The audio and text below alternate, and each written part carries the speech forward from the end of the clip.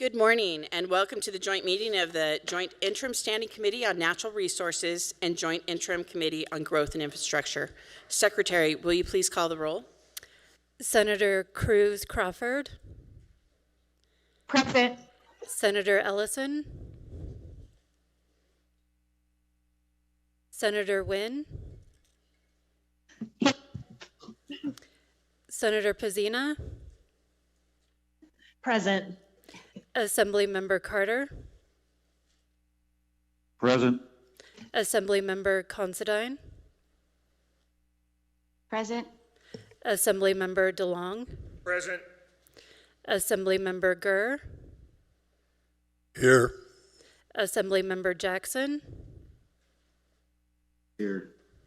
Assemblymember Karras. Present.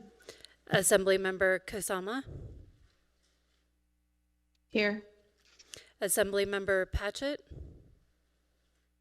Here. Chair Watts. I am present. And Chair Anderson. And I am also present. If you would please mark Senator Donate and Senator Buck as absent excused. Before we begin, a few housekeeping announcements. Please remember to silence your cell phones, and the agenda for today is posted. Please note that agenda items may be taken out of order, combined, or postponed, and we do have an item today that will be taken out of order due to scheduling issues. Members of the public, if you would like to receive email notifications when meeting materials are posted on the committee's webpage, you can sign up for that on the Nevada Legislature website. You might see some of us using laptops to follow the presentations. Please do not take that as a sign of disrespect. I would also like to announce that the solicitation of recommendations for the Joint Interim Standing Committee on Natural Resources has been posted to the committee webpage. Any individuals or entities who would like to submit a BDR suggestion to NatRam, or Natural Resources, please take a look at this information and submit your recommendations by July 1st of 2026. Again, this is only for natural resources. And finally, as we all know, this meeting is focused on data centers. Internally, I've started calling it Datapalooza. I think it will be clear after we hear from NCSL, or National Council of State Legislators, that many states are looking at data centers. And here in Nevada, the interim provides the forum for us to have these conversations. And while there are many aspects we could discuss, land use, public health, workforce, revenue, the economy, Chair Watts and I have decided to hold a joint meeting so that we can focus on the connections between energy needs and water use. That is it. Energy needs and water use. If a presentation were to occur that starts to go into other areas, I will cut that off. The meeting will be longer than most, so I appreciate everyone being here and setting in for a potentially long day. I anticipate breaking for lunch sometime around 12:30 for about a half hour, but we will see how things are running as we get closer to the afternoon.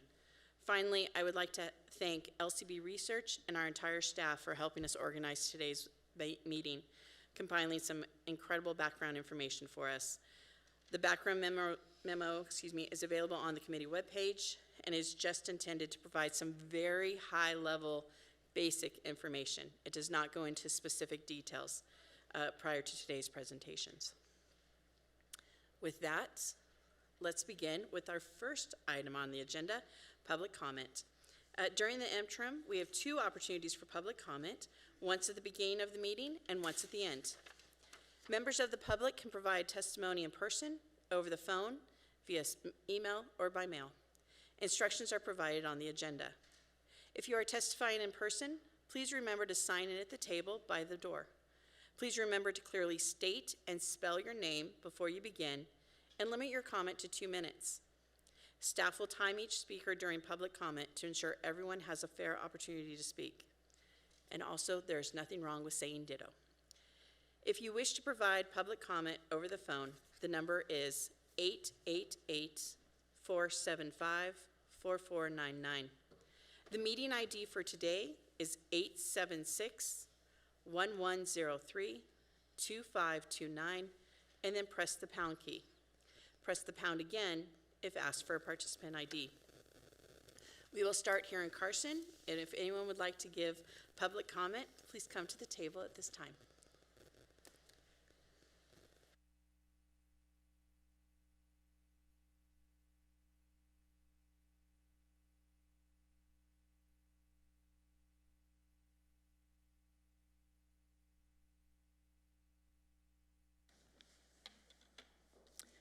Good morning. Ellie Waller, Elliewaller. I'm a Douglas County resident. My observation after reading the documentation provided to this committee, with one report stating 712 in Washoe, 70 in Story, and 426 in Clark County, already exists, these data centers. This is 713 operational in Nevada now. There are 495 under construction and a whopping 5,914 in planning phase, with little to no governance that could result in environmental and resource impacts in various counties. That is 7,122 approximately total that require oversight. How long have the operational centers existed? Where are they actually located, not just stated in the existing mapping? How many are under construction and where? And how many are in the planning phases that were actually going, and where are they going to be located? Are local officials aware of these statistics, and have they provided information to their constituents? Also remember that there's an Alpine decree and a Truckee River operating agreement that must be addressed and honored. Northern Nevada and Southern Nevada are different, and governance, local codes of ordinances vary on zoning considerations that also must be taken in consideration. I will close with, will Nevada create an oversight committee to monitor resource environmental impacts, and along with and equally important human impacts that have been identified in various reports? Thank you.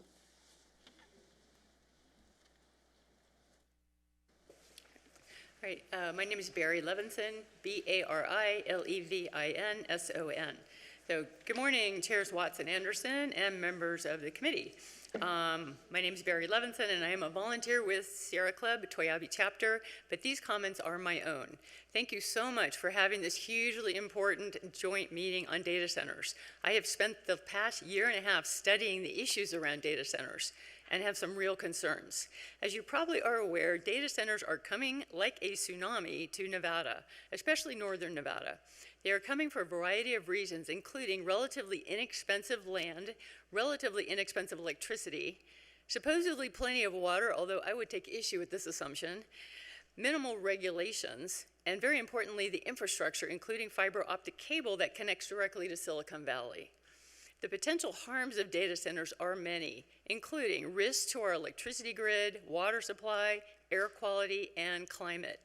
NV Energy has stated that it will need to triple or quadruple its energy production, primarily using gas power plants, to meet the demand over the next several years just to supply data centers.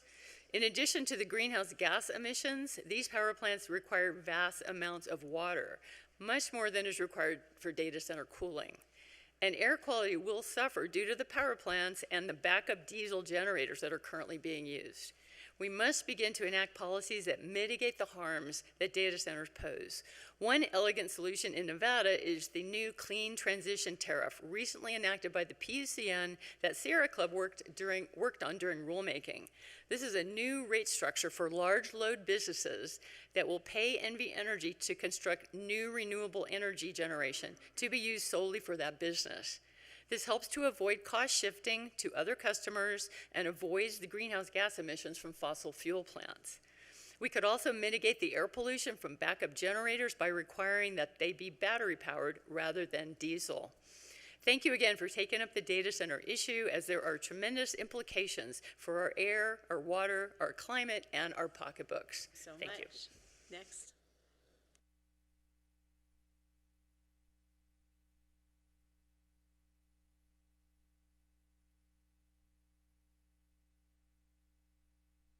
Meeting. I think it's essential that we have more public education on this issue so people understand it. My primary concerns have to do with water and power. We know that these data centers require huge quantities of water, especially when they're using the evaporative cooling. I think in desert states like Nevada, we need to have regulations to ensure that they're required to use a closed loop system or an immersion system so that they're not having so much impact on our water usage. I'd like to second what the person from the Sierra Club said about the fact that power plants also use enormous quantities of water, so they're making huge demands on water at a time when climate change is going to make our access to water more and more scarce going forward, and we have more and more people moving in. So we have to plan for that. And then as regards to power, we already know that they have 6 gigawatts of power required from NV Energy.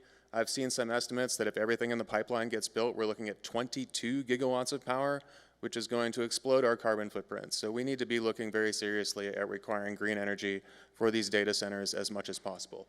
Again, the same thing with the backup generators, because these things have to have like 99.999% uptime a lot of the time for these hyperscale facilities. They're using a lot of these backed up generators. So we need to make sure they have other alternatives, rooftop solar, anything that we can possibly do to reduce the power usage of these things so we don't end up paying for it. And thank you again. Thank you. Hello, Patrick Donnelly, Patrick-Donnelly. I'm the Great Basin Director at the Center for Biological Diversity. The data center gold rush has come to Nevada, and thus far it's been pretty clear that nobody's in charge. So I am really glad that these committees are looking to take the bull by the horns.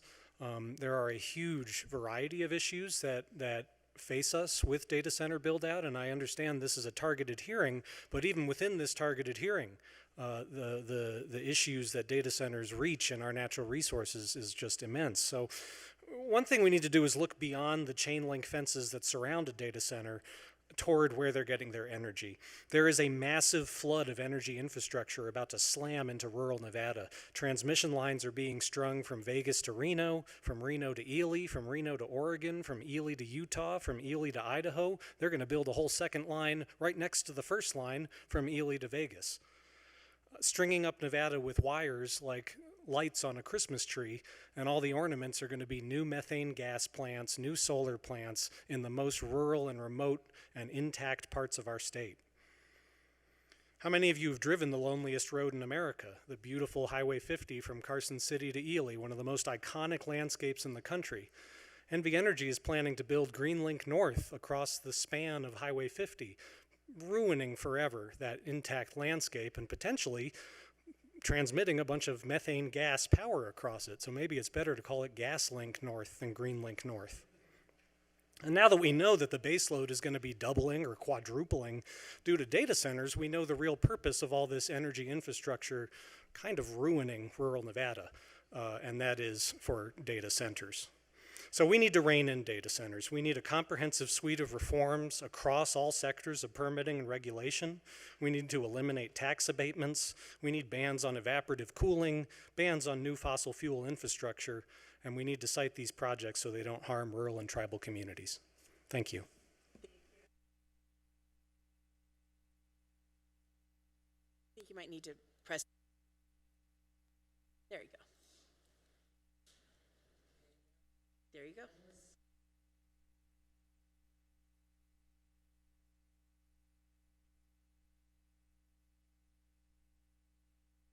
And a representative from the Water Over Data Alliance.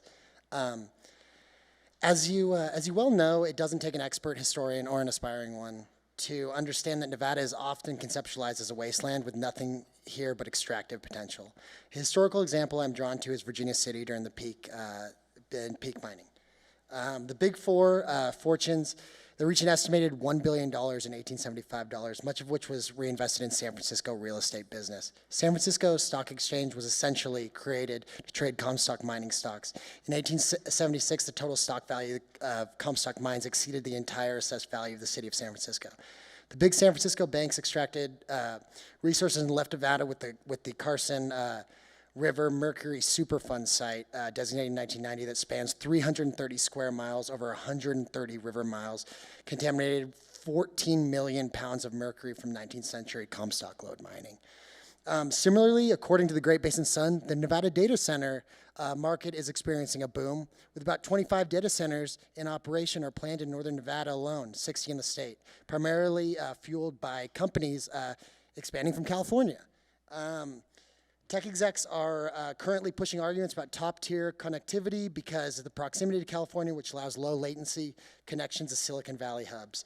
Meanwhile, they're getting tax abatements to do it, which takes away from cities' revenues, and they make billions in contracts from advertisements. Nevada doesn't charge corporate income tax, and it also enacted tax cuts for data centers built here. Don't let California boom and bust us again and leave us with a series of Superfund sites like they did in Virginia City. Thank you very much. Next.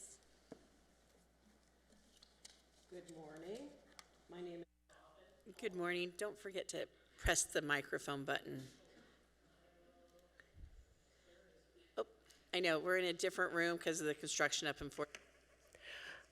Good morning.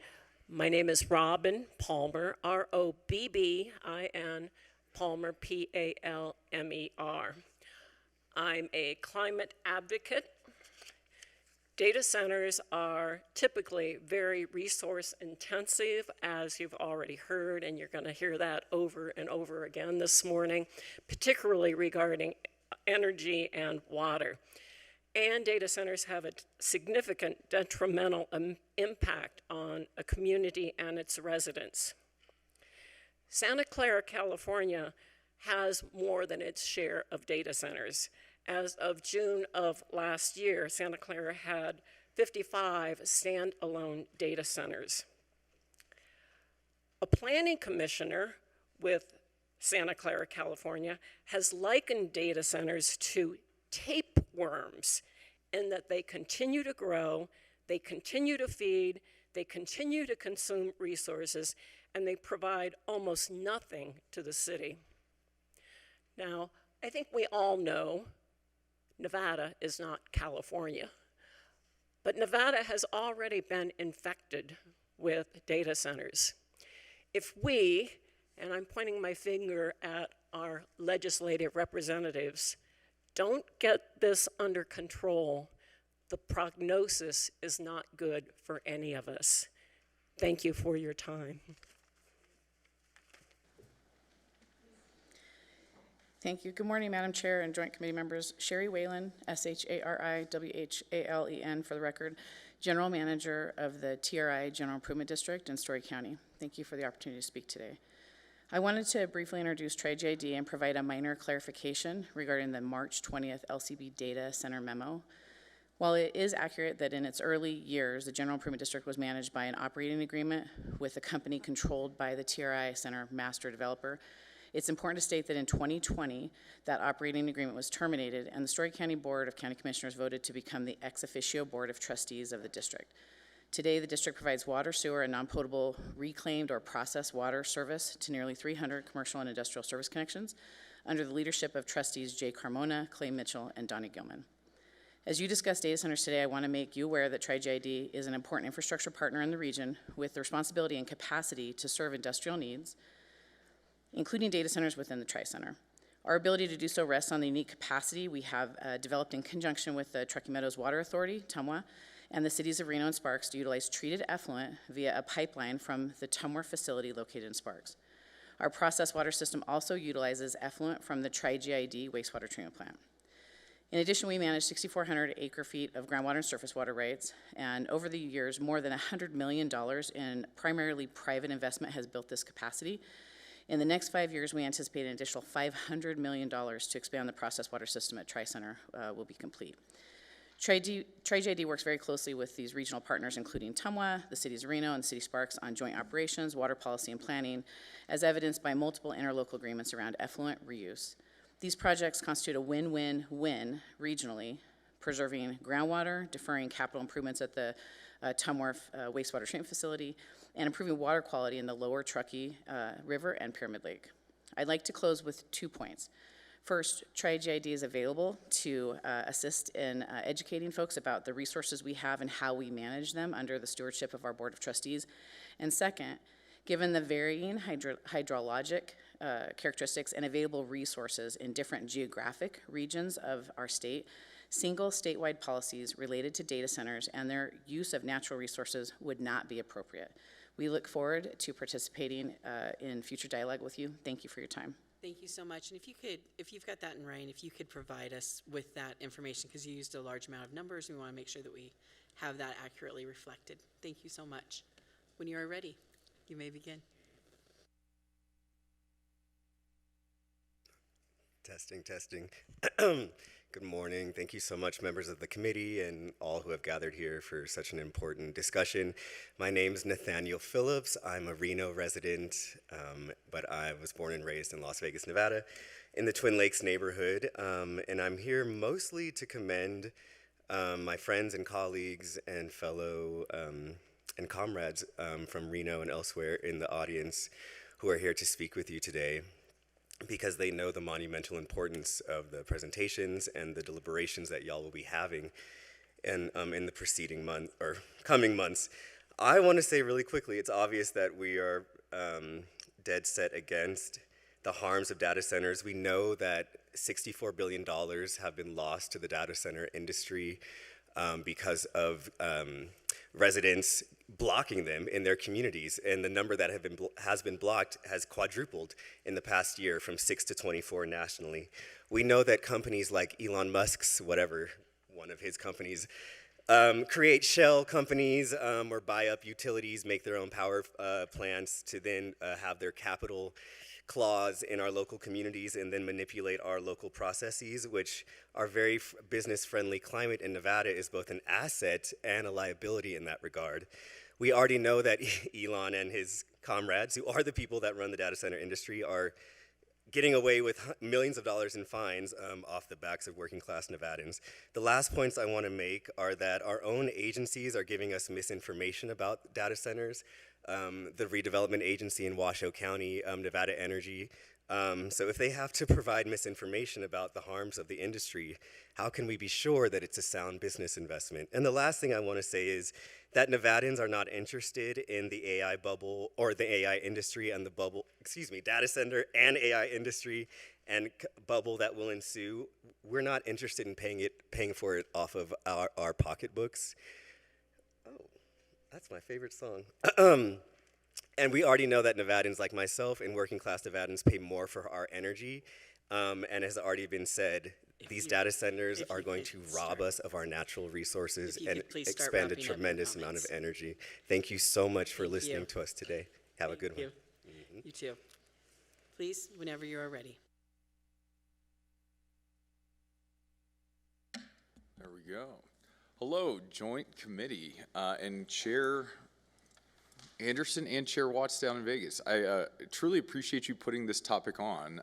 Ms. Anderson. Don't forget to state your name. My name is Will Adler, and I am the director of NextNV, actually, think tank and incubator up at UNR, but I am also the owner of Silver State Government Relations, so I'll state that for the record as well. But I just wanted to speak as a member of the region and kind of the guy in the middle of the network here, because I am the representative of Story County. I'm their lobbyist. I'm also the representative of Northern Nevada Development Authority. It's the RDA for the whole region over here. I'm also the lobbyist for Pyramid Lake Paiute Tribe. So, you know, you end up in a couple spots. Today, I'm not Pyramid Lake's lobbyist, but I bring that to every session. I bring that with me. But I think this is the most unique region on earth when it comes to actual conversations about data centers. So I do want the committee to actually focus on what is here and what is in Nevada, and what data centers mean to Nevada, right? The Truckee River is already the most litigated piece of water in America. I do think that structure is actually a blessing around the region and what we have today. We already have a growth expansion 3 times what we thought would be population-wise when we scaled the sewer plant for Reno Sparks in the 90s. That is an infrastructure lack that is a reality today. The Tahoe Reno Industrial Center's GID has a purple water pipeline as essentially a Band-Aid to keep the nitrogen out of the river to bring it to a new pond. But I do think we need to look at this as Nevada, because today it's not a theoretical, our data centers coming to Nevada. I would like you all to come out to the Tahoe Reno Industrial Center and take a tour. These are not theoretical, this is a reality. We have boots on the ground, thousands of construction workers, millions of dollars invested in just base concrete, and the reality is they're here and they're coming here. So I think we need to look at it as a modification of what do we do with the interest Nevada has with data centers. And frankly, I heard that the extractive economy of Nevada has continued with data centers like gold mines. I'm just going to say the opposite I think is true, because we're seeing billions of dollars of infrastructure investment. Thank you so much. Thank you. And I appreciate your comments. Okay, thank you. You may begin when you are ready. Appreciate your consideration.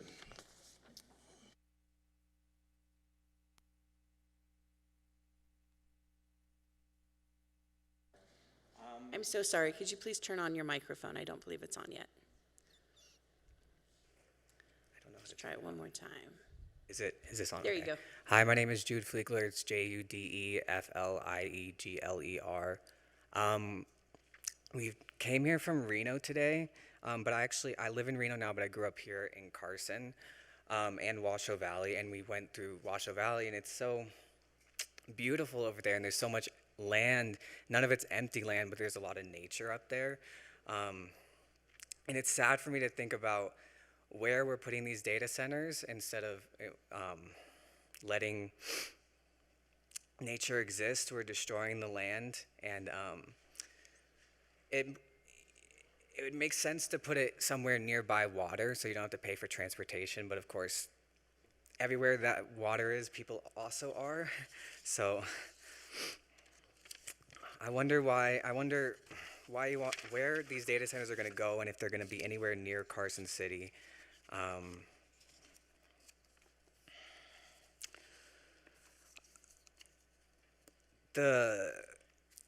The jobs that are being created are not going to locals. I've met people who work at data centers, and I met someone who's from the East Coast, and he said he has a job until 2027, which is not even that long. Because after the data centers are built, there's not really a lot of work to do. He does mechanical. He says he's a mechanic, so he's building it. But afterwards, it just kind of runs itself.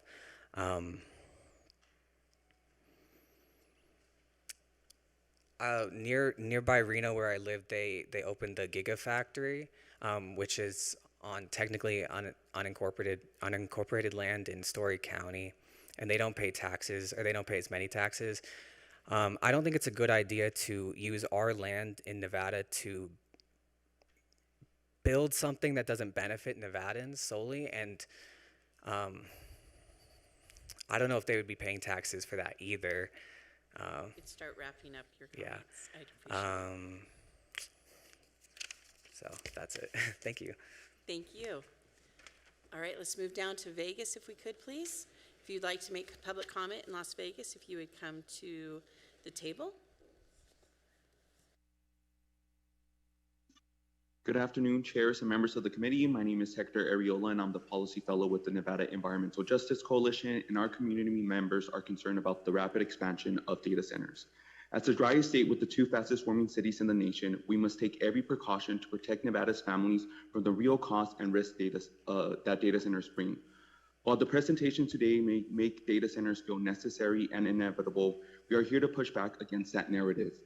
The people you are not hearing from today are the people that will live with pollution in their backyards and future generations who will bear the consequences of decimating our land and water for big tech oligarchs. Data centers are energy and water intensive. They drive up local electricity demand, strain water supply, and increase pollution. For nearby communities, that means higher electricity bills, more air and noise pollution, and worsened drought.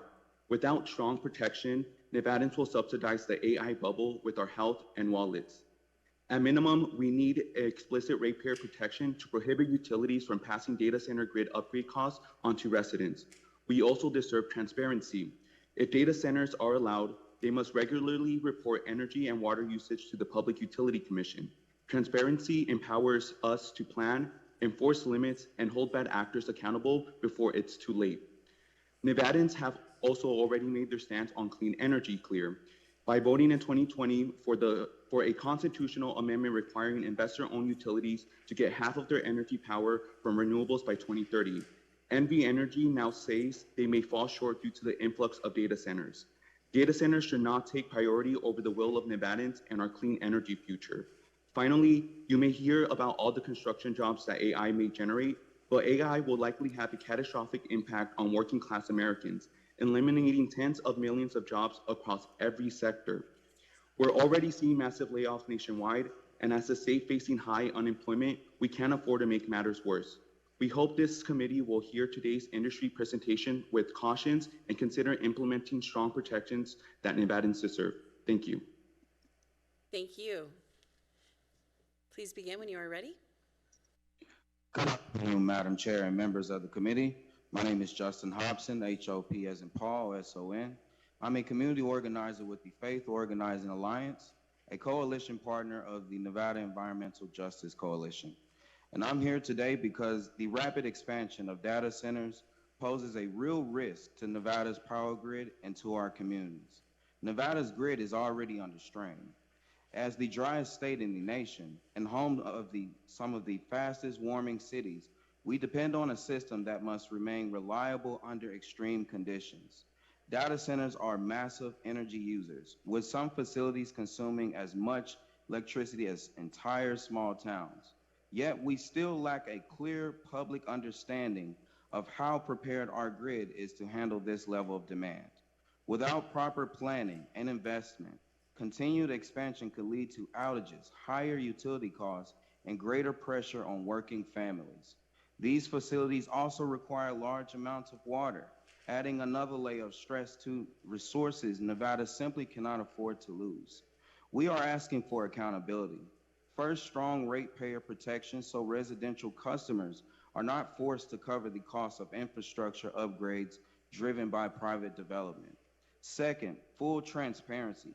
Any new data center should be required to report its energy and water usage to the Public Utilities Commission so impacts can be tracked in real time. Nevada's future depends on a grid that is reliable, affordable, and fair. Growth should never come at the expense of the people who live here. Thank you for your time and consideration. I respectfully ask that this committee take these concerns seriously so the decisions made today do not become the cost of Nevada families that are forced to pay for tomorrow. Thank you. Thank you. Next speaker. Chair Watts. Hi. Chair Watts and members of the committee, good morning. My topic is a little bit off brand. My name is Jessica Begnall, Jessica Begnal, and I'm here on behalf of Motorcycle Rights for Nevada, a growing statewide effort focused on improving safety for motorcyclists and all road users. I'm here to highlight a roadway safety concern impacting riders across Nevada. One of the most dangerous situations motorcyclists face occurs in stop-and-go traffic, both at intersections and on congested freeways. Riders are uniquely vulnerable in these conditions, with very little protection when traffic suddenly compresses behind them. Lane filtering is a low-speed, controlled safety measure in stopped or slowed traffic that increases rider visibility and reduces exposure to rear-end collisions, two key factors in some of the most dangerous crash motorcycle scenarios. Granted, it's not a solution to fix every crash scenario, but it is an evidence-based approach in addressing a preventable risk. Lane filtering is already in place in our neighboring states, Utah, Arizona, and Colorado. It has been implemented with clear parameters, public education, and coordination with law enforcement. As the committee continues its work on transportation systems, we respectfully ask that lane filtering be considered as a safety-focused policy option for the state of Nevada. We are committed to being a constructive partner in this process and would welcome the opportunity to provide a more detailed overview at a future meeting. Thank you so much. Thank you. Next speaker, please. Good morning. My name is Janet Carter, Janetcarter. I am the chair of the Southern Nevada group of the Sierra Club. I believe you'll be hearing from members of our organization later and hearing our opinions on these data centers. I today will speak for myself as a 40-plus year resident of the state of Nevada who's lived in both Northern Nevada and Southern Nevada. I just want to say it's hot out there. We've had a week of near record or record temperatures in March in Las Vegas. Temperatures approaching 100 degrees. It's not going to get cooler. I did not once turn on the heat in my house in this winter, not once. That shows that we had an unusually warm winter. It's getting hotter. We are also short on water resources. If you look at Lake Mead and Lake Powell, they're at record low levels. Now, I understand that the city of Las Vegas and the Las Vegas Valley has been very good about water conservation, and in fact, we don't get a high percentage of our water from Lake Mead. That being said, a lot of that water in those lakes does go to California and to areas where our crops are grown. So we may not get our water from there, but our food gets water from there, and that's also a very important resource. In the meantime, there's a war in the Middle East, and that war is affecting fuel supplies. And as you all can see, if you look at the gas station down the street, energy prices are rising and rising steeply, and they are going to continue to rise. If we are going to have data centers here as an industry in Nevada, we are going to have to first protect our energy sources and protect our water. And doing so will protect our state for all the reasons that others have already mentioned. We need to make sure that these centers, if they're using energy, that they're using clean, renewable energy, and that that's a big portion of the energy that they use. We also need to very carefully monitor the water that they are using, because our Nevada residents... Wrapping up your comments. Thank you. Thank you so much. Next speaker. Good morning. My name is Paulette Henriad. That's Paulettehenriod.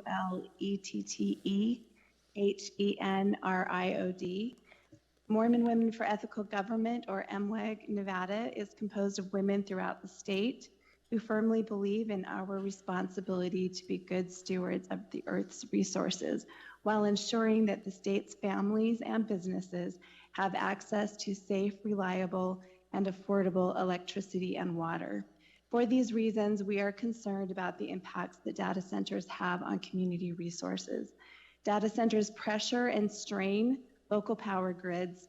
In some places, utility companies have passed on the cost of new infrastructure and increased electrical demand to general ratepayers.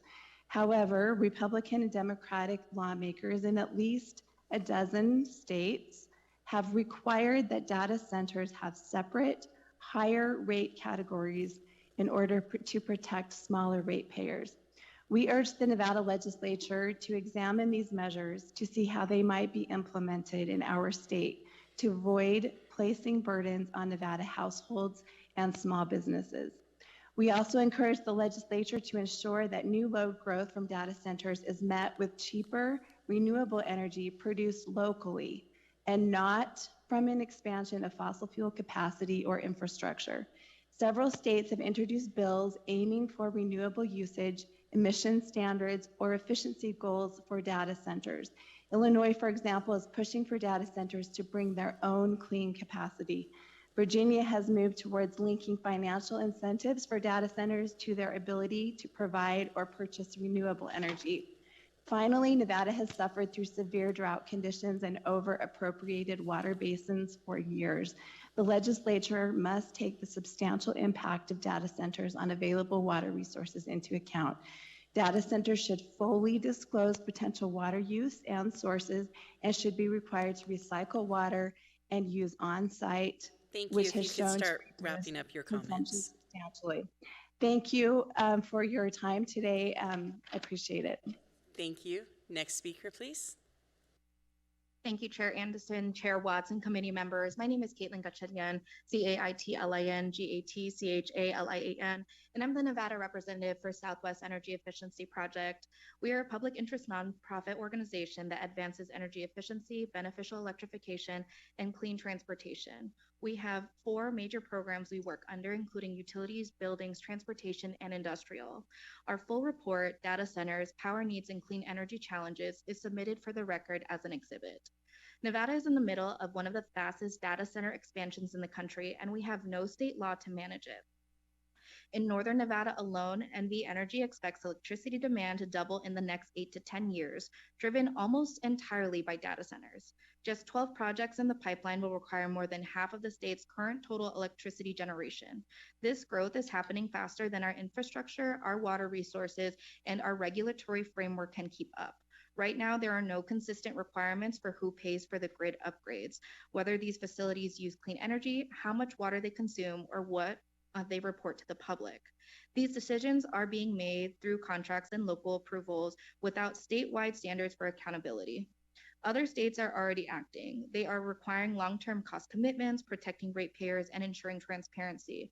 Nevada has a strong foundation to build on, but voluntary programs are not enough. We need legislation that ensures data centers pay for the infrastructure they require, use clean energy, report their energy and water use, and meet clear conditions if they receive public subsidies. This is not about stopping growth. It's about managing it responsibly. Thank you. Thank you. Next speaker, please. Good morning, Brian Scroggins, BRIAN SCROGGINS.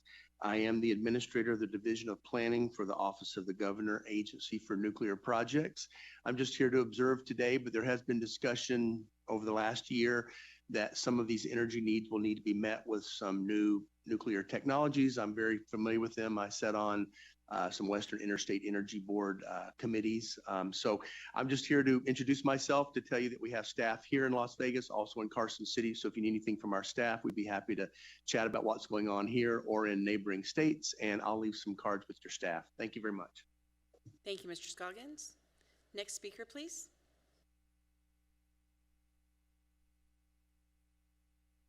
Chair, we have no one else coming forward down here in Las Vegas.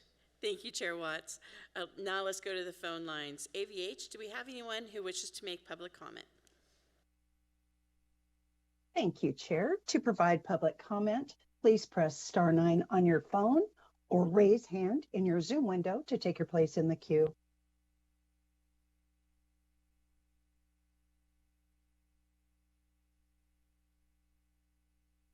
Hello, can you hear me? We can. You may begin.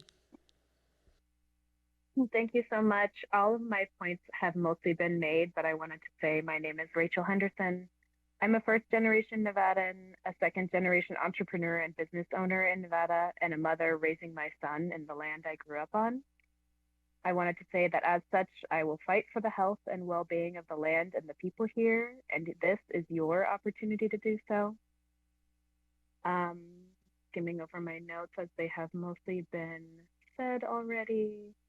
I wanted to say that we're talking about water today, excuse me. It is not always customary for our government to consider the health and well-being of humanity and the planet over the promise, real or imagined, of money, but we are running out of time to make it right.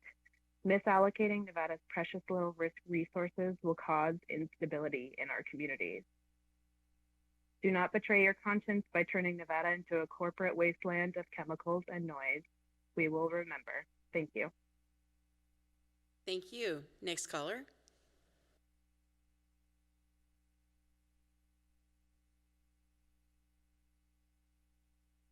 Good morning. My name is Doug Busselman, D-O-U-G, B-U-S-S-E-L-M-A-N, and I'm representing Nevada Farm Bureau today. Because of our strong support for continued productivity of agricultural lands, including federally managed lands for traditional uses, we are concerned over efforts to convert agricultural lands to uses such as data centers.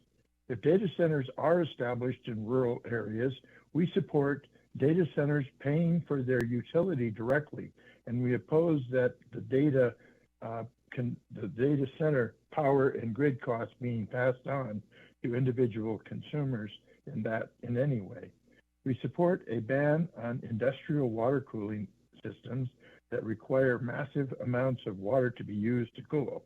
We support waterless cooling systems for data centers, and we support data centers activities that will taint. We oppose data center activities that will taint water in any way. This includes dumping waste into ways that will impact the quality of water that is needed for agricultural and drinking use. Finally, we oppose tax rebates and incentives to be granted to data centers activities. Thank you. Thank you. Next caller, please.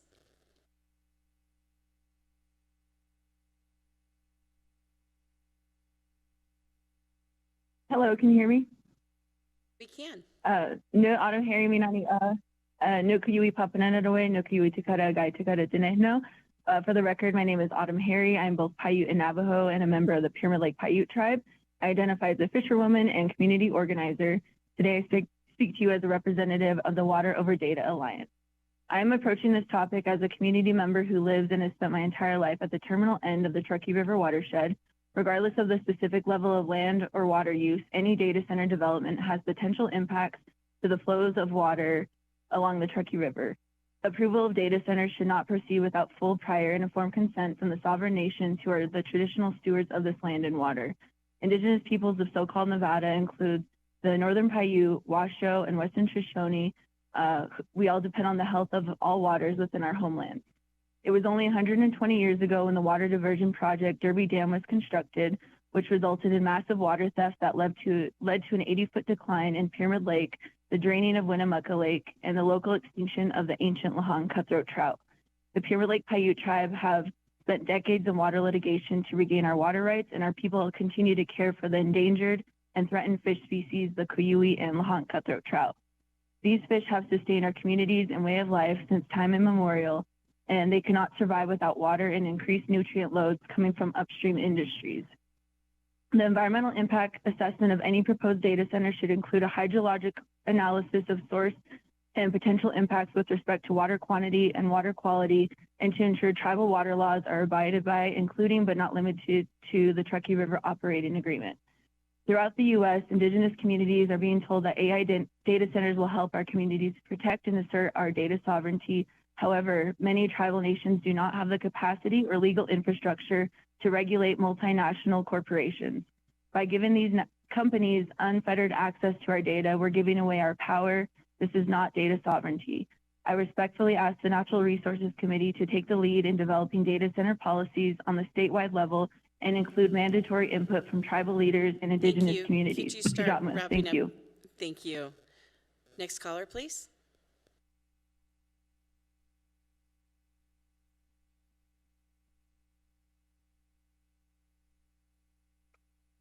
Howdy, good morning. My name is Chelsea Guerin, and I am a resident of Reno. I am a recent transplant. I lived in Texas, Central Texas specifically, for about a decade, and I left specifically because Texas does not value its environment whatsoever. And I moved here to the West Coast as close as I could get, because I understand and I have past experience how treasured we treat our lands, notwithstanding of corporate interests. I currently work in corporate securities, and I have information on how investors benefit from their investments in the hottest new tech to make bank off of. And I am extremely tired of our lands, our limited resources being used to benefit investors in private companies and or public companies, while the people who live nearby these data centers and or these new tech gold rush opportunities are being purposefully swindled. Back in Texas, there are numerous residents who are complaining, valid complaints, of how data centers and the building of those centers are unregulated. They're causing them misery, health issues, and more. The fact that we have NV Energy saying that they're going to do a good job when for the last 2 decades, they overcharged consumers regularly, that we have DRI, who I adore. I read their white paper on the heat map that they created based on Vegas and Reno. Here in Reno, we have some of the hottest areas, and yet we're going to be giving over water access to corporations who do not and are not Can you held start to wrapping up requirements your of- comments, please? If you could please start wrapping up your Sure. comments. Thank you. I'm tired of corporations getting good deals. No, absolutely not. Thank you. Thank you. Next caller, please.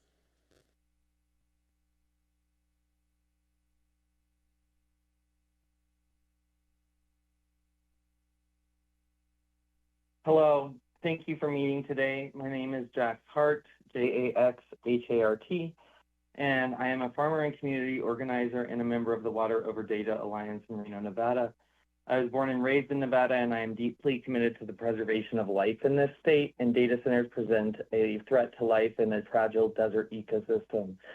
I want to echo the sentiments of the people before me who have spoken on the impacts on the fragile desert water systems as well as our energy grid. I want to also second what others have said about comprehensive regulations on data centers. I specifically want to continue with what Autumn Harry has said and further advocate for a moratorium on any continued approval or construction of data centers until we can do a more thorough study into the tribal, environmental, economic, and human impact of these centers. Here are some of the facts that have informed my deep concern and dread about the enormous boom of data centers in the driest state in the nation with the fastest warming cities in the country. It has been estimated that the 12 data center projects listed in NV Energy's 2024 report would directly consume between 860 million gallons and 5.7 billion gallons a year, just based on electricity capacity. This is from water evaporating on site, which is completely leaving the watershed. Indirect consumption could add up to 15.5 billion gallons. This includes electricity generation outside of the watershed. The level of direct water consumption can be somewhat mitigated with the use of closed-loop or air-cooled cooling systems. However, these systems are much more energy-intensive, and those using evaporative cooling, thus producing more emissions and energy-related water consumption. I also want to mention that the even so-called closed-loop cooling systems often result in descaling agents and other contaminants being pumped back into groundwater reserves, permanently damaging our drinkable and agricultural water, which is essential to life here. In addition to these water and energy issues, I don't see any economic benefit that these centers offer to the state and taxpayers. If you could please start the people that will be subsidizing these centers. Thank you. Yes. I just want to reiterate that I am advocating for a moratorium until there is more research done into these data centers and their impacts. Thank you. Next caller, please. Thank you, by the way. Hello. Hello, you may begin. Hi, my name is Emily Richardson. I am a resident in Carson City, and I try to leave a different comment too, but I'm glad and appreciative for the chance to speak. I just want to say, as far as I understand, Nevada is a first in time, first in right state when it comes to water. Data centers do not deserve our most precious resource and precious and valuable resource. Time and time again, we plead for big companies in the state, only to see our quality of life drop. Please follow our laws and keep Nevadan water for the Nevadans. Thank you. Thank you. Next caller, please.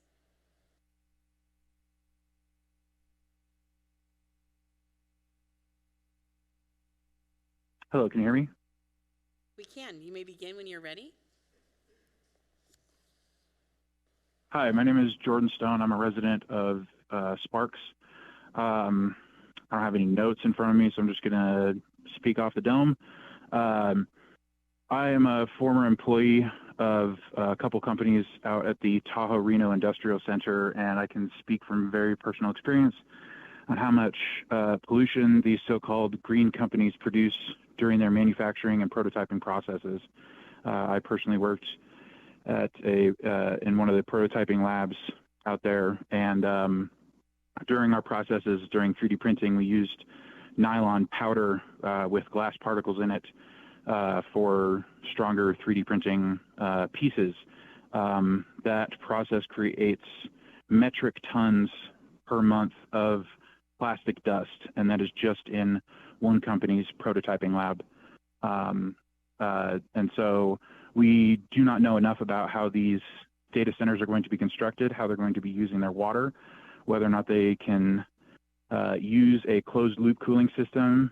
So I would like to echo the sentiments from other callers and propose a moratorium until we can know exactly what the environmental impact is going to be, exactly what kind of water usage is going to be, what the descaling chemicals are going to do to our water systems here. We need to know way more before we just let these companies come in and pollute our water resources and our land with plastic and concrete and all these harmful chemicals that do the descaling. Thank you. Thank you. Next caller, please.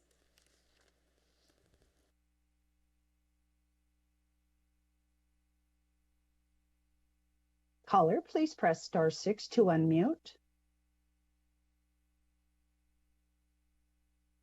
Please proceed. Hi, thank you. Hi, I am Delaney Creekbaum, a local resident of Washoe Valley.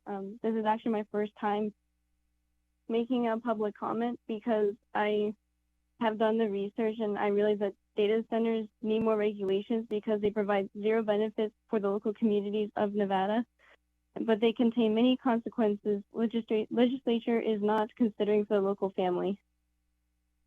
They use immense amount of water filled with contaminants, as other residents have described, including biocides, heavy metals, and chemicals to inhibit corrosion.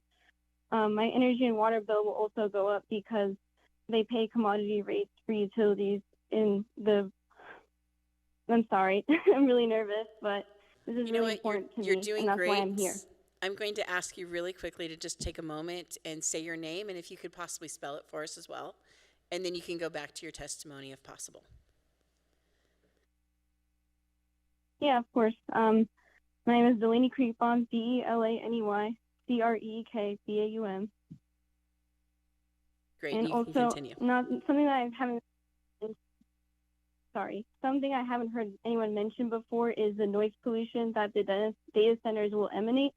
And they emanate up to 96 decibels, which is similar to a motorcycle or jackhammer running 24/7. And I have seen, at least in Reno, that they are building these data centers directly in residential areas, such as Kitsky Lane. And I think that that is not being very considerate of the local community and the people who are going to be experiencing that noise all the time, because there is also cortisol levels will go up, and it will also cause a lot of other anxiety problems and mental issues. And there is also no corporate income tax for these data centers. So there is also a lack of consistent jobs. And I just don't see any benefit for not only me, but also everyone, including the state, for these data centers to be in place.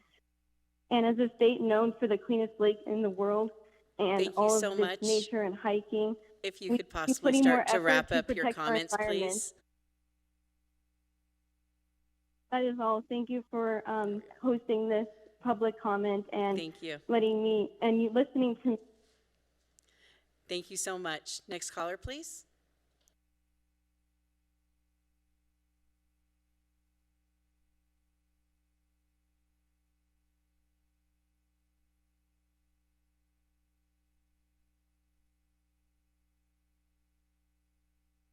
Caller, please press *6 to unmute.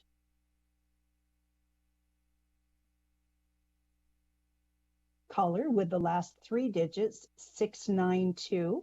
Please press *6 on your phone to unmute. You're unmuted. Please go ahead. Hi, can you hear me? Yes, please go ahead. Hi, how's it going? My name is Tara Tran. I'm a resident of Reno, Nevada. I've lived in Nevada all my life, and I just want to echo the sentiments put forward by Autumn Harry and the other members of the Water Over Data Alliance and push for full environmental impact studies and understanding the hydrological and social, economic, and pollution effects that these data centers would have on the surrounding communities and all communities that are impacted by their water and resource use. And I think that data centers should not be constructed without full support from the communities that would be impacted by their construction. Otherwise, we are valuing the profits of corporations over the people that live in these areas, the animals that live in these areas, and their ecosystems. And I would like to zoom out a little bit and talk about even the pushes towards the use of green energy to support these data centers, considering that things like the Greenland, what's the North Transmission Lines, Esmeralda 7, and the many solar farms that are being constructed in fragile ecosystems are destroying them. So even our green option still destroys ecosystems and land and water, and for what? The second largest data center in the world is being constructed in Nevada in Story County, and its primary client is Teal Wealth. You might recognize the name Teal from Peter Teal, the founder of Palantir. These data centers are being used to host and use our data, our faces, our identities for mass surveillance and to kill people here and around the world. They are the reason these data centers are being constructed and what drives their profit is death and surveillance and colonialism that is happening across the world and to the indigenous communities that live here in Nevada. Their water is being stolen, and Thank we you. If you can't could be start wrapping treating. up your comments.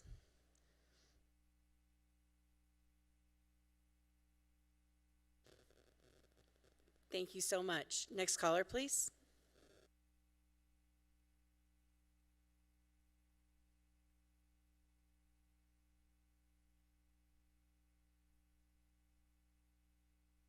Hello, my name is Mike Bart. I'm a resident of Reno. I was born here and grew up here. I recently moved, and there was a little error in transferring the water bill over to the new place. And so for a couple of days, I was filling up plastic containers of water from a neighbor's house, and that's what I was using. And just for a couple of days, it was really sobering to think about a future where we all have to do that.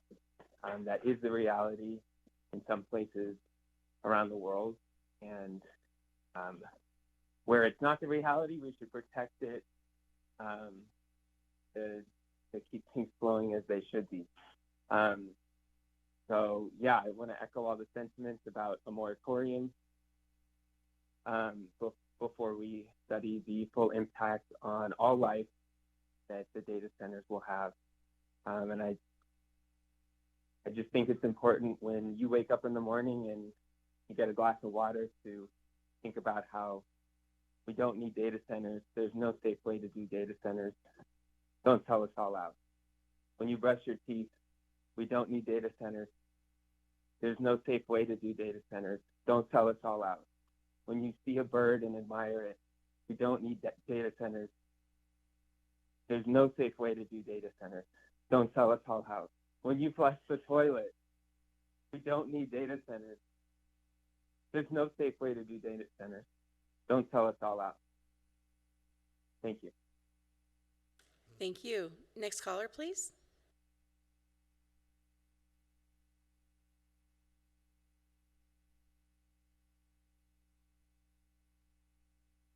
Caller, please press *6 to unmute. You're unmuted. Please Hello, proceed. can you hear me? You can. You may begin when you're ready. Okay, thank you. Okay, sorry. All right. Hello, my name is Noah Sneed, NOAH-SNEED. Most of these points have already been addressed, but as a resident of Reno who has grown up here in the desert, with the logic behind considering building this in the first place, it will not only endanger our wildlife, environment, but the humanity itself using 7.1 trillion gallons of water that could be used to benefit our people. It impacts our drinking water and our energy, our air, and our beautiful home. It pollutes our food, our plants, and eventually will impact our daily lives. So why are we even fighting this in the first place?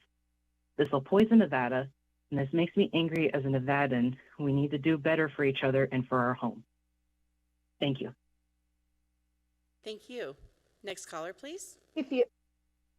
Thank you, Chair. If you have recently joined the call, please press *9 on your phone or raise hand in your Zoom window to provide public comment.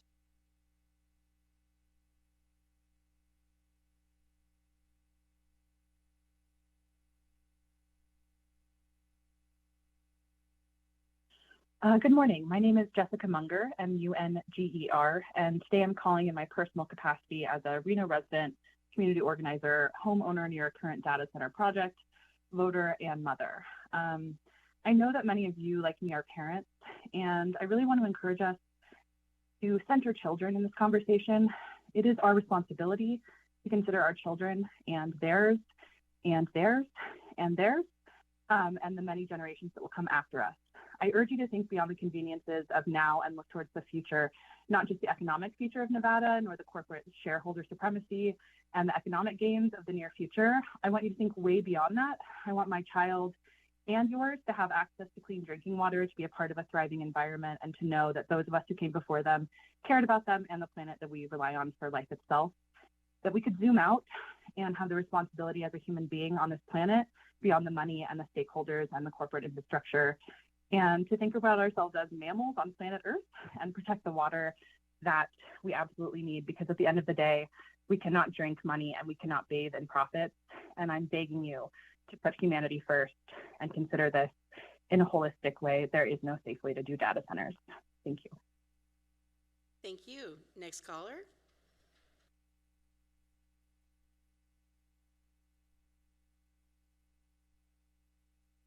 Hi, good morning. My name is Megan O'Farrell, MEAGANO''Farrell. And I live in Reno. I'm a community advocate and I do food security work to help get more food into the bellies of my neighbors in my community. I'm calling in to mirror many of the concerns that folks have already brought up in front of y'all today about the environmental impacts, the social impacts, and the ways with which these data centers are dangerous for the world that we are trying to live in. And so I would encourage you to please do a moratorium on any future data center builds and prioritize the land and the water over profit. Thank you so much for your time. Thank you. Next caller, please.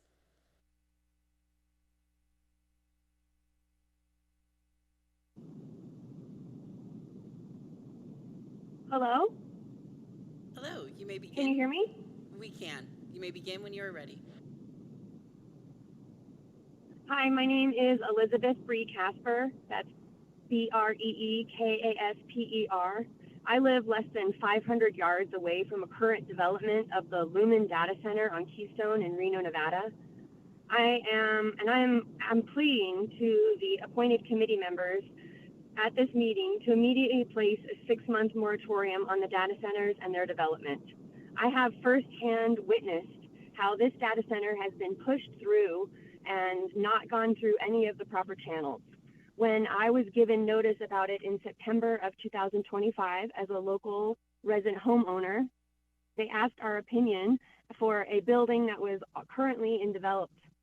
Then they tore down that building and started a totally new project, and there was no information that this would be a data center when it was approved. These data centers are pushing beyond our capabilities.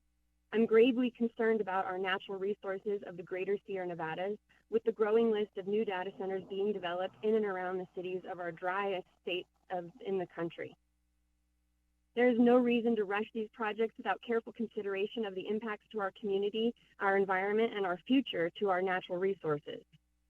According to the United Nations Intergovernmental Panel on Climate, we have until 2030, which we must take rapid, far-reaching, unprecedented actions to stem catastrophic climate change. These data centers will need to have backup power and either diesel, coal, methane, or some other type of fossil fuel. We need to ensure that these alternative backup forms of power are limited and re-regulated. All new industries need to have renewable energy incorporated into their business plan if we're serious about making these changes by 2030. This is why I'm requesting the committee members to approve item C3 and put a 6-month moratorium in place to allow the committee the chance to voice the community, to voice their concerns before the data center are allowed to ruin our neighborhoods and resources. Please do your duty to protect our precious water and energy. Thank you so this much. If you community could start and our to beautiful wrap it state of up. Nevada. Thank you so much. Thank you so much for your time. And I believe C3 was referring to a Reno City Council agenda item, but thank you very much for those comments. Next caller, please.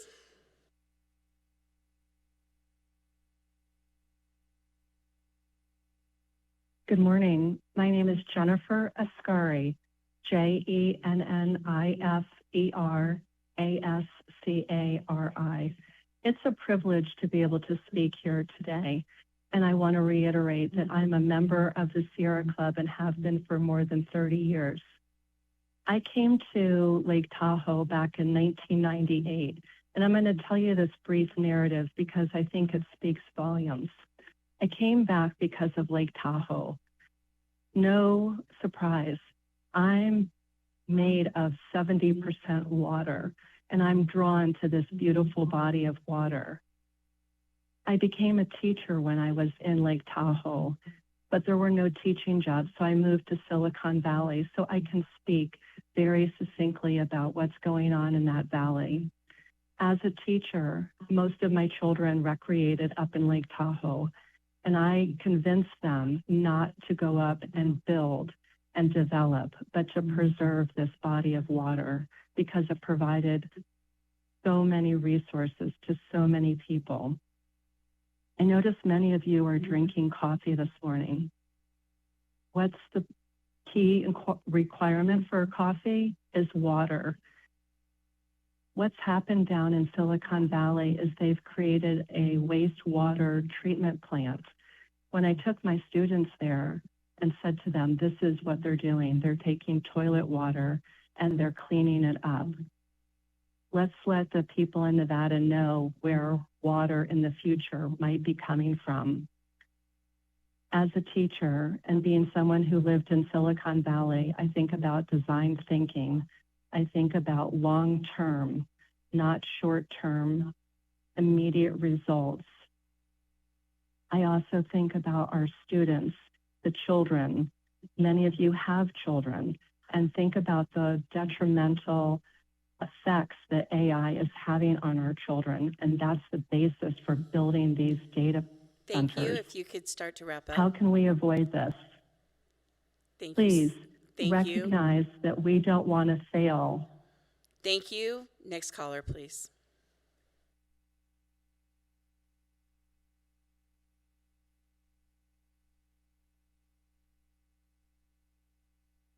Caller, please press *6 to unmute.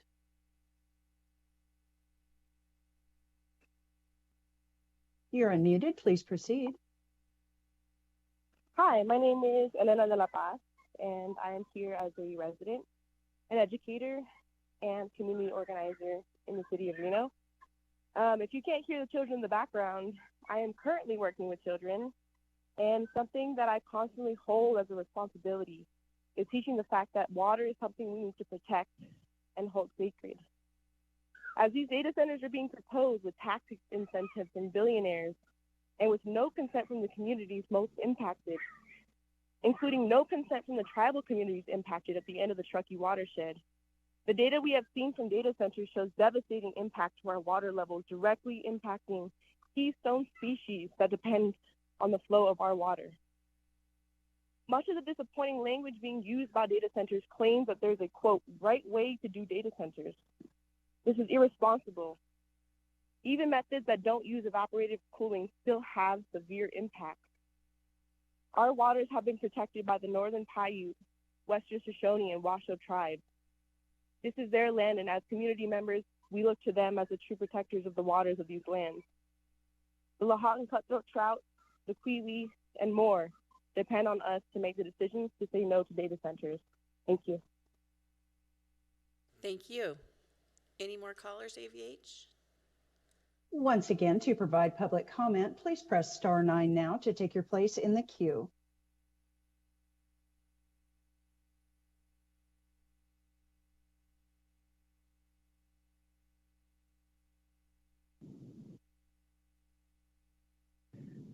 Hello, my name is Elizabeth Bree Casper, and I'd like to edit my public comment.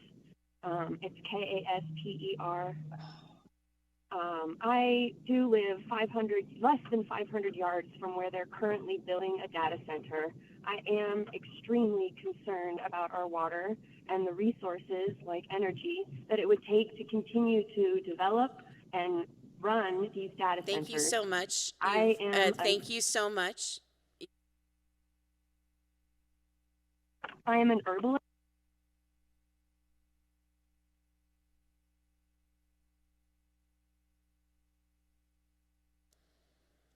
AVH, are there any other new callers? We have one caller, Chair. Please, caller, please press *6 to unmute.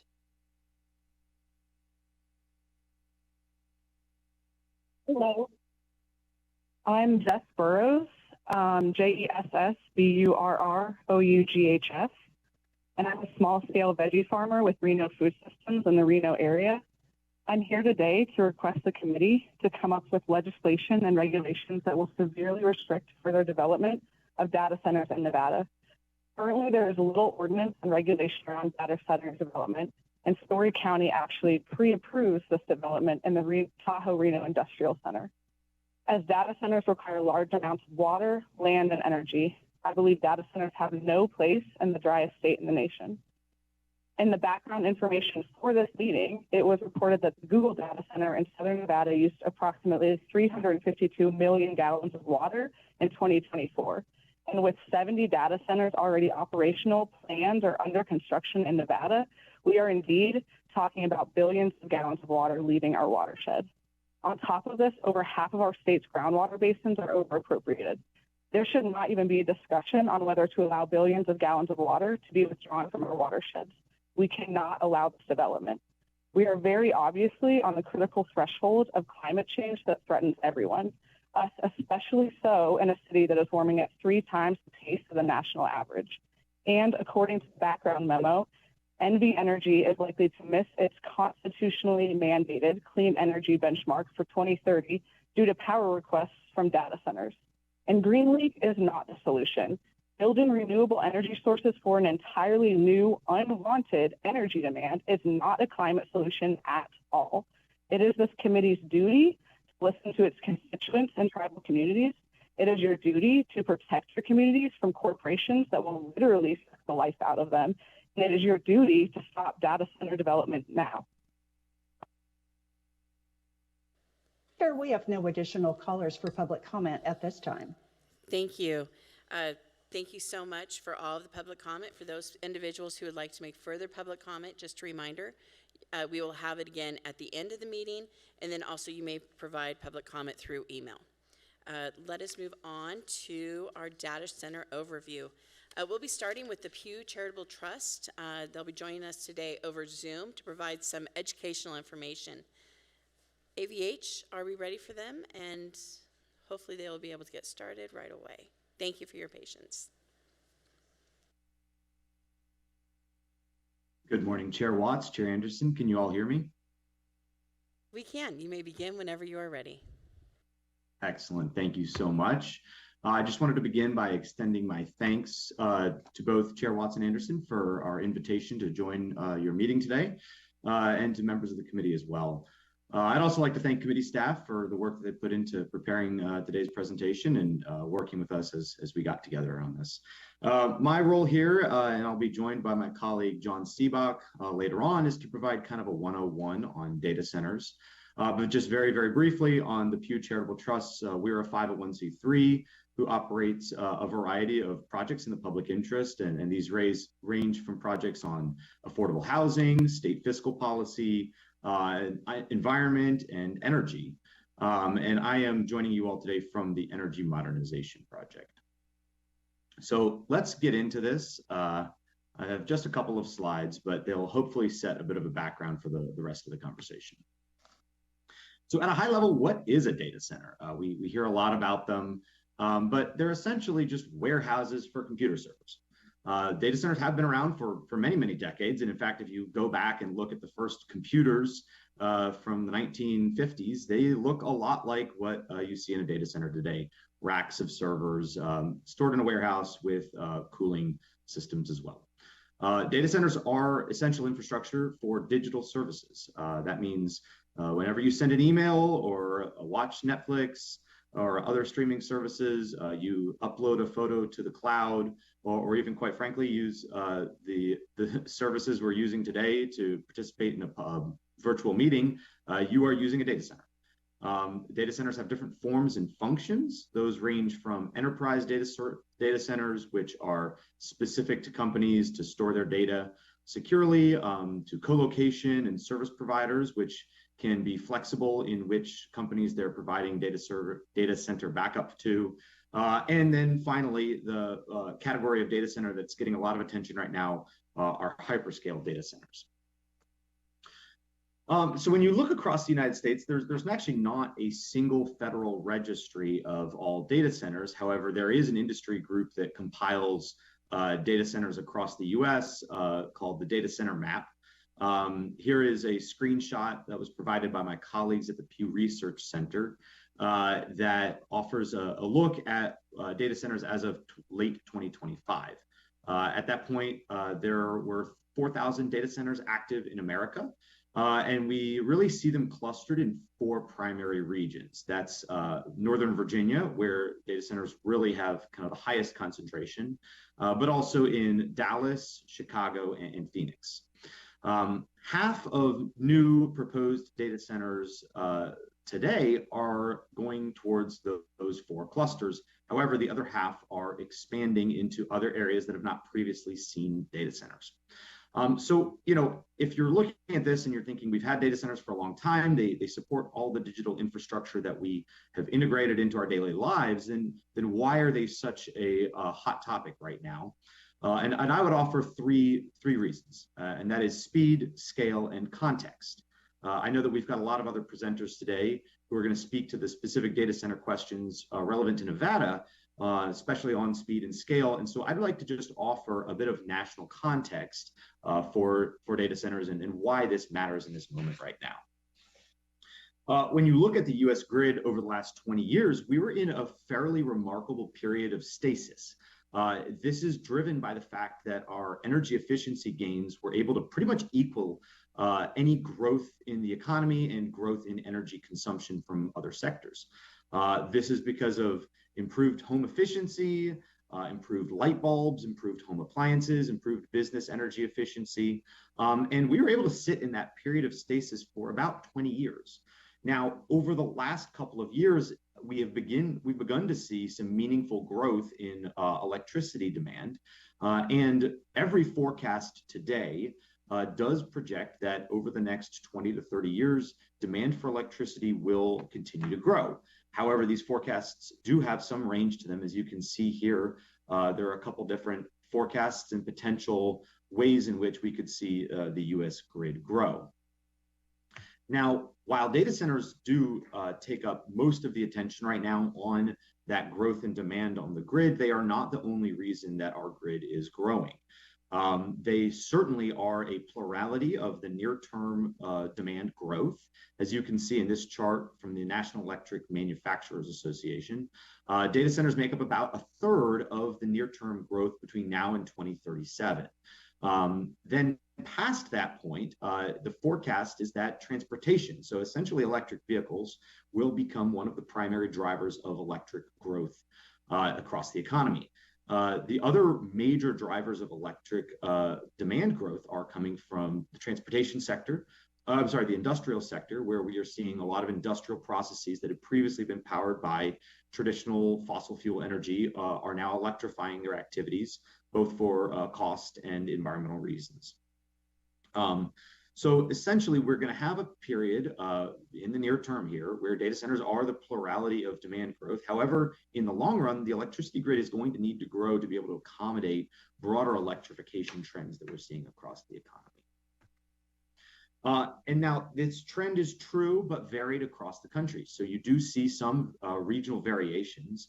A place like New England does not typically see a lot of data center development growth due to kind of stagnantly high power prices. The rest of the country is seeing pretty consistently data centers as one of the key demand drivers on the grid. However, as I mentioned previously, we're also seeing in some places manufacturing and vehicle electrification and building electrification as one of the key demand growth drivers. I'm going to finish on this point here, which is just to very lightly and quickly touch on the point of scale. So data centers up to this point, often 5 to 20 megawatts, but hyperscale data centers today are currently 20 to 100 megawatts. That puts it on about the ballpark of like London Heathrow Airport or a large college campus. Looking ahead, the data centers that are being proposed are orders of magnitude larger. There is a data center in Pennsylvania, the Homer City data center, that is currently under construction on a former coal site. That is 4,500 megawatts. And as you can see with this fairly helpful graph here, that is substantially larger than most of the data centers that we have seen in the past. With that, I'm going to turn it over to my colleague, John Seebach, who is with our U.S. conservation team, to speak at a high level to the water issues that data centers bring up. Thanks, John. Can folks hear me? Yes. Okay, great. So Chair Anderson, Chair Watts, members of the committee, thank you for the opportunity to participate in today's joint meeting. I'm John Seebach. I'm a project director with the Pew Charitable Trust's U.S. Conservation Program. Actually lead a team focused on land and freshwater conservation in Southern Appalachia. I'm here today filling in for some of my Western colleagues on freshwater. That may refer if you have questions for me, I may refer you to some of my colleagues to get you the best answers. Before working in the Southwest, I was engaged in several large conservation projects in Nevada as part of Pew's Public Lands and Rivers projects. And before that, I worked on freshwater issues across the country for more than a decade. I know from my time working in freshwater and particularly working on conservation projects in Nevada, how important and precious freshwater resources are to Nevada, which is, as you know, the driest state in the nation. I also know that your state has made incredible progress really setting the benchmark for arid states in reducing consumptive use, improving efficiency, and managing a very limited set of surface and groundwater supplies. Can we go on to the next slide, John? Thanks. So I asked an AI data center based in Northern Virginia, where I live, to create an image of a data center consuming water. But this, I can reasonably confident that there were no consumptive use of Nevada's freshwater resources involved in the generation of this image.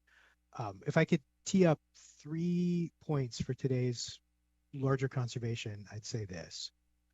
First, AI data center freshwater use is both significant and it's growing. Second, AI freshwater use and data center freshwater use remains smaller than many traditional water use sectors. But the projected growth and the location-specific impacts warrant careful consideration, particularly in an arid state like Nevada.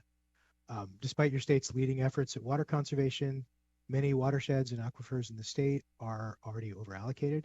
So it's really important that you think carefully about how a new fast-growing water-dependent industry has the potential to impact your state's already constrained freshwater systems. And then finally, public views on AI and public views on data centers are mixed, and people are still forming opinions according to the data that we have. However, there are concerns in the survey data that are worth noting, and I'll present on a couple of those here briefly. Next slide, please. So first, AI data and data center freshwater use is both significant and growing. So the graph you see here on this page is from a report, 2024 report by the Lawrence Berkeley National Labs, provides sort of a national perspective on the growth in water use for AI and data centers.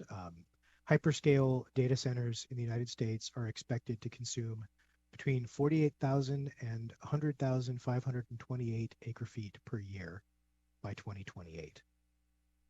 And then for a more regional perspective, Western Resource Advocates has a report that was published in July 2025 that focused on Colorado, Utah, Arizona, New Mexico, and Nevada.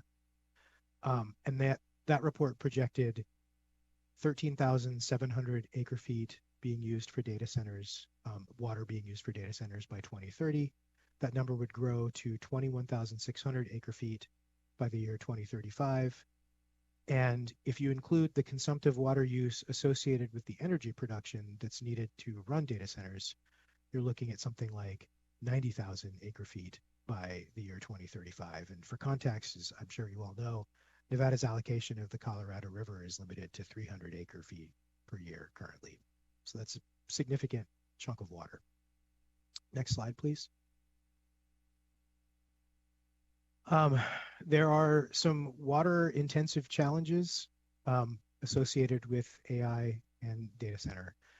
Freshwater use remains smaller than many traditional water-using sectors, but it's important that you think carefully about how a new, fast-growing water-dependent industry has the potential to impact your state's freshwater systems. And I think there are a couple of things worth considering here. First, as a hot, arid state, there are a combination of factors that shape how data centers will use water in your state. First are cooling technologies. Evaporative cooling and refrigeration are very efficient ways to cool, but they're also much more water intensive than alternatives that might be viable in other cooler regions like passive cooling. And then I think the second thing to consider is power generation and your energy mix.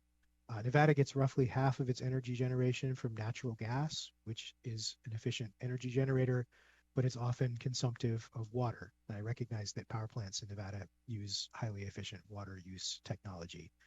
But it's something to consider as more energy is being brought online, there's a water need for cooling the facilities that generate that energy. And that's something that you'll want to take into consideration as you're thinking about data center policy.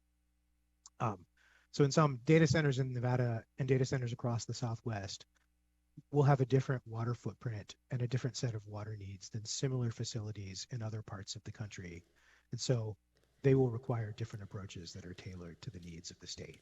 Mr. Sabach, I'm just going to remind you that you have about 15 minutes for the presentation, so you have about 2 minutes left. And since we did not receive a copy of the PowerPoint, I'm not sure how much more of the PowerPoint you have left. I have one more slide, and I'll be perfect. done in Thank you. Probably less than 2 minutes. Yeah. Okay. Thank you. And so finally, I'd like to conclude by sharing some recent findings from our colleagues and building mates at the Pew Research Center, which touch on public attitudes towards the use of energy, or the water and energy use of AI.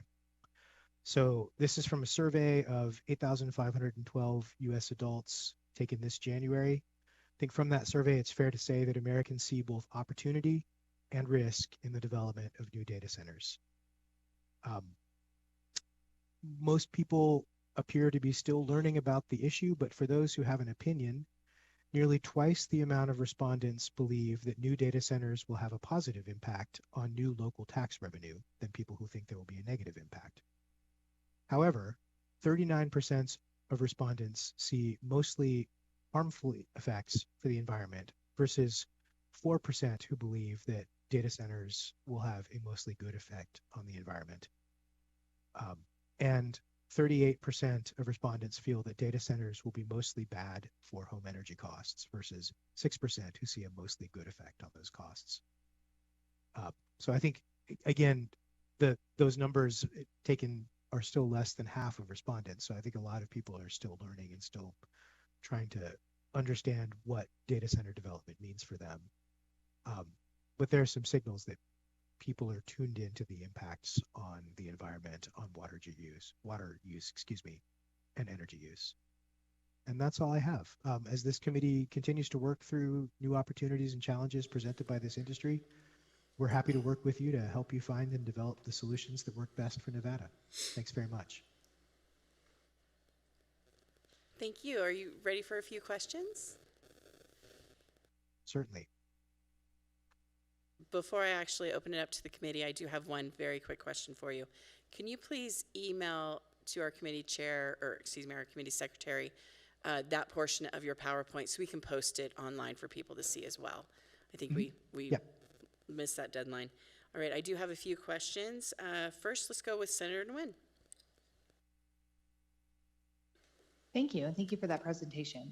I have a question. If you have had the opportunity during the course of your research, I know a lot of this was centered around data centers and the collection of data in the United States. Have you looked at any other efforts or policies internationally or in other arid similar climates internationally to see what kind of efforts they've implemented?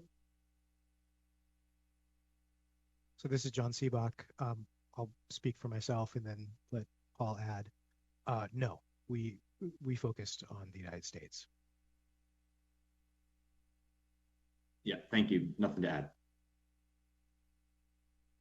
Okay. Did you have a follow-up, Senator? Not with them. So no, I was just curious if they had any of that research. I think there are some other organizations that might be able to provide that, but thank you. Thank you. Assemblymember Gurr. Thank you, Chair.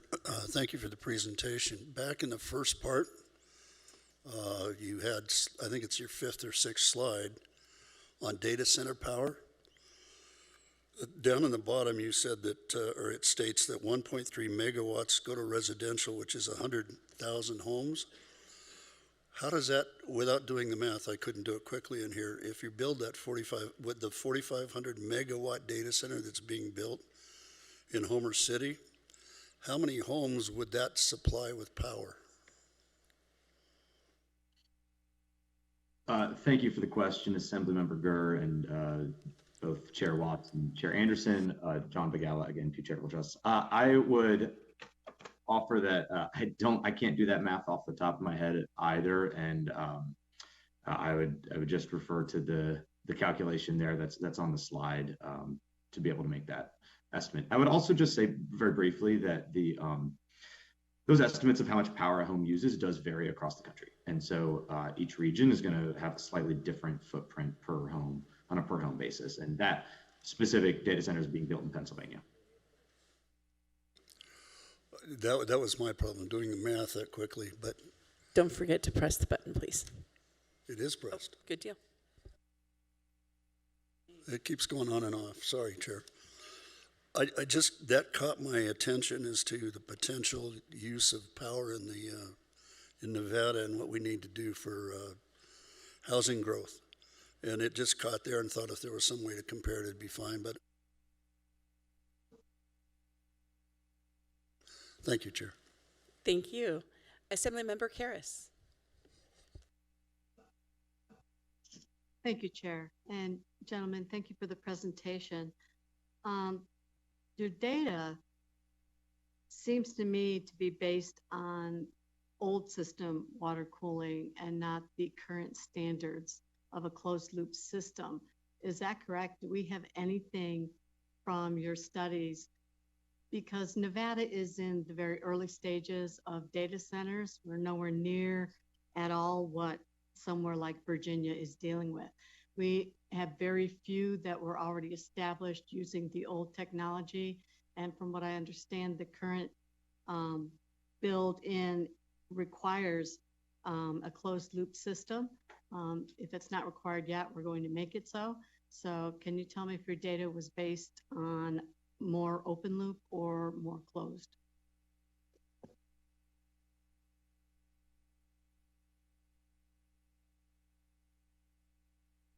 Sorry, there are two of us, so we were waiting to see who would jump in. This is John Seebach again. Thank you for the question. I actually do not have an answer to that, but I can get that for you and get back to you with that answer. If you could send that to the entire committee or to the committee secretary, that'd be wonderful. So it can be shared for all of us. Assemblymember, did you have any other further questions? I did not, Chair. Thank you. Thank you. Assemblymember Kasama. Thank you, Chair. Thank you for all the information. My question is, I'm looking at one of the graphs here you presented on from Grid Strategies. Near-term electricity demand drivers vary by region. And I'm just curious if you could give some maybe oversight where I'm looking at a growth in data centers here in Phoenix area, Southern California, which are more arid climates. We're looking at it growing in our state as well. And if you could shed why you think there's a driving force in some of these arid areas where we look at the Northeast and the Pacific Northwest, where certainly they have more water. Is it driving in these areas because they are dry climates and that is more important for the data centers? Is it because the power is cheaper in these particular areas? Just kind of an oversight why you think we continue to see demand and growth in some of these arid communities. Assemblymember Kasama, thank you for that question. And Chair Watts, Chair Anderson, I would just offer that data center developers are going to make decisions on regional clustering for a variety of reasons, including local tax incentives, land use cost, power cost, water cost, and the clustering that began in Phoenix. I can't speak to that. I would actually defer to the data center developers themselves and to ask them why that became an early cluster. It's just something that we very clearly observe in the data. Follow-up, Chair? Please. So it is not particularly because of climate factor, as far as the weather in each different area. It's more driven by taxes, costs. Is that correct? I can't speak exactly to the combination of factors that a And data please center remember to developer is state going. your name every answer. I know it's kind of tough, and also please go directly to the member. Thank you. Yes, member, sorry, I forgot which member is asking the question, but John Bagala, Pew Charitable Trusts. I can't speak exactly to the combination of factors that a data center developer would consider when deciding where to site their location. Thank you. Thank you. Any further questions? Seeing none, thank you so much for your patience and for working around the schedule to be able to present today. I'm sure we will have many follow-up conversations with you. Thank you. Thank you we will very much. actually go on now to the next item. And as I mentioned earlier, we are going to take an item out of order. So next up, we will have the presentation from XB, the data center industry update, in particular from Google. It's agenda item 10B, excuse me. Our presenter is joining us on Zoom. So AVH, will you please get that pulled up? Again, thank you so much for working through your schedule with us. We are glad you were able to join us, Mr. Hubner. Please introduce yourself for the record whenever you are ready. Good morning. Can you hear me okay in the room? We can. You may begin. Thank you so much. My name is Tyler Huebner, and I work on the Energy Market Development team at Google. Thank you to the Joint Committee for giving Google the opportunity to present here today and for accommodating my schedule. Google does data centers differently. Our data center strategy is focused on being a responsible grid citizen. We are committed to ensuring our infrastructure investments drive reliable, affordable, and clean energy for all, while protecting local ratepayers and fostering economic development. Our commitment to affordability recognizes the rising costs for families today.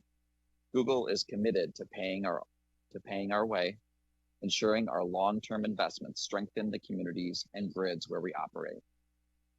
Net new energy investments are a core priority. Google has added over 22 gigawatts of new clean energy capacity to global grids, the equivalent of powering 4.7 million homes. This includes investing in next frontier technologies like advanced nuclear, advanced geothermal, and long-duration energy storage to expand the total energy supply. To ensure responsible growth, we have pioneered important energy policies that ensure Google and all large loads are protecting ratepayers while creating innovative opportunities to accelerate new clean technologies. And this brings me to our innovative Clean Transition Tariff, or CTT, that we pioneered right here in Nevada. And I believe there's a couple slides that we have. If someone could post those, otherwise I can attempt to do that. Super, thanks. They're ready. They're up for you. Awesome. Our Clean Transition Tariff structure brings utilities and customers into long-term energy supply agreements to facilitate new projects that deliver clean, firm capacity to the grid. The CTT allows customers to meet rising demand with 24/7 carbon-free energy through existing utility relationships while sharing long-term benefits such as a cleaner and more reliable grid with the broader community. NV Energy was the first utility to operationalize this approach through a first-of-its-kind agreement with Google. Together, we assessed solutions for local clean capacity and selected enhanced geothermal. NV Energy then partnered with developer Fervo Energy to integrate 115 megawatts of new geothermal power into our CTT partnership, delivering its full capacity value to our operations. Enhanced geothermal diversifies Nevada's capacity resources, creating a more resilient local grid.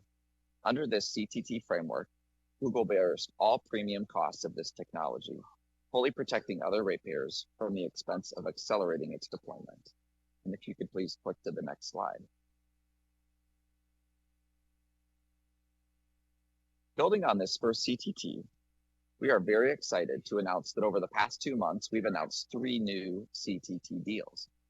In Nevada, we announced another advanced geothermal project in February, Working with Ormat Technologies, our power purchase agreement will enable up to 150 megawatts of new capacity from 2028 through 2030. In Minnesota, in February, we announced a partnership with Xcel Energy to supply a new data center in Pine Island, Minnesota.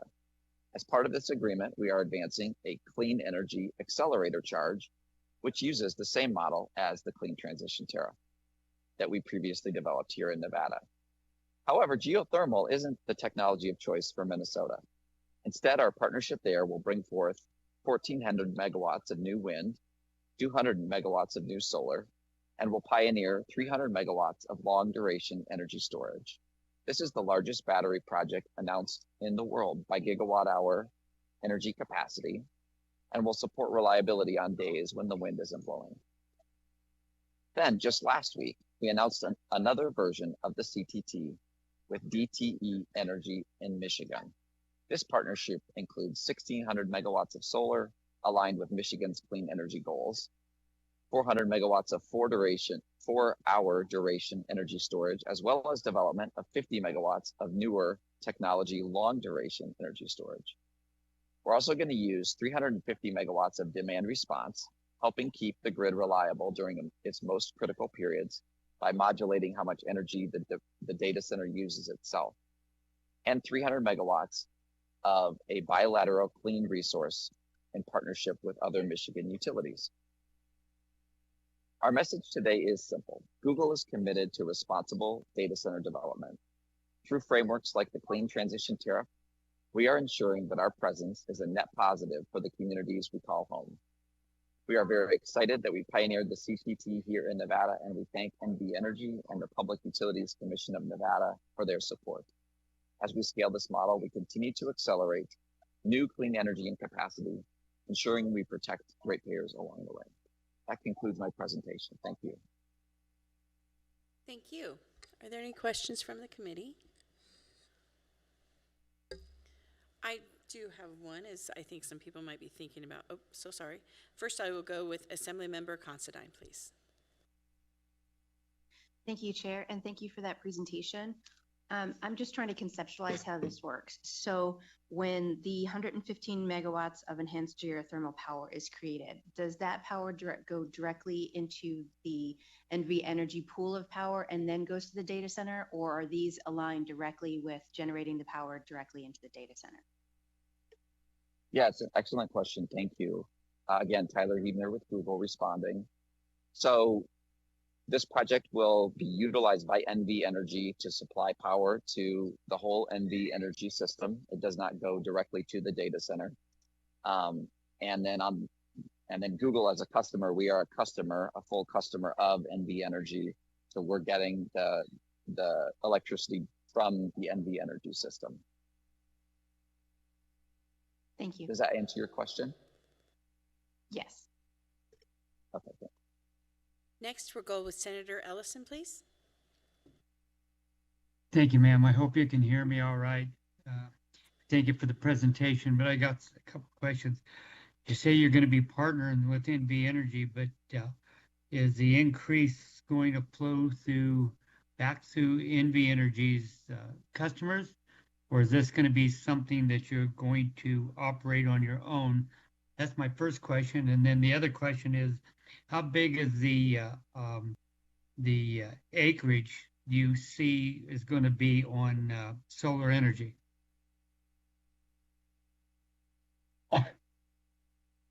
Again, Tyler Hebner responding. So in regards to the geothermal project with NV Energy, the way that it's structured is that NV Energy will be, so Fervo Energy is a geothermal developer, and they will develop the geothermal power plant itself, and they will sell all of their energy to NV Energy, and NV Energy through the Clean Transition Tariff can basically send all of those costs directly to Google, as we have volunteered to be on this tariff and to use that specific resource as what we're going to pay for through the tariff.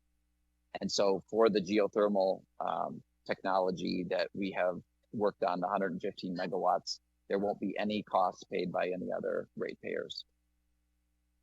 Okay. And then how about the the acreage for solar. Yeah. Yeah, on behalf of Google, I don't know that we have a specific answer. I do have experience in the solar industry, and there was sort of a rule of thumb that for every megawatt of solar development was about 5 to 7 acres of land. That could be changed. That I was in that industry about 5 years ago or more. So, but that was a kind of a rule of thumb that may help you as you think about that size. Thank you, and thank you, Madam Chairman. Thank you. Chair Watts?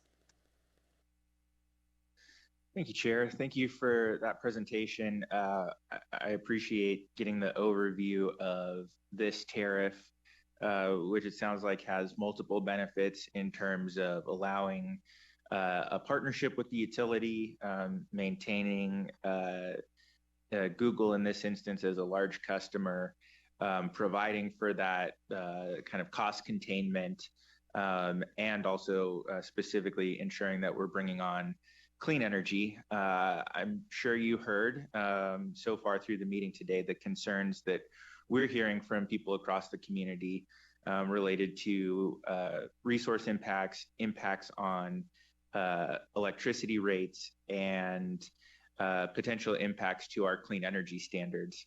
So, and it seems like this is a powerful tool. It's done on a kind of customer by customer, project by project basis. My question is, with the experience that you've had so far, do you see any improvements that could be made to that process, or any broader policies that could be put in place to kind of create the guardrails that ensure that this is what we see going forward, right? That we can provide assurance to people in the community that any data center projects are going to have, they're going to be bringing clean energy online. They're going to have that cost containment. And are there any potential process improvements that you could see either with the clean transition tariff or in addition to it?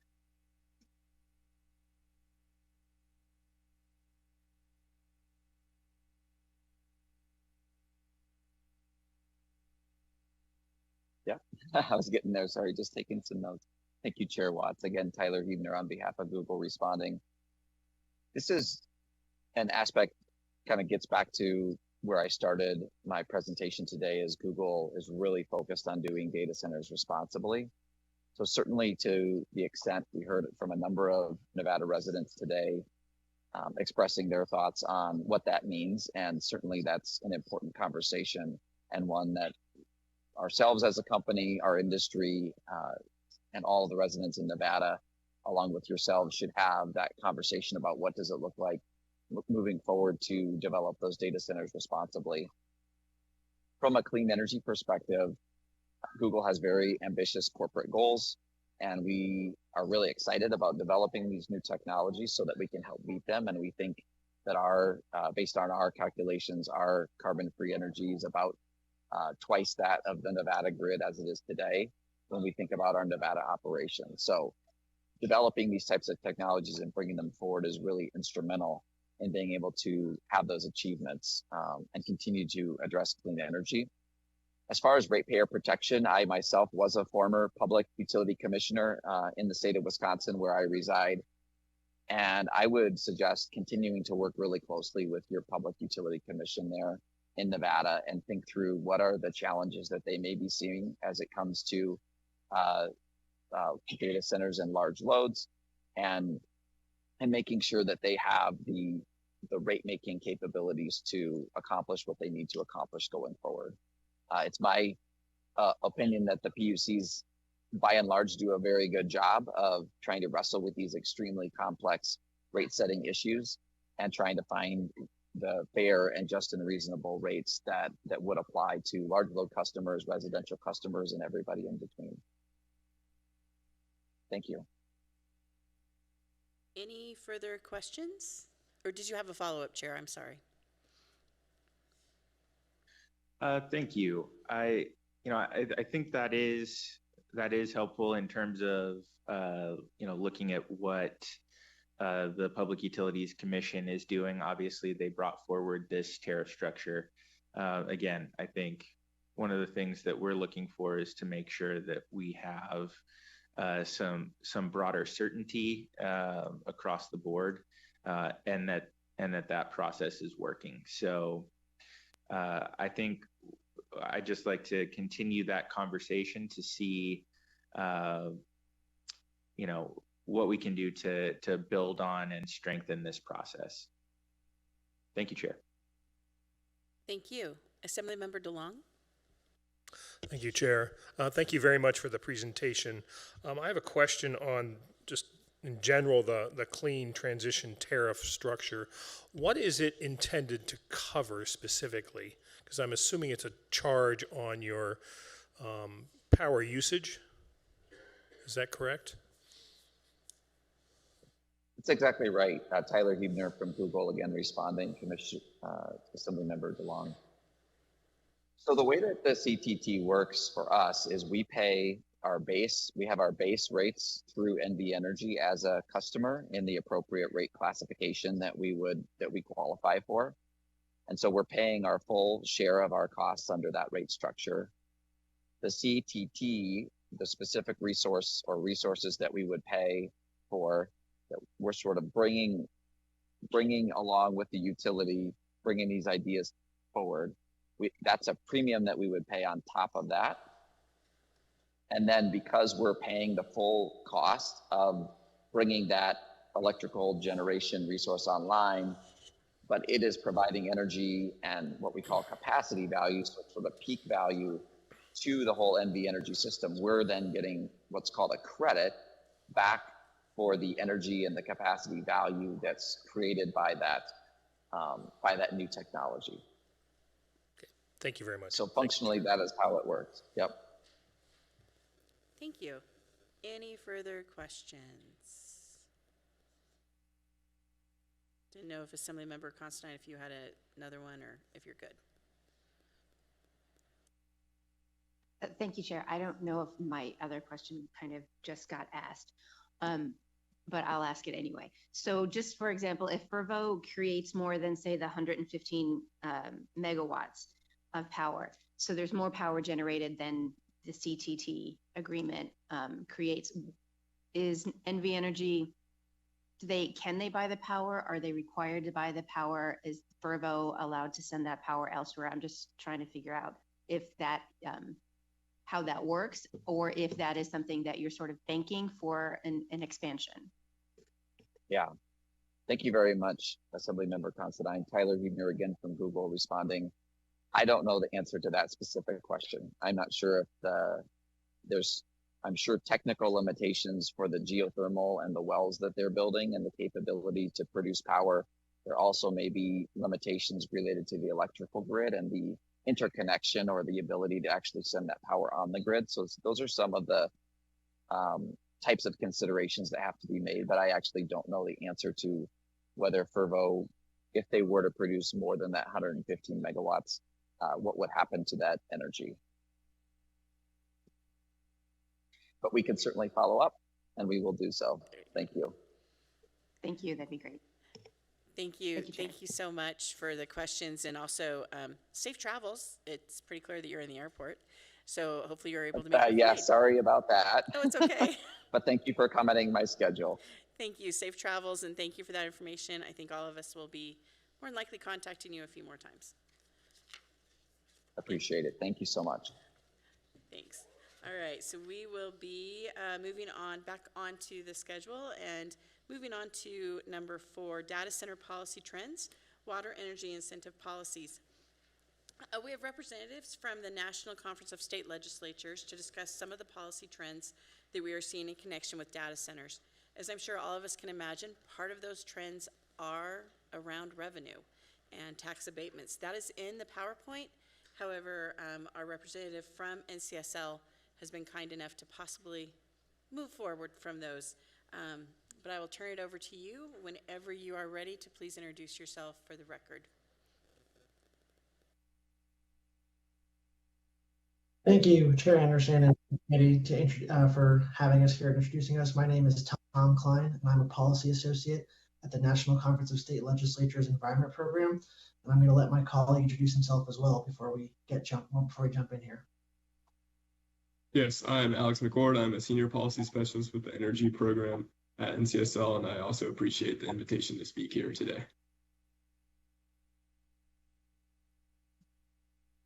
So with that, we're just going to jump right in. So first, I will speak to this map here.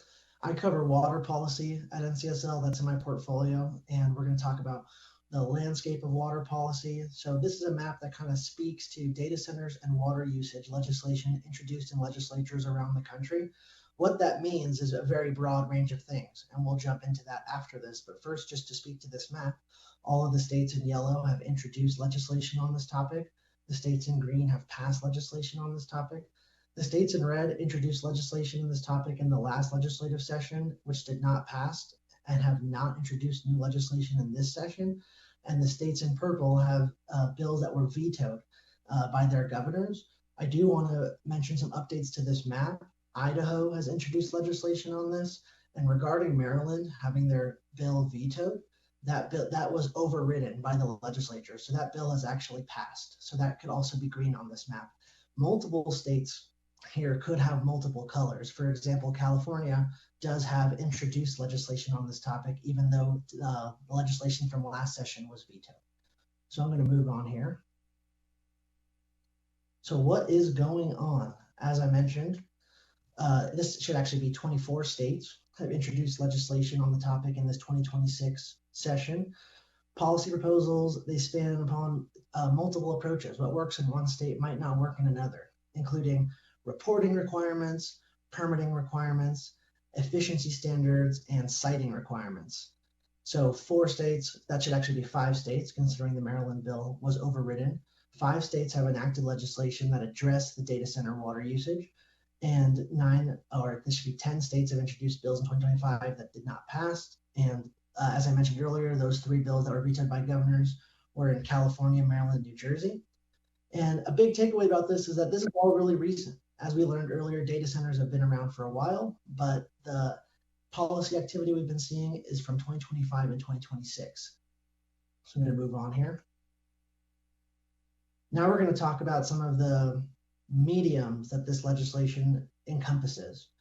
So states are considering how to manage growing data center infrastructure. So legislation has been taking several different approaches. States have been exploring transparency and reporting requirements, water permitting and planning requirements, water efficiency and alternative water sources, and then also water resource protection measuring. So I think the first category here, transparency and reporting requirements, is the most popular that we've been seeing introduced in legislatures.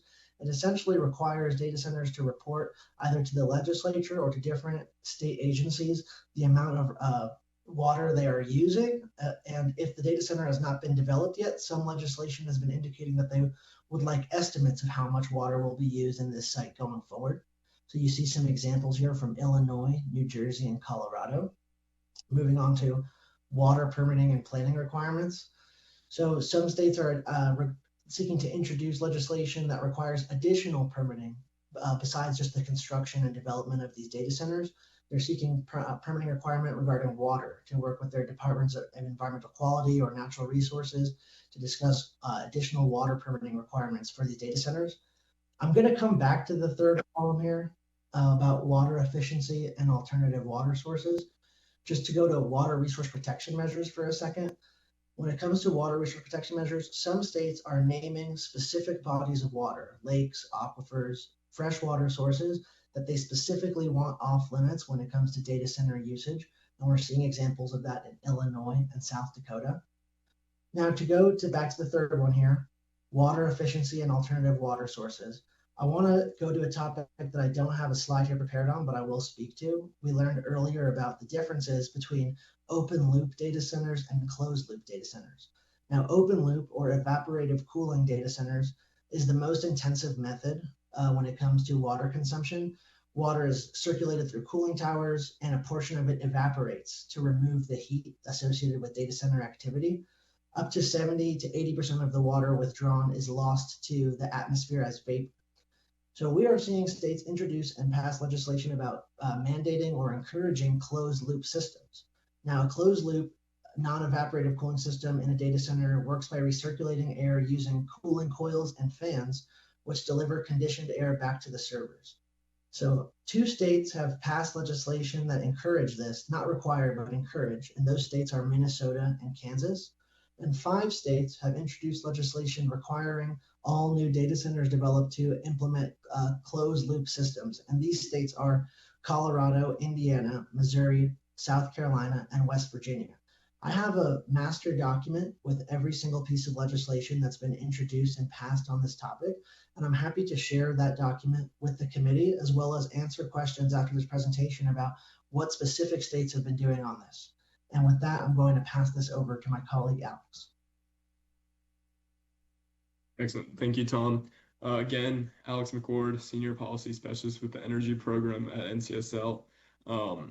I will be discussing some of the legislative trends we've seen around the energy consumption of data centers. And we really started to see this emerge as a concern for legislators around the beginning of 2024, whereas when states start to introduce legislation on this topic. And this trend has only continued to expand since then. As last year in 2025, we tracked around 70 bills introduced concerning the energy usage of data centers. And so far this year, we've tracked over 90 bills introduced.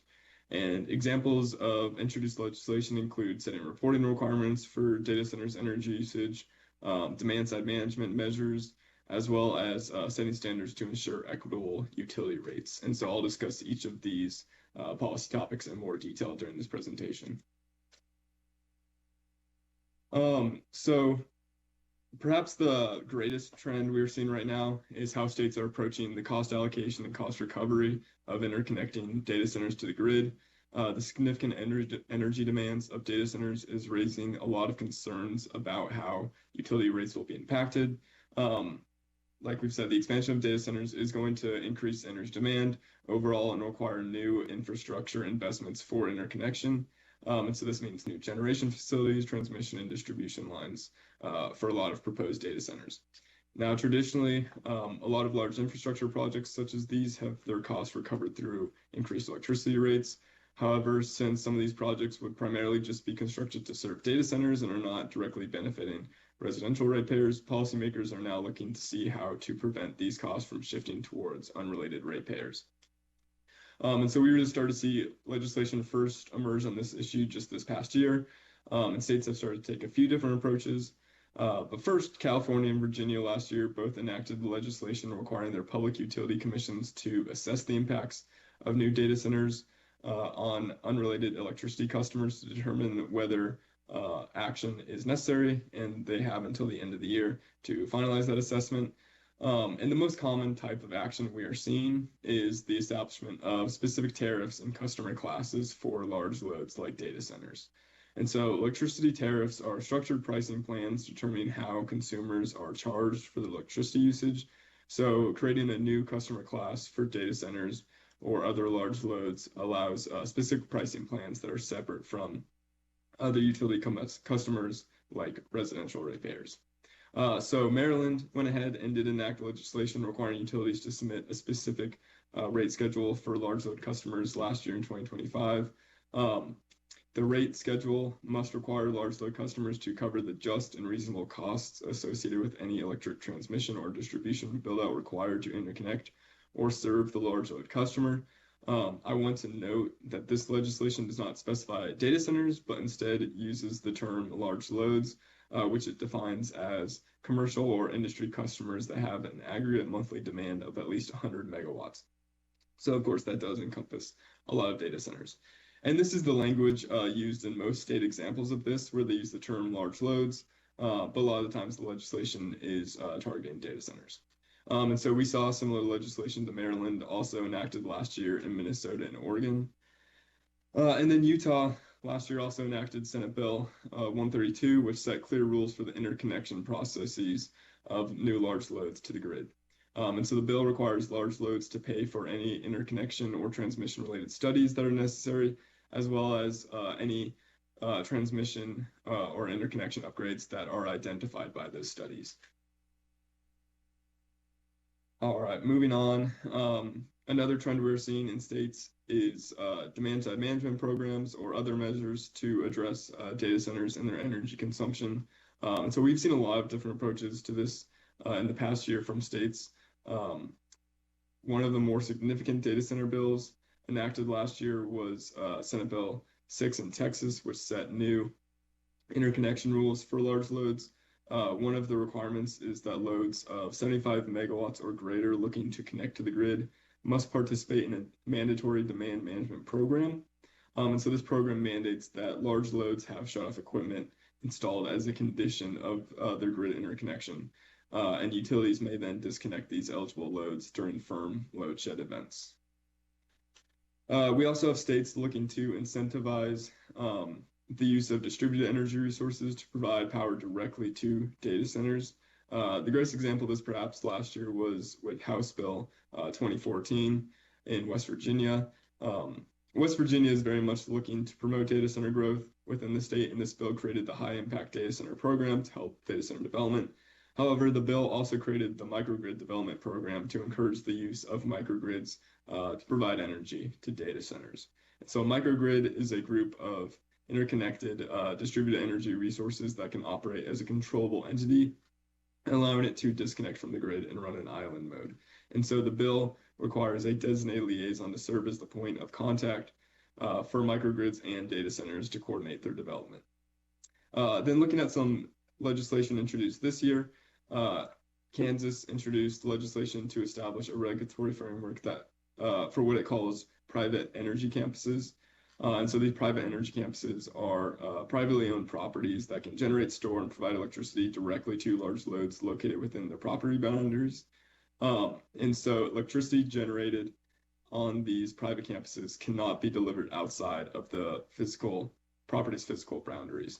So with this framework, the legislation exempts these private energy campuses from a lot of the traditional public utility oversight, therefore aiming to facilitate the development of on-site energy generation for data centers.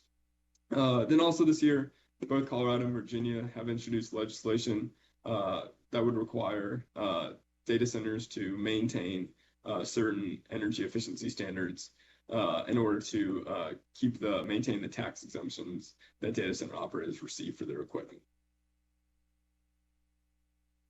And then finally, similar to what Tom discussed with water, we also have states considering legislation that would require data centers to regularly submit reports on their energy and water consumption to the state. While the reports vary per state, for the most part, they include total energy consumption, reports on the data center's energy sources, and any energy efficiency measures that have been implemented. We have seen quite a few examples of states introducing legislation with these reporting requirements. New Jersey and a few other states all introduced legislation last year. And so far this year, California, Oklahoma, and Utah have introduced legislation this year. But we have actually not really seen significant legislation like this enacted yet. I think there may be some opposition to this kind of legislation. Well, there's thoughts that there's some opposition to this kind of legislation due to concerns that it'll set too strict of oversight restrictions on data centers that could drive them to locate in other states with less rigid requirements. And so in California, Governor Gavin Newsom cited similar reasons for his veto of a bill that would have required water consumption reporting last year.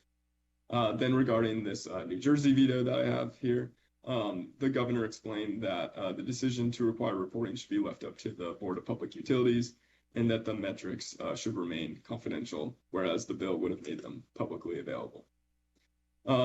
As we discussed, we were going to also present on some data centers incentives, but due to the time constraints, we understand the need to move on.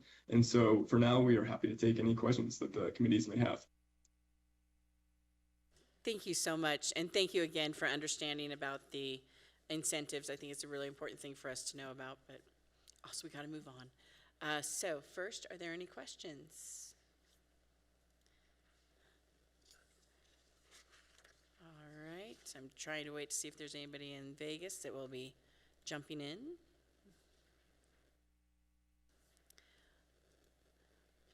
I do have a question while we're waiting a little bit. With the water efficiency and alternative water sources, the conservation practices, with that information, is that under law or is that more of a policy type of thing? Or how exactly have they created what those conservation practices are defined as?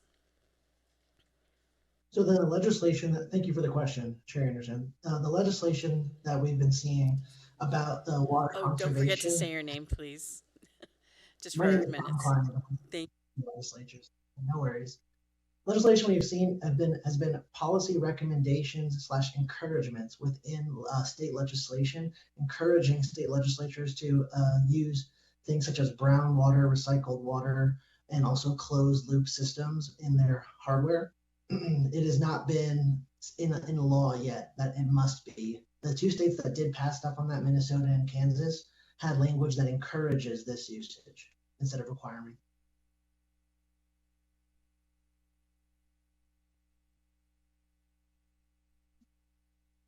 Thank you so much. Unsure if you heard that or not. The mic sometimes likes to cut out. Any further questions? All right, hearing none, I'm sure we'll be able to contact you if we do have some more. And again, thank you for this very thorough information and how quickly and how easy it was to work with you. Thank you again. Thank you so much. All right, we will move on to our next presentation, which is number 5, calculating the data center water and power needs. So next on the agenda, we have a presentation from the Desert Research Institute, on calculating water and power needs. Thank you, Dr. McKenna and Mr. Hensel, sorry about that mistake, for joining us here in Carson. Please go ahead whenever you are ready. And don't forget to introduce yourself for the record every time you speak.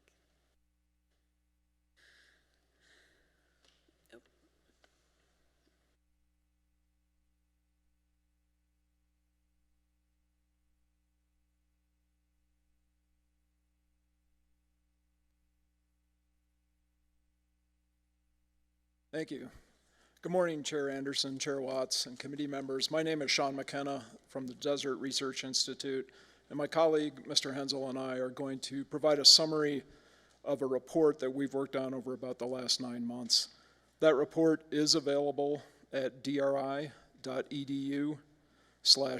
centers. At DRI, we are a self-funded agency or organization, and this work was funded by the National Science Foundation. Sorry, let me get this up.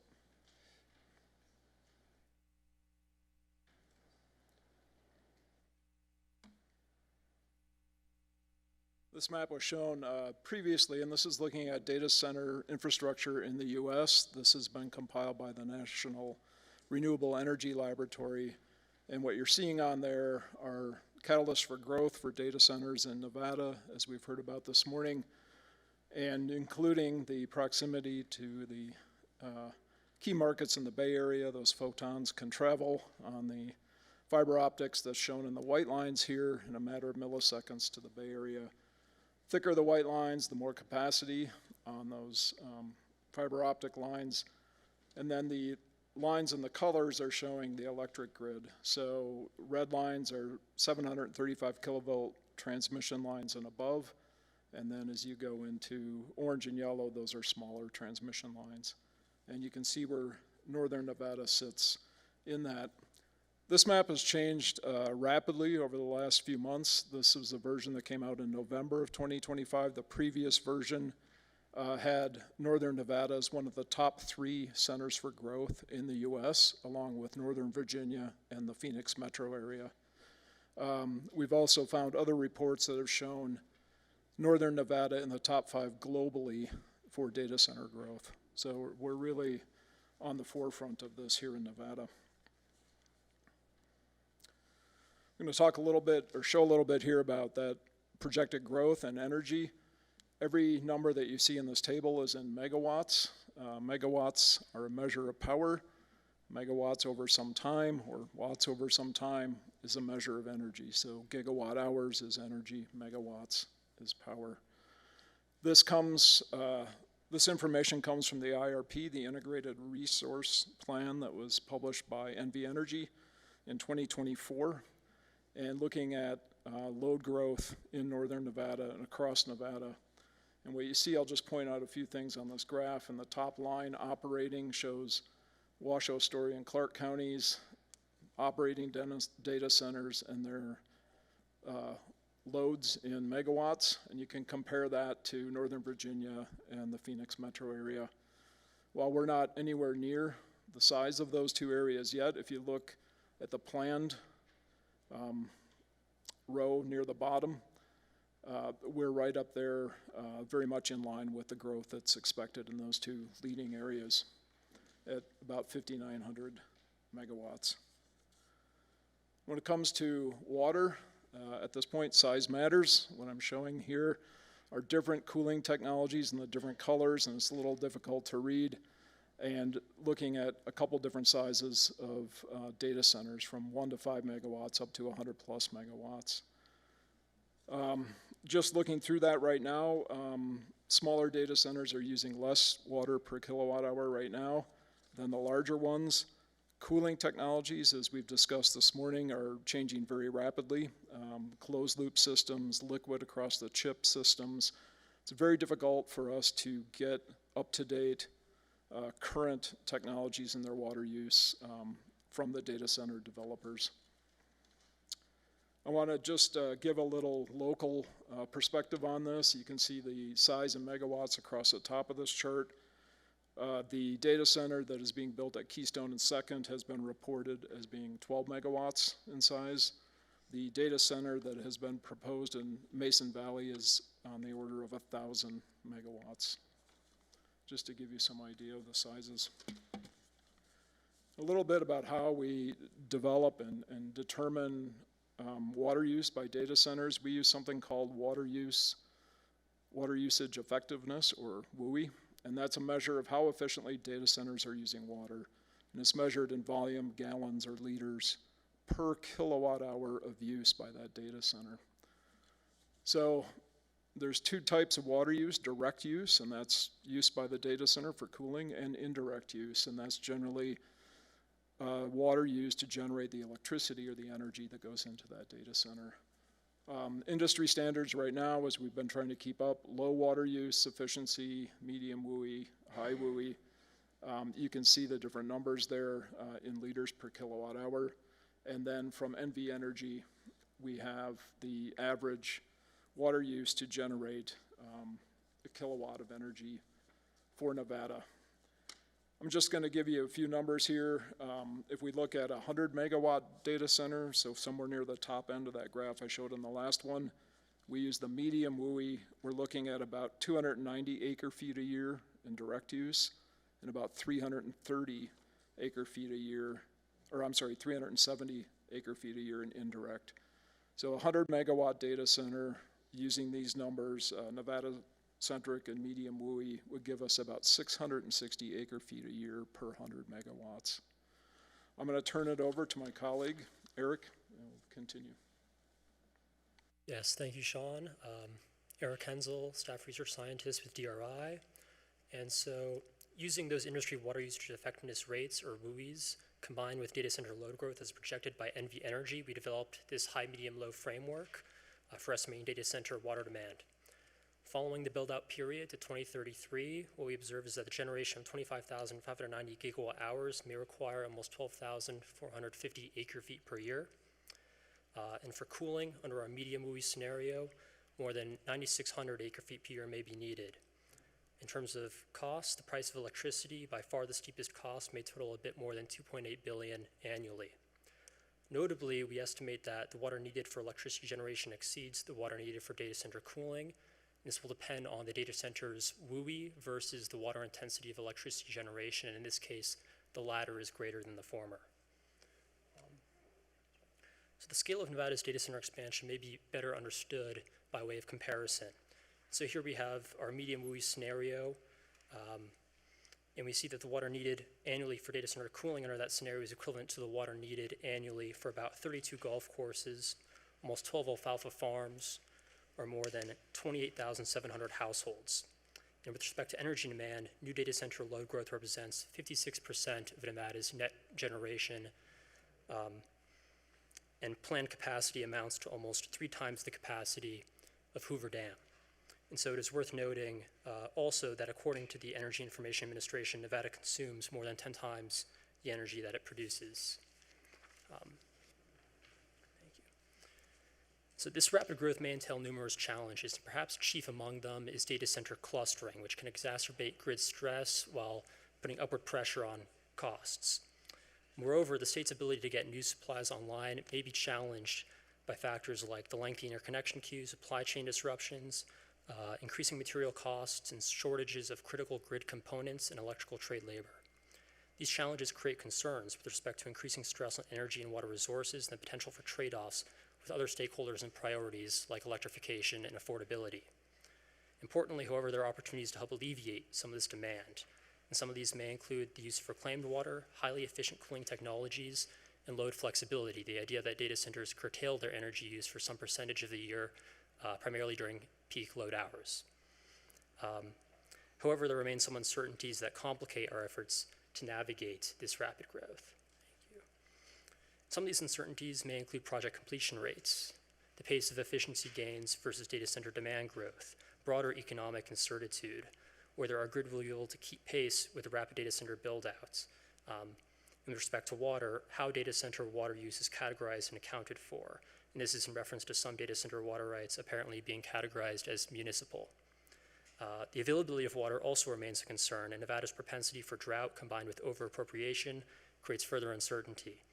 It's worth mentioning, however, that DRI is currently working with DWR and USGS in updating our understanding of water availability through the Nevada Water Initiative. And this is all to say that the work of modeling data center demand is complicated by these factors, and there exists a considerable need for more data, especially at the site level. To begin concluding, I'd like to summarize some key takeaways. First, indirect water use comprises the largest share of a data center's water footprint, and it is the cooling technologies and generating resources in place that will shape water intensity. Electricity is the steepest cost, about $2.8 billion per year for the 12 projects discussed here.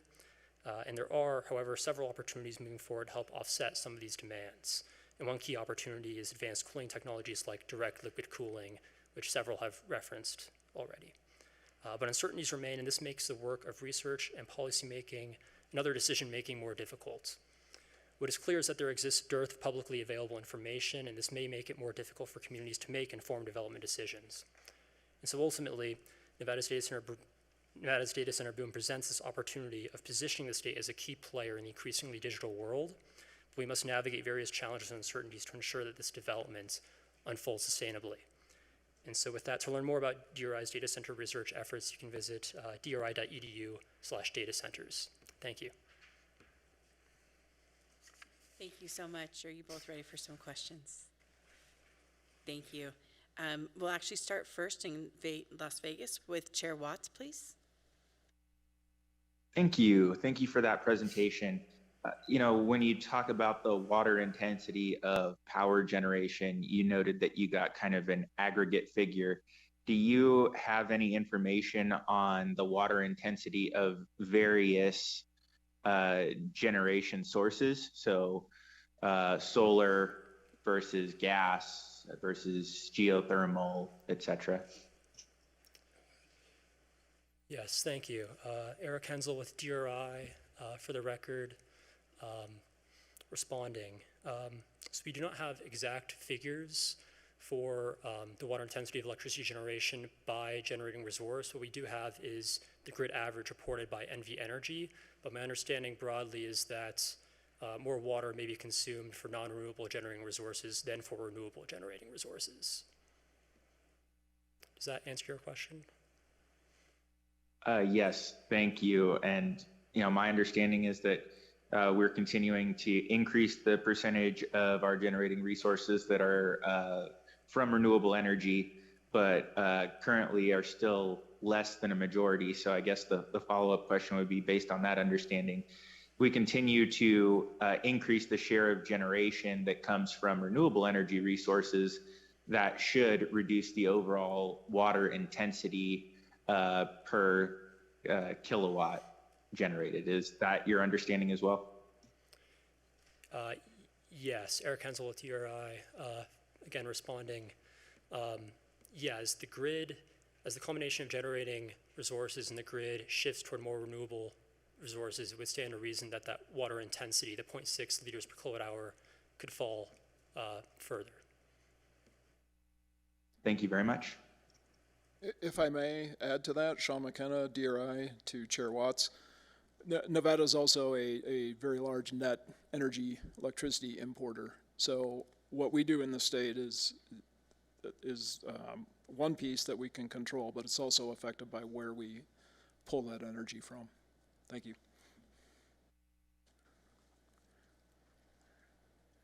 Did you have a follow-up, Chair?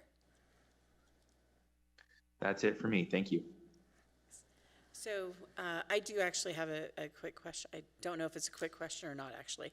When you brought up the challenges on slide 8, excuse me, it started making me wonder, is this a seasonal challenge? You know how sometimes we have electricity go up and down during specific seasons, and we have higher water usage, lower water usage.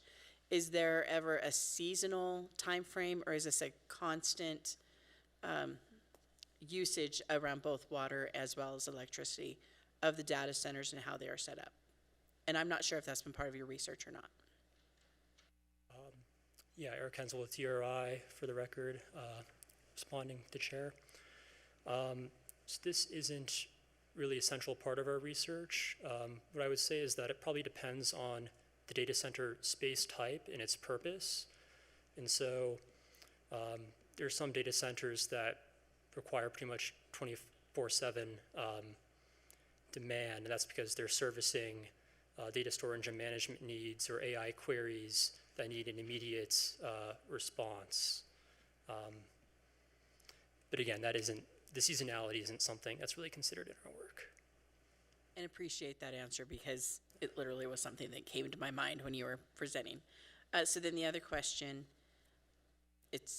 and I'm just going to ask you guys to possibly go into an uncomfortable spot. The current snow packs, the current rain, and the current water situation that we are facing in the state, do you believe that our state, in your academic world, do you believe our state can handle the water usage at this time as being forecasted with the current levels of our data centers? Sean McKenna, DRI, answering the chair. I think one thing I would point out here is that all data centers are local, right? So where the water is being sourced, where the electricity is coming from, if that's a microgrid or on-site gen, that all depends. So I think it's difficult to look at this year's snowpack and say for any particular data center, will they have issues or not. Certainly encouraging data center growth, those data centers to have the water rights that they need and accessibility to that is critical. Thank you. Any further questions? I'll give it a moment for those people that might be on electronically, unless, have we lost Mr. Senator? All right, I'm not seeing any more questions. So you guys are off the hook. Thank you so much for your presentation, and I'm sure we will be talking with you further. Thank you. So let's move into now the next item on our agenda, the managing the energy load, the infrastructure. Wait, let me make sure with that. Yes, managing the energy load, the infrastructure impacts and rates, which I believe is something that many people are interested in. Our first presentation is from NV Energy. I believe we have Mr. Sanchez in Las Vegas and Mr. Elusege, I'm sorry if I mispronounced that, in Carson City. Thank you for joining us today, and when you are ready, please introduce yourself. And again, please accept my apology if I mispronounced your last name. Thank you, Chair Anderson, Chair Watts, Tony Sanchez, Executive Vice President of Business Development and External Relations for NV Energy. It's a pleasure to appear before the joint committees today. I'm joined by two of my colleagues based in Carson City. With you there is Sean Elusege. Sean is our Senior Vice President for Regulatory and Resource Planning. And I've also invited with me to my left here in Las Vegas, Jeff Brigger, who's our Vice President for Business Development and Programs. Between Jeff and Sean, All contact with data centers first comes in through those departments, and so they can answer any specific questions. What we thought we would do is give you just a quick overview of our process, and then certainly be available to answer questions at your convenience. If I could find the NV Energy item here.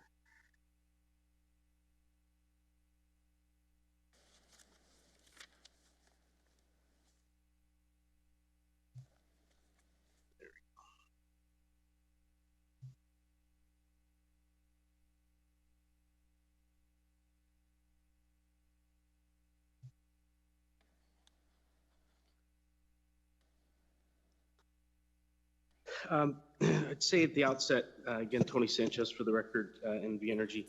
NV Energy delivers reliable, affordable, and safe electricity and energy resources to 90% of the state of Nevada.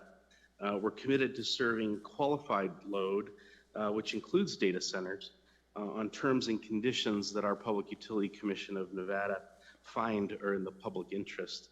And I want to say very clearly and upfront that likewise, we're equally committed to protecting existing customers, maintain system reliability, and meet state energy goals.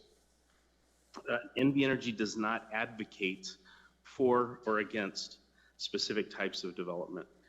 Our role is to ensure that Nevada leaders have clear, fact-based information to make informed decisions.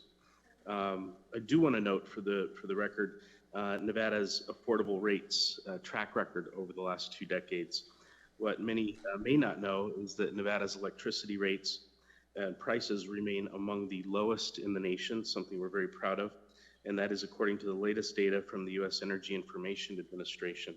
Through December of this last year, Nevada's average retail price for residential customers was 60% lower than California's, as well as 4% lower than the national average. Load growth must be managed responsibly and cannot come at the expense of affordability for households, small businesses, and industrial users. Something that we're also very proud of at our company, which has been around since the days of lighting the underground gold mines in Virginia City, is that our 2,700 employees, along with our foundation, are committed to investing time and resources around our state and the state that we all love and choose to call home. Last year, our foundation and employees donated more than $6.4 million and close to 40,000 hours of volunteer time. At this time, I turn it over to my colleague, Mr. Elisegi, to start walking you through how we do planning for this type of load that's the subject of today's hearing. So I'll turn it over to Sean.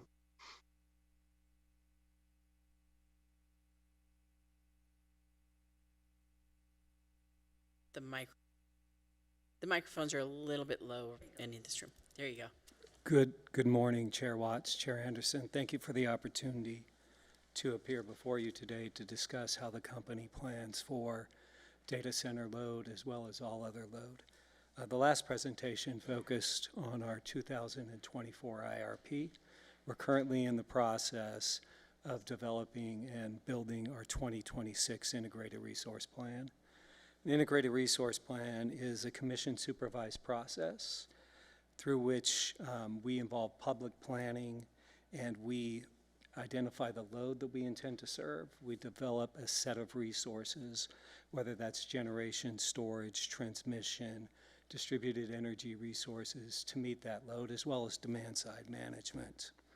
And the goal of that process is to identify a low-cost, reliable plan that will serve Nevada's energy future.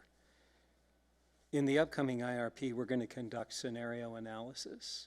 So our scenario analysis will include a low or no data center expansion plan, a projected data center expansion plan that's based on standard resource planning assumptions and load mitigation, which assumes data centers build out at some partial level of development, and then a full data center development plan, and the purpose of which is we can then identify the infrastructure, the costs, the timing of resources, and all clean energy resources needed to meet each one of those plans so that we can provide a forum of objective information for regulators and stakeholders to identify which path best protects Nevada's energy future.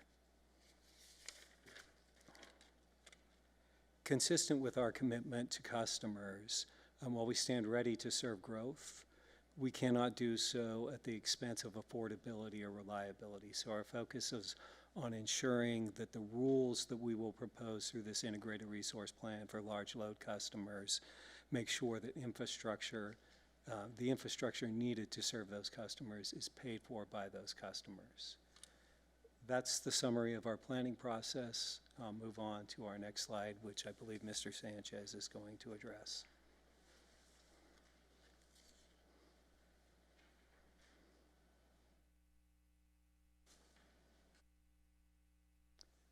I can address this slide as well. This essentially. Sean, thank you. This slide essentially says what our core tenets are. Number one, growth has to be managed responsibly and cannot come at the affordability of, or at the expense of affordability and reliability for our existing customers, be that small households, small businesses, or industrial users.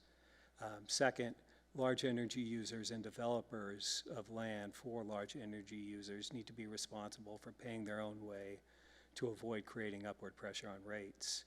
And the infrastructure built for data centers must be paid for by those customers. We will set out a framework for doing that in this 2026 IRP. It'll include a form contract that eventually could transition into a tariff, some of the ways that prior presenters identified as a means for addressing data center load growth. Move on to the next slide. I'll be really brief here because I think folks touched on this topic. Nevada is identified, in particular northern Nevada, as a hotspot for data center development growth. I think the slide that DRI and NREL showed that identified the fiber, proximity to fiber, land, what is relatively affordable electricity, and a climate that is conducive, particularly in northern Nevada, to cooling is one of the attractivenesses of northern Nevada. We do have data center growth moving on to Nevada-specific growth.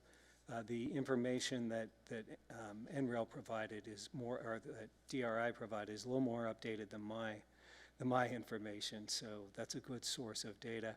We do have approximately 22 gigawatts of interest in the state of Nevada.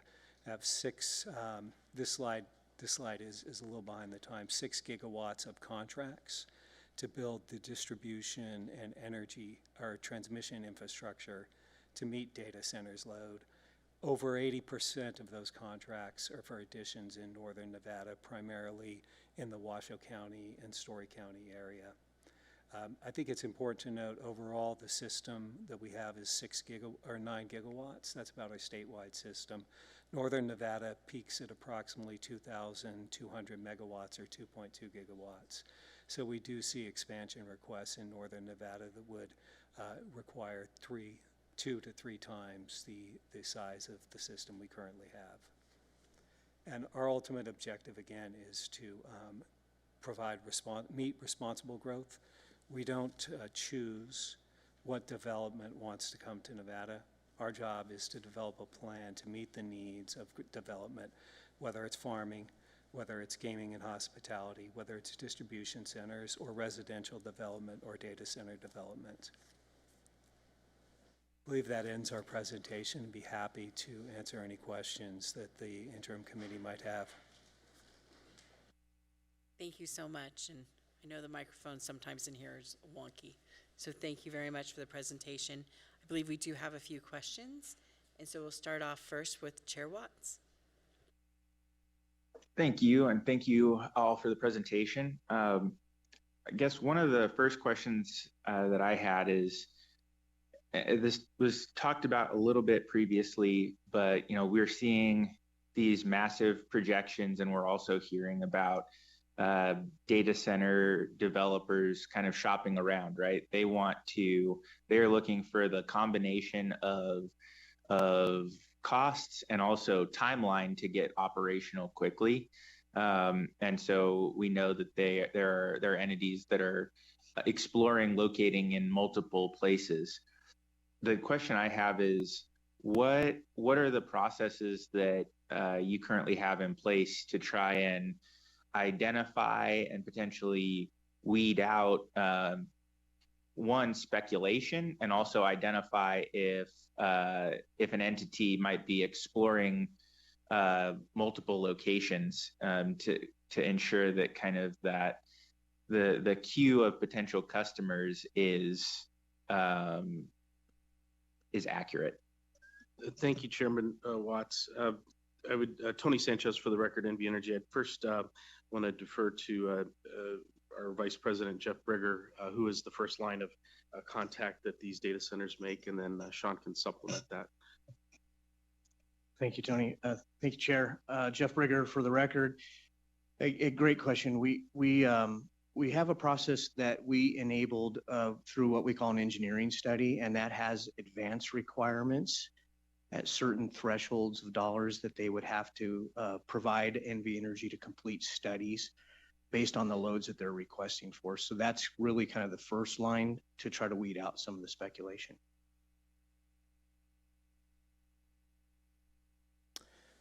Sean Olasegi, thank you for the question, Chair Watts. In addition to that first line of defense, when a customer intends to move forward, we require advances for the cost of distribution and high voltage distribution facilities. And those advances are generally identified to equal the cost of the investment the company will have. That's one tool that is designed to ensure that customers who want to move forward have skin in the game. And then second, it's also designed to mitigate the upward pressure, the potential upward pressure on rates. And the third tool is one that we're developing, will include in the integrated resource plan filing. It's what we call the large load energy supply agreement. And that deals with generation and energy supply as opposed to the transmission and distribution facilities. It will have similar protections to, one, ensure the customer has skin in the game, and two, to protect against upward pressure on rates. These will include security requirements, minimum bill requirements, as well as customer-specific generation charges, and charges that are based on the large portfolio of renewable resources that we'll bring forward. So in this IRP filing, we will likely bring forward more than 4 gigawatts of solar energy, more than 5 gigawatts of battery storage, and more than 150 megawatts of geothermal production. These contracts that we will expect large customers to sign will ensure that the cost of those resources is paid for by the customers who are signing the contracts. Thank you. Follow-up, Chair? Please. Great, thank you. So I think one quick thing, so I just want to confirm that the direction that the utility is heading is making sure that other ratepayers are fully insulated from potential rate increases, both for generation, transmission, and distribution related to serving new data center growth. That all of those aspects are being considered. And then I just have a question about when we'll be getting what the timeline is looking like for that IRP in terms of members of the public and members of the committee being able to see these proposed new contract terms for large load customers.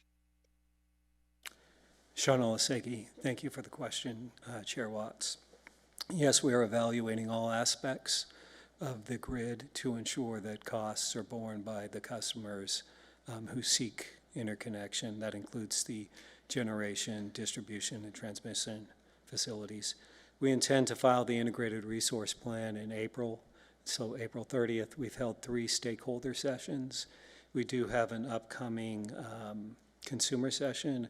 More importantly, we can provide to the committee a copy of the Form Large Load Energy Service Agreement, because that was filed with the Public Utilities Commission in response to an investigation that the commission is conducting. So we can submit that to to the committee.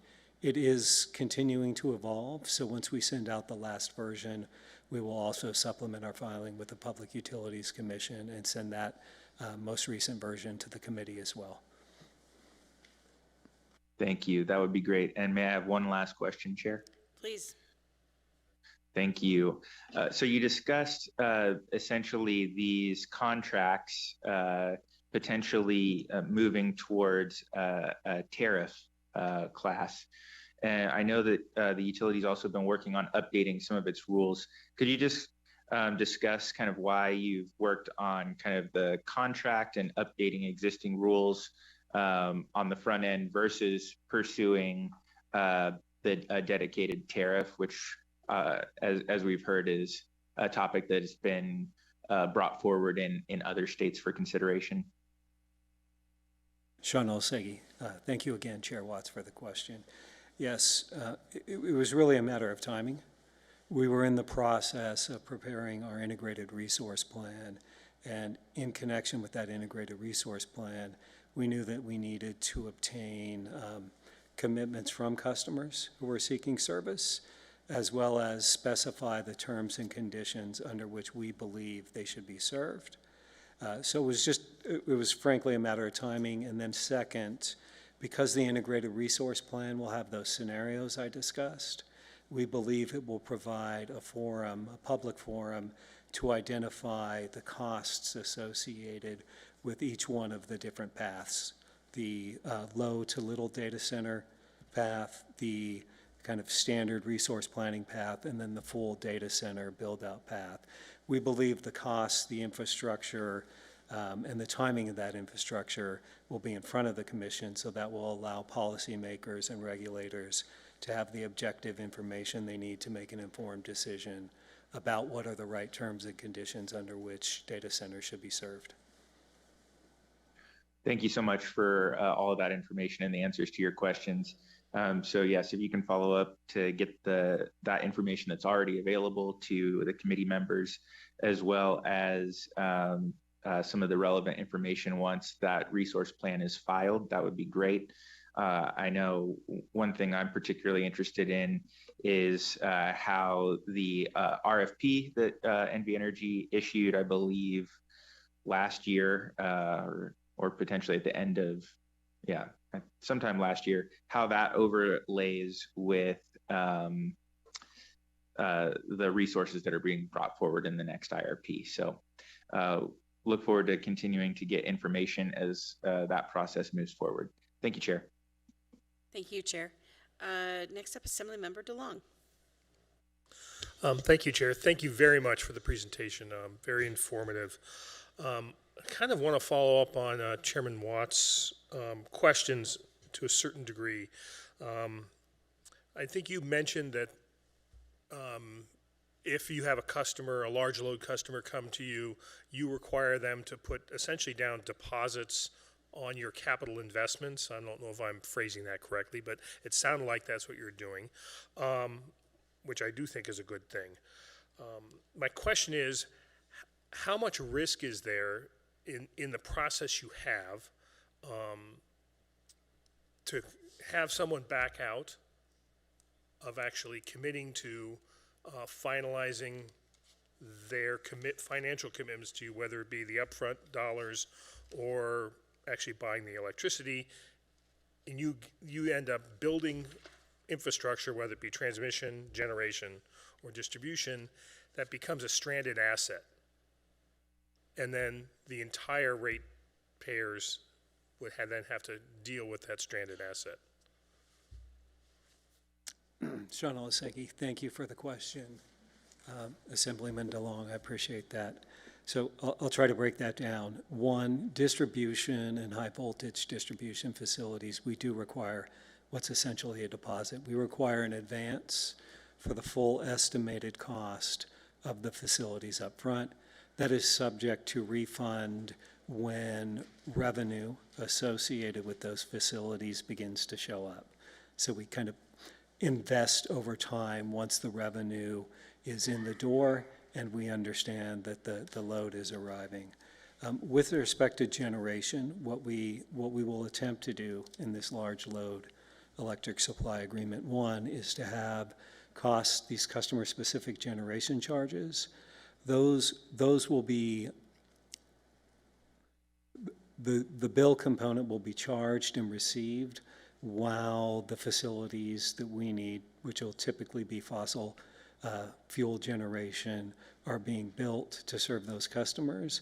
The goal ultimately is to have an investment in those new facilities that's equal to our embedded investment, so that we're not putting any upward pressure on rates and minimizing the risk of stranded assets. And then the second is just a planning approach. So what we will attempt to do is identify more modular build-outs and wagers that are smaller. For example, we don't intend to wager on large combined cycle generating units that are kind of binary decisions. Once you commit to that, you're committed to a $4 billion power plant. We identify and we see as being responsive when it comes to fossil generation, peaking units, which are air-cooled. Water is used optionally in those units, not to cool the turbines, but to enhance performance and primarily in the emission control process to remove NOx. There are also abilities to not use water in those units. Those have a lower capital cost, so the likelihood is of a smaller stranded asset, if any, but with the protections in the agreement, which include security and the customer-specific generation charges, our goal is to minimize the risk of any stranded investment. Thank you very much for that. Thank you, Chair. Thank you. All right, any others? Seeing none, I actually do have a question. It's more about the water usage, although you are speaking about energy and totally makes sense. How much water usage is currently utilized by NV Energy? And then with the data centers, how much are you anticipating that to be changed? I have to apologize in advance for disappointing you. I do not have the answer to either of those questions, but those are questions that we can follow up on and provide an answer in writing. I would greatly appreciate it because I understand you are here for energy first, but I do also believe there's some water usage by the energy Absolutely. groups. We do have generating units that use water and consume water. Great, thank you. Okay, last quote time. Again, I'm double checking one quick thing. I'm not seeing anything, so thank you so much for the presentations. Unless you wanted to make any other remarks here or in Vegas? Sean Olasegi, just thank you, Chair Anderson, Chair Watts, and committee members. Appreciate the opportunity to share how we think about planning for Nevada's energy future.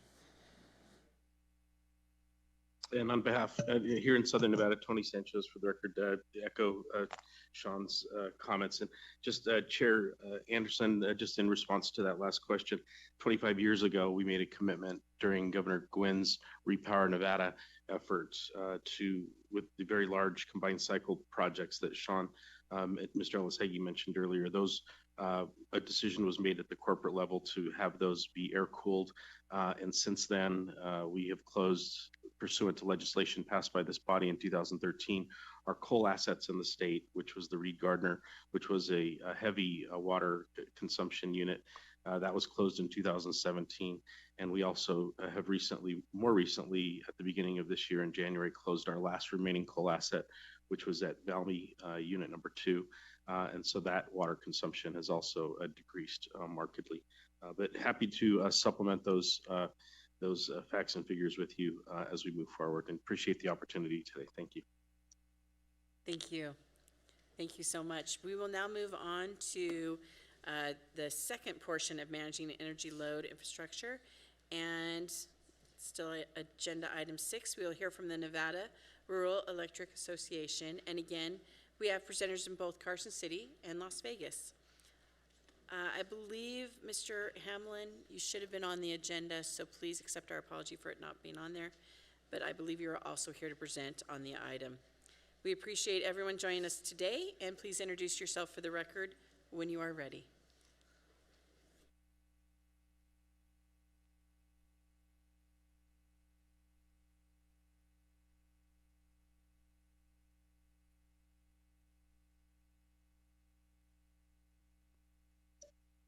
Lisa Levine for the record. I apologize. Hold on one second.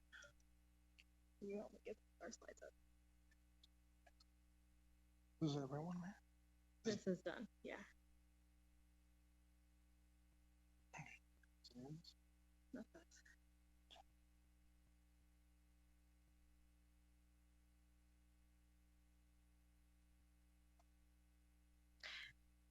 Thank you, Chair Watts, Chair Anderson, members of the committee, Lisa Levine, for the record, Executive Director of the Nevada Rural Electric Association. NREA represents the 10 public power distribution utilities across the state of Nevada. We have a map later to demonstrate that. I am joined with my colleagues. We have a group today, so we appreciate your time and for the invitation. And I will start with Southern Nevada. We have Melissa Garcia, who's the General Manager and CEO of Overton Power District number 5. We have Dane Bradfield, General Manager of Lincoln County Power District number 1. Robbie Hamblin, CEO of the Valley Electric Association. And then in Northern Nevada and Carson City, we have Kevin Robison. He's the CEO of Mount Wheeler Power, which is based in Ely. And we also have Thad Ballard, who's the CEO of Wells Rural Electric Co-op. Collectively, they bring more than 150 years of experience managing public power, which does not mean they're old, but it certainly shows their expertise. So just some quick background on who we are. Nevada's public power consumer-owned utilities have a very unique and different business model when we think about the electric utilities, certainly who we've heard from earlier today as well. So the public power model is really to deliver affordable, reliable, safe, and resilient electricity. My members, they are owned and operated by Nevada ratepayers. They're locally governed. They have locally elected boards. Their boards are their ratepayers. Their general managers and CEOs are their ratepayers. So you can think about the accountability for that. And so when we think about public power, there's typically 3 different types of entities that includes. We have electric cooperatives, we have power districts, and we have municipal utilities. With that, I do want to take a minute to invite my colleagues who are also my board members to talk a little bit about their utilities and where they are in the state.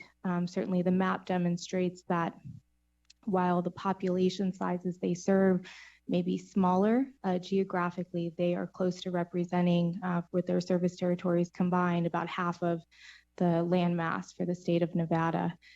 With that, they certainly do have expertise in providing energy to large loads. We can think about agriculture in the state, mining, as well as small businesses and defense.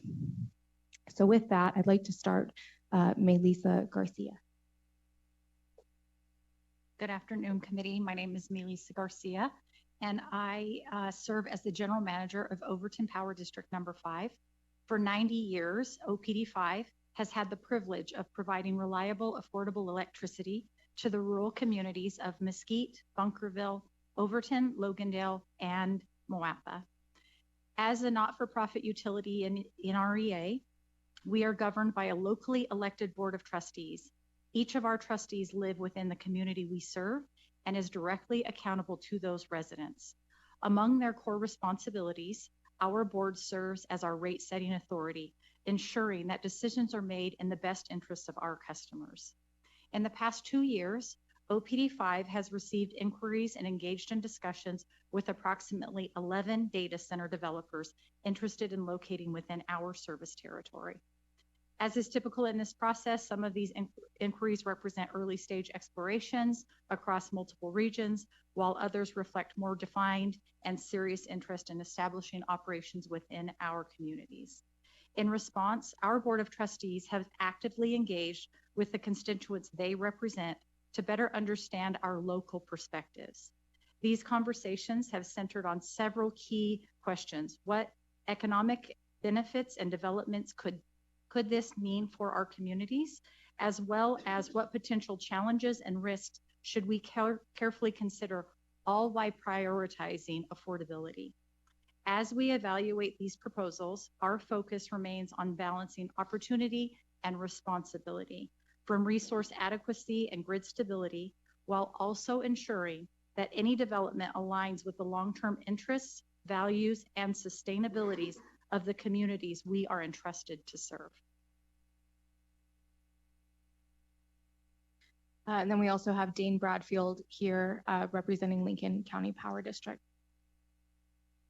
Oh, is this okay? Thank you, committee members. It's an honor to be in front of you today. Much like my colleague Melissa has stated, we have a responsibility to our customers. I serve as the general manager of Lincoln County Power District. We serve an area of about 10,000 square miles. We only have about 5,000 people in our entire county. Our load is very small compared to some of the utilities within Nevada, but we have also had our door knocked on by some of these large loads, particularly data centers, and some of the information that in the packet that Lisa has prepared, you can see that it's a substantial load growth for us. But we have a long history in public power in Nevada of being able to do the right thing by our customers, by answering to our customers. And some of those responsibilities that we take very seriously is keeping our rates low and passing costs on to consumers that cause those costs, or a term in the utility called cost causation. With these future loads or possibilities of them coming into our service area, we would continue to take these steps. We also use a facility study process or engineering studies to evaluate what kind of stress these large loads would put on our system. And those costs are associated to the project and passed directly on to the loads coming into them. So some of the challenges that we have in the future is the uncertainty, obviously, of power supply. It's something that we're facing all over the country, especially with large loads. And here in Southern Nevada, as we've already talked about with the condition of the Colorado River, which many of us receive hydropower from that. But we believe that we can solve and tackle these problems adequately as we have in the past if negotiations are done correctly and we continue with our framework and our dedication to protecting and insulating our native customers. Thank you.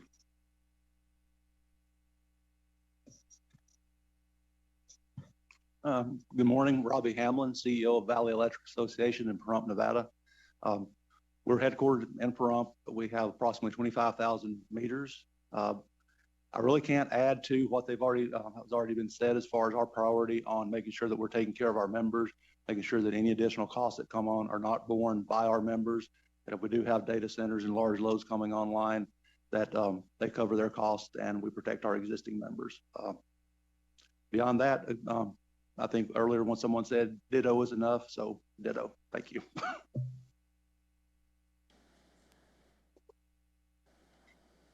And then in Carson City, we have Thad Ballard, CEO of Wells Rural Electric. Thank you, committee members, for this opportunity. I'm Thad Ballard, CEO of Wells Rural Electric Company. We have been in business for 68 years, serving 6,200 accounts in the northeastern corner of Nevada. I think one of the important aspects of our presentation here today is the publicly owned the consumer-owned utilities in the state of Nevada pool our resources through the Nevada Rural Electric Association. And one of the biggest benefits we get out of that is shared best practices.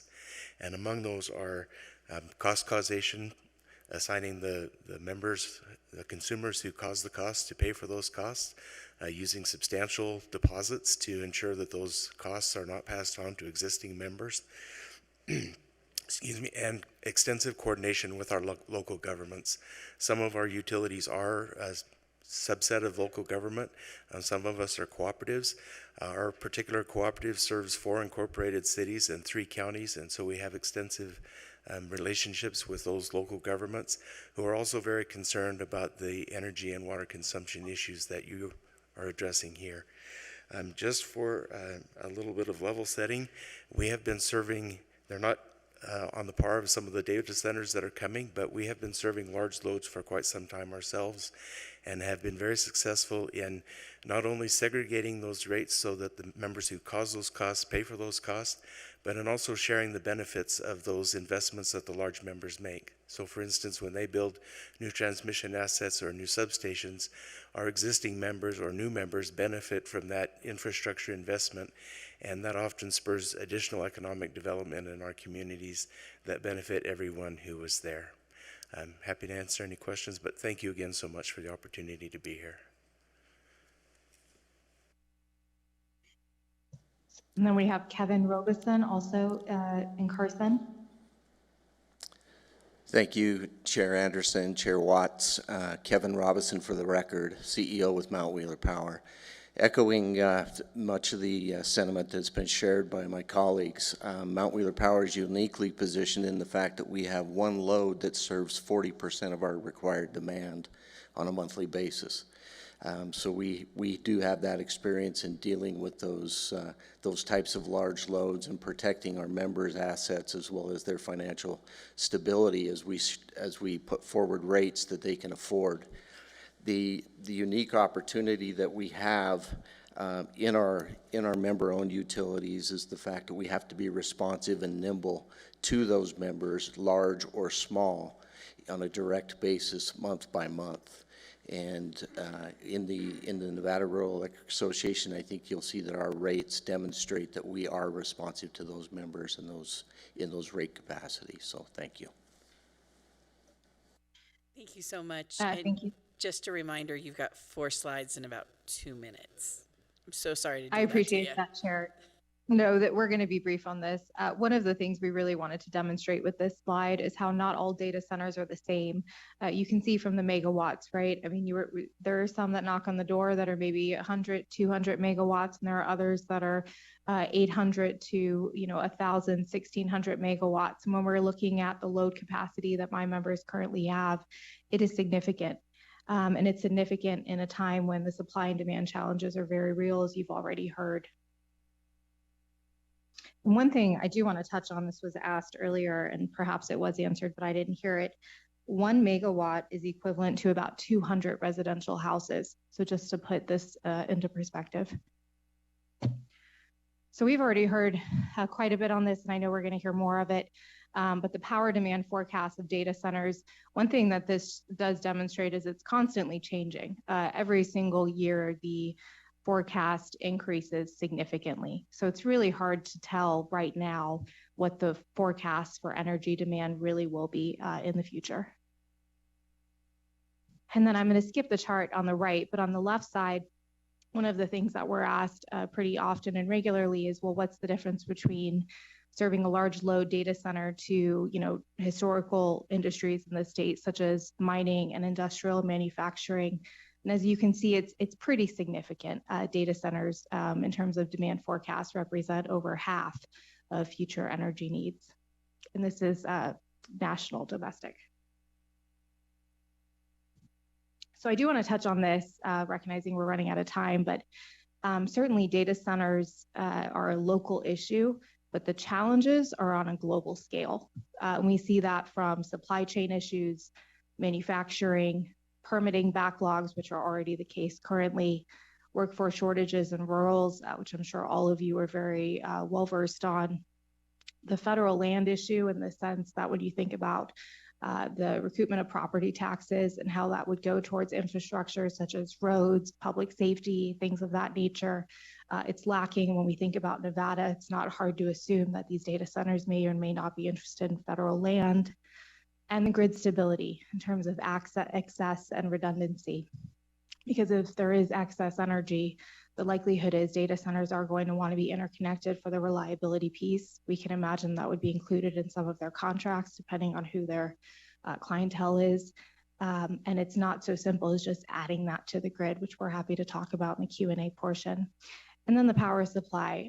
Currently, my members, they do take a significant portion of supply from historical hydropower.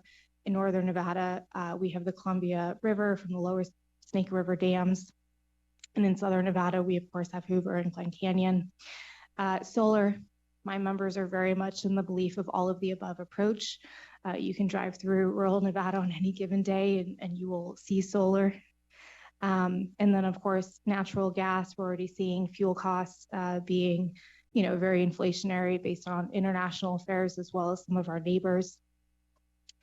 And then also the fact that sometimes the supply, particularly with my members, often comes from generation and transmission utilities that are really already at the max when we think about supply. And when all of that is utilized and they have to go to market, this is where the high cost really kicks in that we see from, whether you're in the territory of an NV Energy or one of my members. Let me just take a moment if any of my board members wanted to add to that. Okay. Just to touch on this briefly, you have already heard from NCSL on this, but we were asked what policies we're looking at in other states. This is as of March 11th, but there's already been over 300 bills this year across 30 states that have been introduced. We are seeing a shift from incentive-focused policies to regulatory oversight, which certainly has come up today. Over 9 states have already introduced some kind of state moratorium bills. And then we see special rate class legislation. I'm not here to advocate for any of these, but these are certainly policies that we're watching. One thing I would note is they're untested, so time will tell in terms of what the outcomes are of these. One thing we do know is that contract negotiations can be extremely beneficial at the local level. They understand what the supply demand challenges are. They understand what the public sentiment is in their local communities. And because of the business model that my members have, if they are not in lockstep with their local communities, they very well could be fired the next day, right? Because there's that very fast accountability to the local community. So one thing I would strongly urge this committee to consider is just empowering local communities to be the decision makers. And with that, I apologize if I went over time. We are happy to answer any questions. Thank you so much. You did that really quickly in the last minute. You were able to get through 3 slides. So first I'll ask the committee if there are any questions. Chair Watts. Thank you, Chair. First of all, I just want to thank you all for the presentation. I really appreciate it.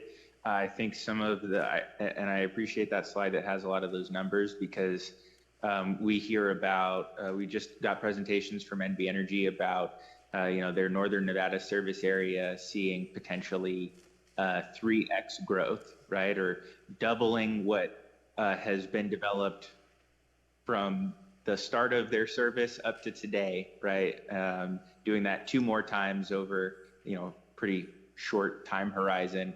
And then we're seeing, in some cases, 70 times, what is currently serving some of your service territories.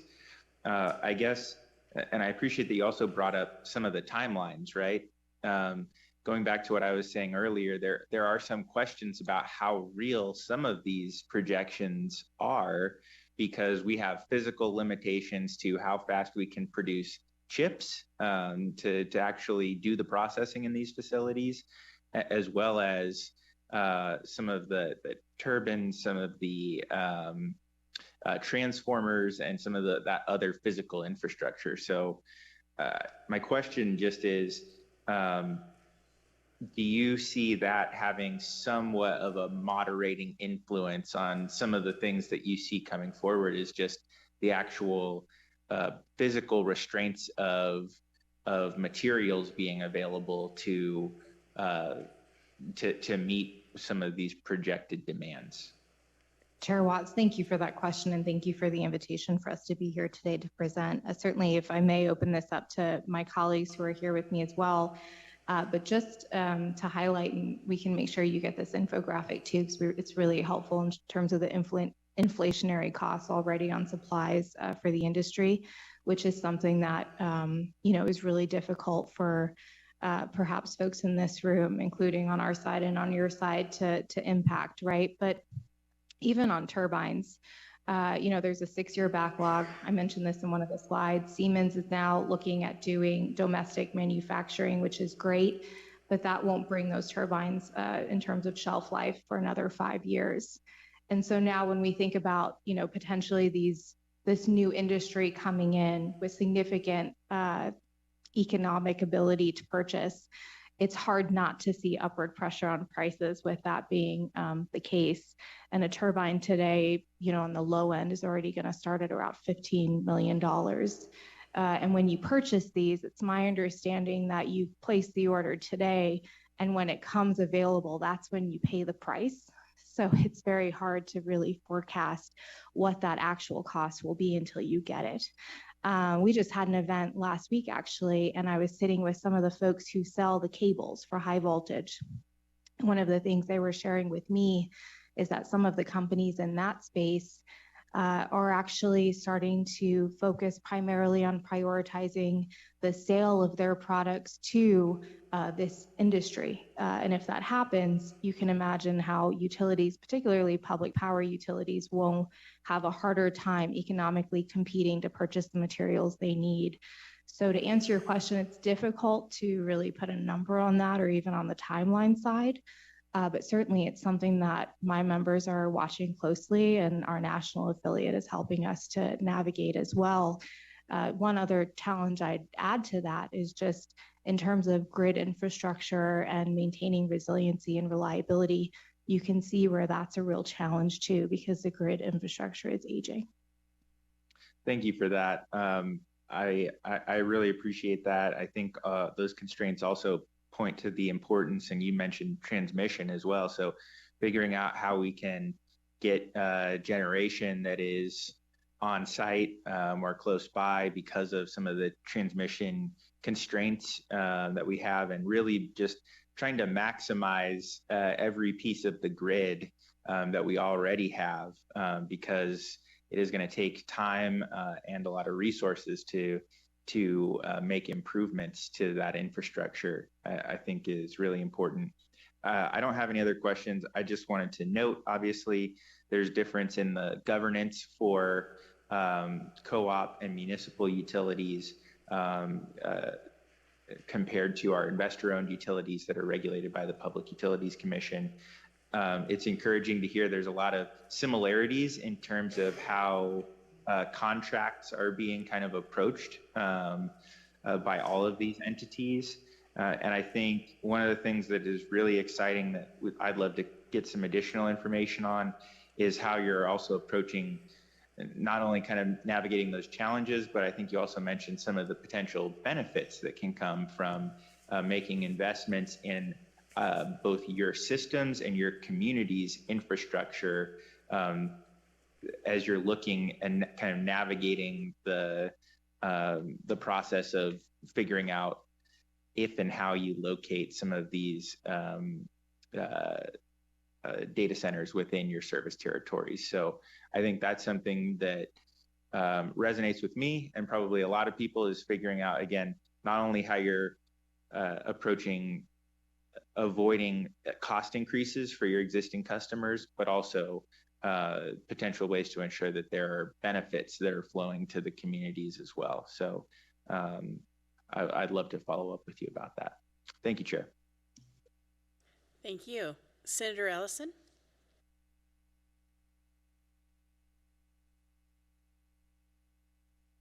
I think you might still be on mute, sir.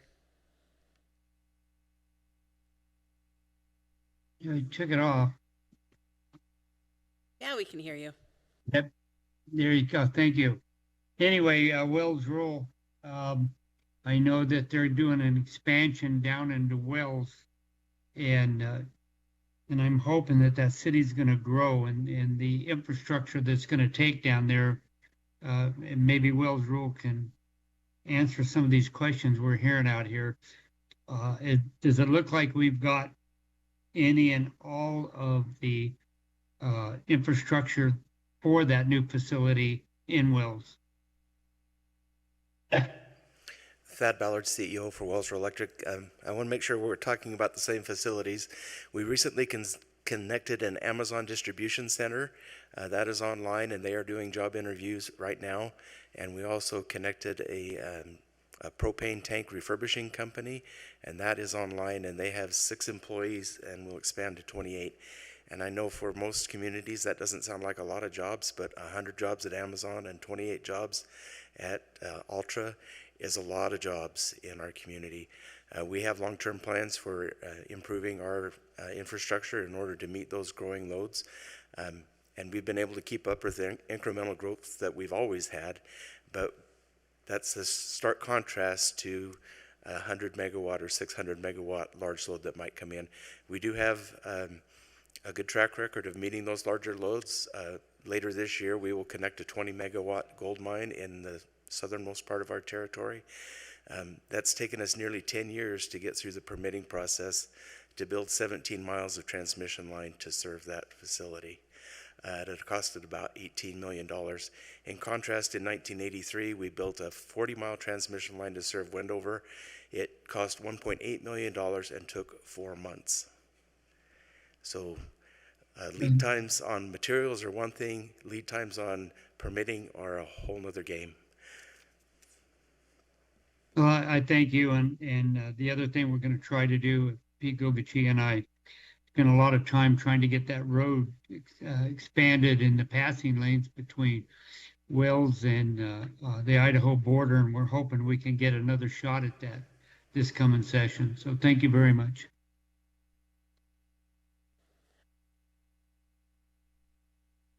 Thank you. Thank you, Assembly Madam Chair. Member Karas, please. Thank you, Chair, and thank you for the presentation. I'm kind of two parts, Chair, so if you can indulge me on two questions. The first is, as a coalition, do you guys see your challenges to be the same as the larger companies, or how would you differ? I think on the supply chain side, that's going to be a global impact for anyone in the energy space, but certainly for if you're a smaller utility, fortunately, in the co-op world, the model is very much shared best practices, as Thad Ballard mentioned earlier. And my members work very close in hand, and there's a lot of ways that they can kind of pull together to negotiate and have a bigger footprint with some of these suppliers. On the permitting front, that's something that certainly impacts all of us. I will say one of the concerns that we're seeing, we're talking about this nationally too, is with FERC. There's certainly under Trump's second administration more interest in speeding the permitting process for the AI boom and race that we're seeing. And one of the concerns we see is that perhaps that could also then create a backlog for power utilities, particularly if this industry is interested in self-generating, which again, it's really hard to see that they wouldn't be somewhat interconnected. But I do want to open that up to my members and see if they wanted to answer that. For the record, Kevin Robison. One of the unique things that we have is amongst Nevada rural electric utilities is our power suppliers are much different. We do take hydropower, many of us from different locations, but the resources of which we get the remaining of our power comes from different resources. Some of us are G&Ts, which Mount Wheeler Power is, and we are looking at some future generation. But it is very, very difficult to consider resources that cannot handle the capacity loads. Clean energy is a great opportunity for all of us, but we still need capacity to serve in some regions of the state because of whether it be weather or whether it be load demand. Capacity is a significant piece in that consideration. So generation is very different for all of us. Assemblymember Karas, Dane Bradfield, Lincoln County Power District. I'll take a small comment on that as well. As you've seen on the slide deck there, that there's a potential of 70 times our load growth in our area alone with some data centers. That poses a very significant challenge to a utility like us, as you can imagine, that I think would be very different to a large utility that maybe has some of the infrastructure in place already.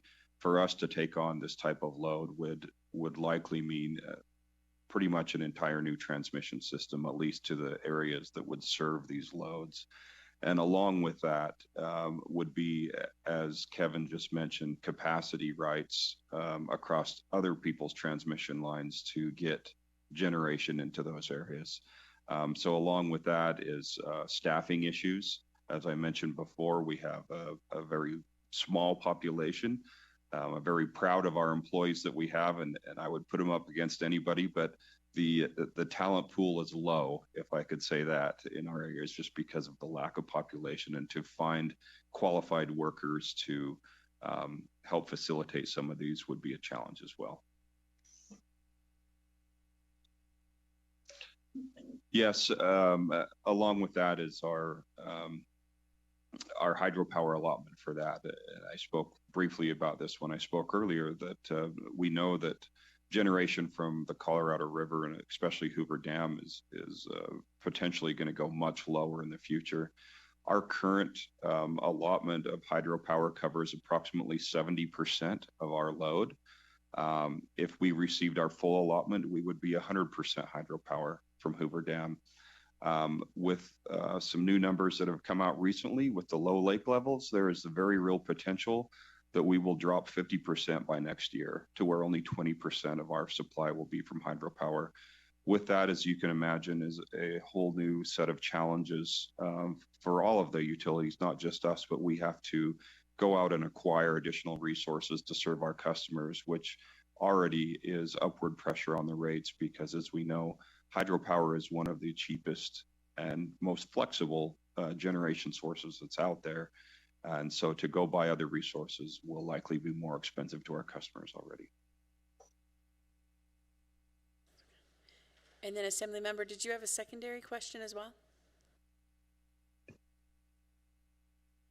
Yes, thank you, Chair. I did want to know from all of you, what guardrails are you looking to see from this body?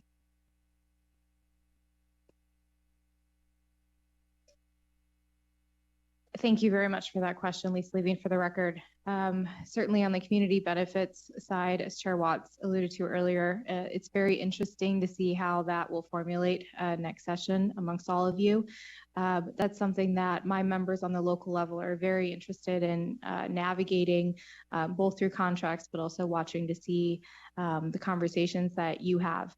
It's certainly been a positive experience watching some of the big tech companies nationally talk about growth ought to pay for growth. That's certainly kind of a new message that we're hearing from the industry. But what that means is something that, you know, we're really interested in learning as well. Because as you can see, some of these expenses, you know, potentially in the future are not specific to just the growth itself in terms of isolation of that one data center. Otherwise, I really would stress that when it comes to these decisions, we really do think a local approach makes sense. And we think that because when we're looking at this from all of the issues that you've already heard in terms of land, all the natural resources that go into this, water, but certainly also, of course, energy supply. My members are really experts. They are. They know their service territories better than anyone. They have great relationships with the local, you know, county or city that they are working in. And so navigating that at the local level, we see has already been really positive when it comes to working with the Mining Association and some of these other industries also, you know, with gaming in the rurals. And so I really would stress that.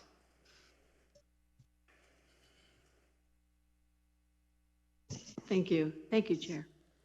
Thank you. And thank you so much for this presentation. I have a feeling many of you will be getting some phone calls the next few weeks for a little bit more follow-up. So thank you so much. Thank you for your time.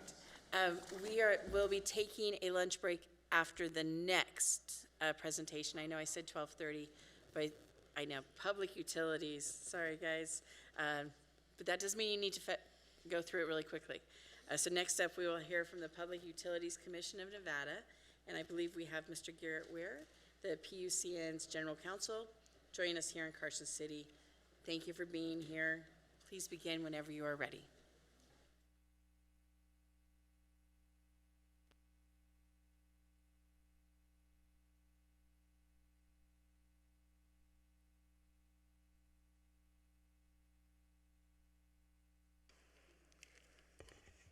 All right. Good afternoon, Chair Anderson and Chair Watts, members of the committee. Thank you for the opportunity to speak today. My name is Garrett Weir. I'm General Counsel for the Public Utilities Commission of Nevada. I would just like to begin by echoing some comments that you've heard throughout the presentations today, and that goes to one of the large drivers for why there is this interest in locating in Nevada for these data centers or large users of electricity.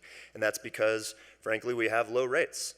That's not something that people hear very often, and I know that we hear from households who are struggling regularly about the economic or financial burden of electricity rates, utility rates in general, but we are very proud at the Public Utilities Commission of the work we've done to keep those rates relatively low. And just specifically to provide some figures from independent reports that have been issued recently, we're talking about either the first or second lowest rates in the country. Generally, it's Nevada or Idaho in most of those reports that are being published. And then with regard to recent rate changes, the inflation-adjusted rates for Nevada residential customers have actually declined by between 8 to 12%, depending on the study. So, and that's over the past 5 years. So, that's quite a contrast to the vast majority of states where rates have gone up over that period of time significantly. So with that background, I guess I'll just jump into the Public Utilities Commission's role when it comes to these large load customers. So, and it primarily, I guess, consists of regulating their access to utility service and the terms and conditions of that service, including pricing. So, a little bit of background regarding the statutory charge of the commission is that the commission must balance the interests of the ratepayers of the utilities with the utilities' interests by allowing the utilities to recover all of their prudently incurred costs, but at just and reasonable rates. And in setting those just and reasonable rates, the commission looks not just at whether costs were prudently incurred, but also at how to allocate those costs among different types of customers. And generally, those rates are designed to recover the costs of service from the customers who cause those costs. So that'll be a theme as I'm going through some of the issues the Commission's confronting, is that the process at the Commission will be prioritizing what you've heard from other speakers, which is insulating existing customers, residential customers, your constituents, from the risks and costs associated with serving these large customers. We've heard reference to stranded assets. Those are the kinds of risks, is that if this planned for demand doesn't materialize, we don't want other customers left holding the bag. So I guess first I'll speak a little bit to some of the recent proceedings that the Commission has had to address the issue of data centers and large load customers. So there is a pending investigation right now that's docket number 20-08014 at the Commission, and it's an investigation regarding planning to ensure that electric utilities have adequate resources to meet the demands of customers. So recently, the Commission examined the current processes that NV Energy is following in coordinating with customers who are requesting service. There was some discussion about earlier about the form energy service agreement that NV Energy has been circulating. The Commission requested that information along with information about exactly what the request for service look like. So we have some idea of what's coming forward in advance of what I'll talk about next, which is the integrated resource planning process and that forthcoming filing.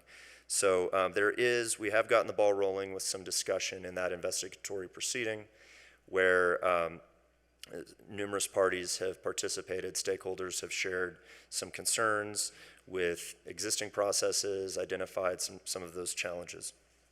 And over this period of time, too, both formally and informally, the Commission has maintained an ongoing dialogue with a lot of these large customers you've heard from today and others, and the utilities themselves.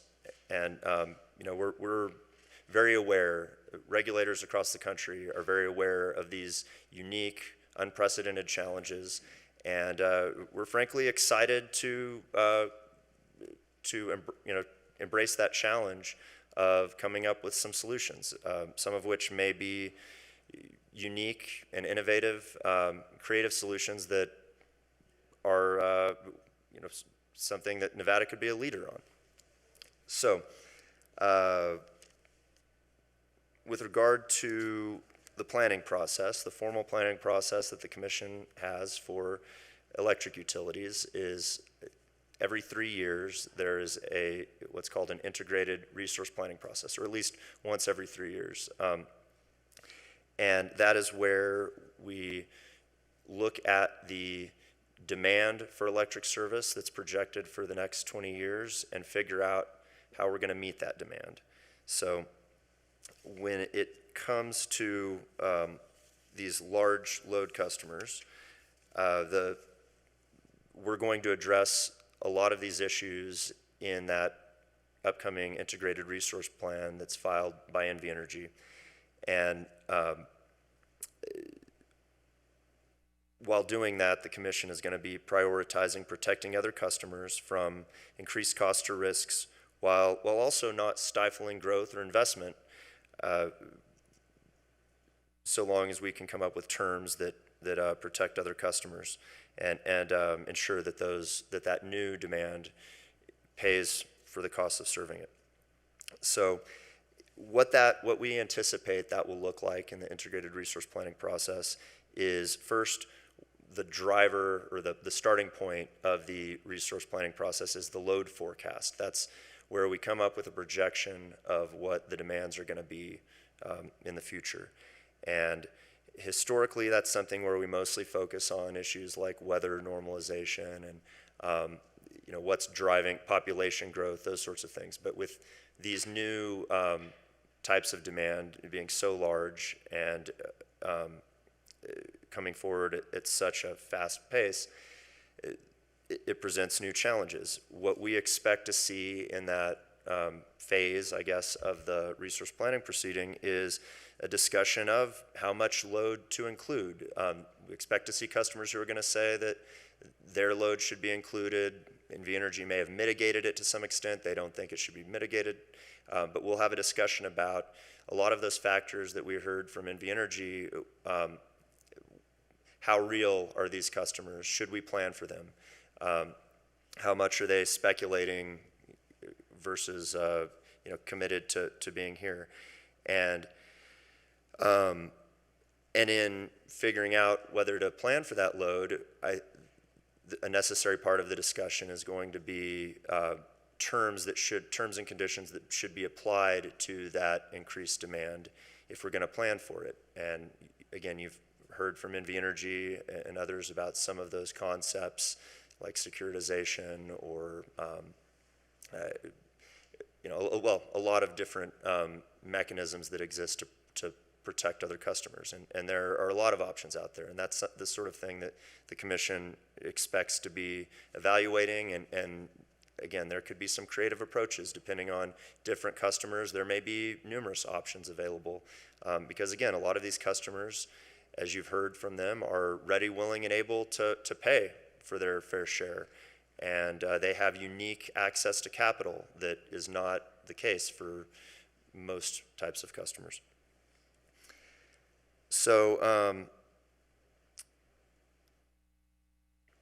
so we, again, the Commission welcomes the opportunity to address these challenges by comprehensively examining how best to protect customers while not imposing unreasonable impediments on economic growth within the state.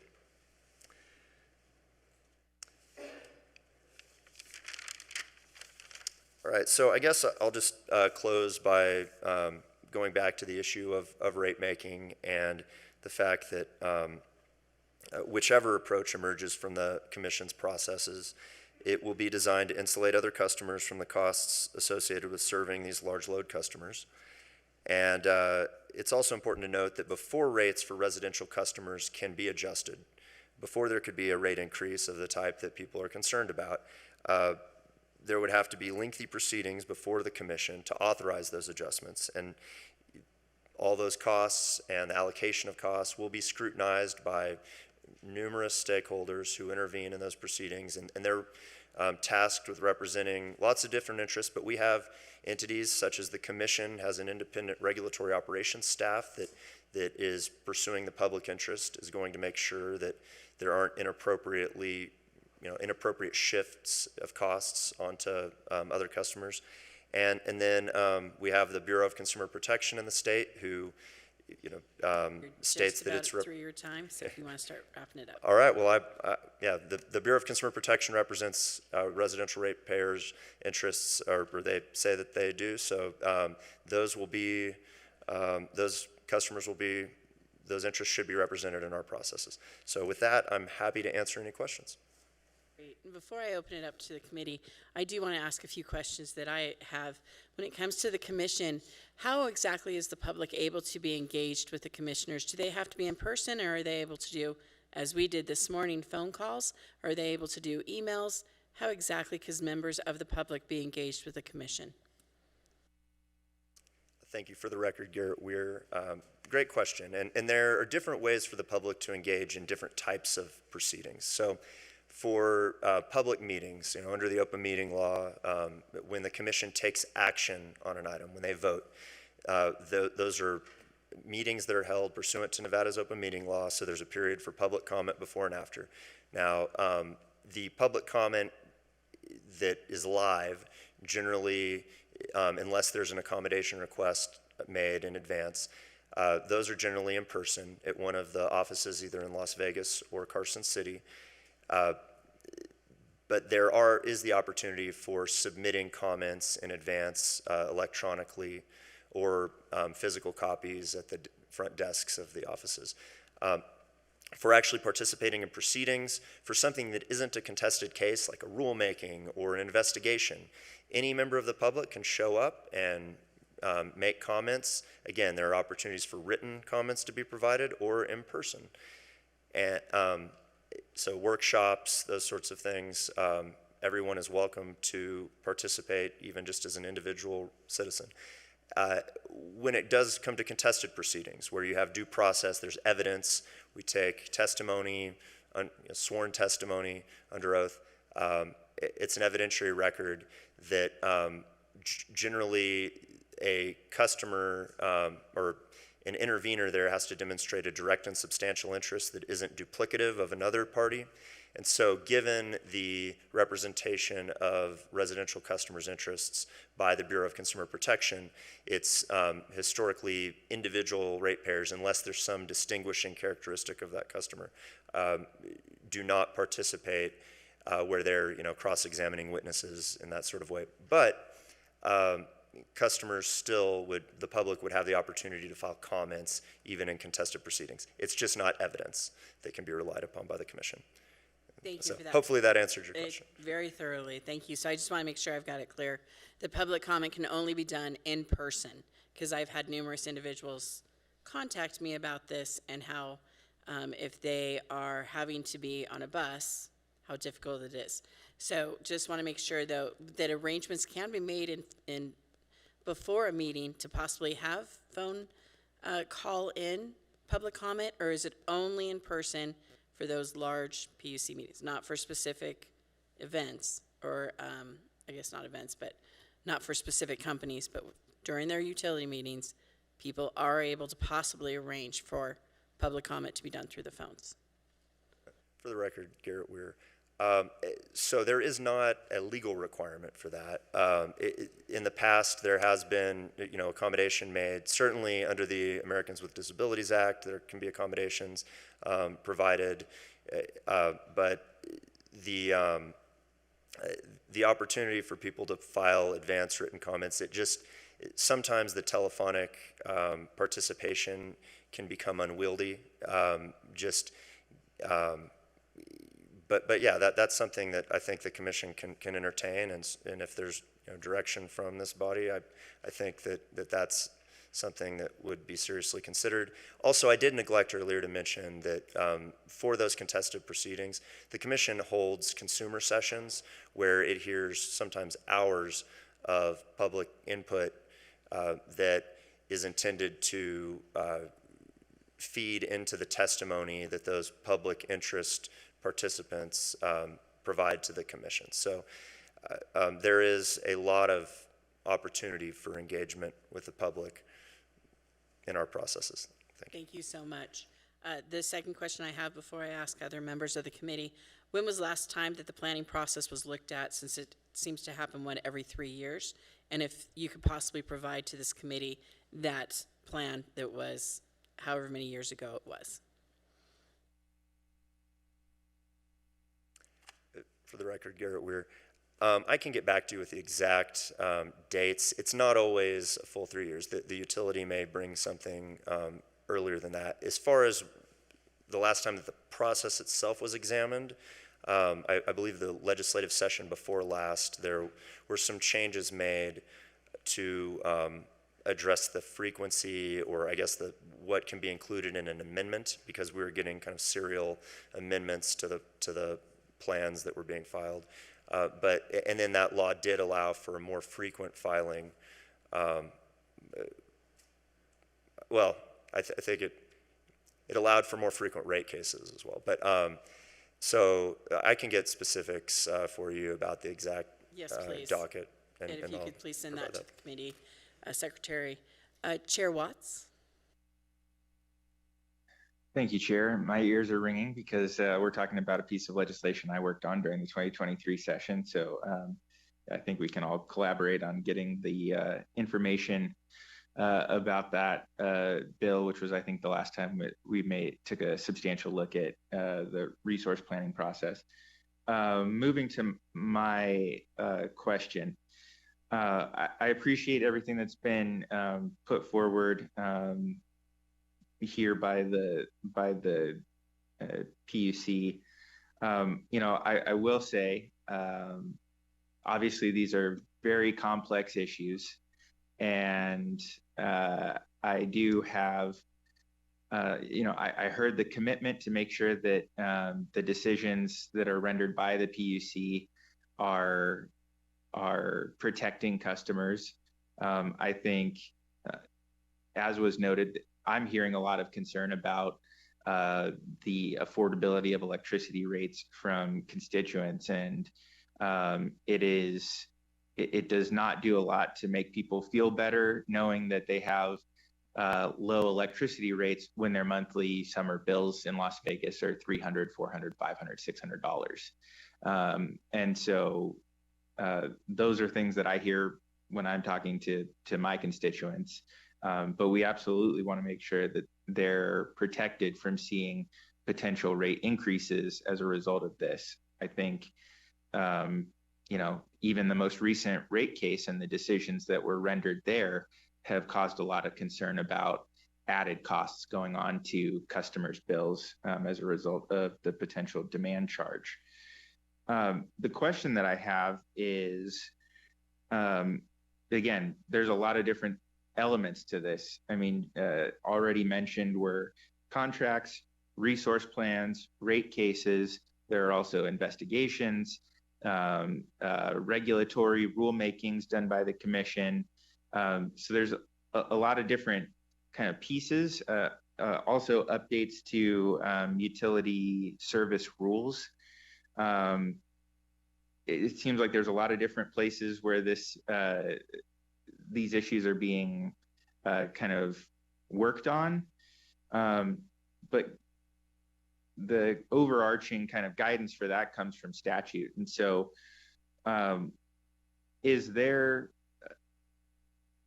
anything other than kind of the general duty of the commission to balance these issues when it makes these decisions? Is there anything to your knowledge that provides some degree of certainty to utility customers that the costs associated with new data center growth will not be passed on to other customers, including our residential customers.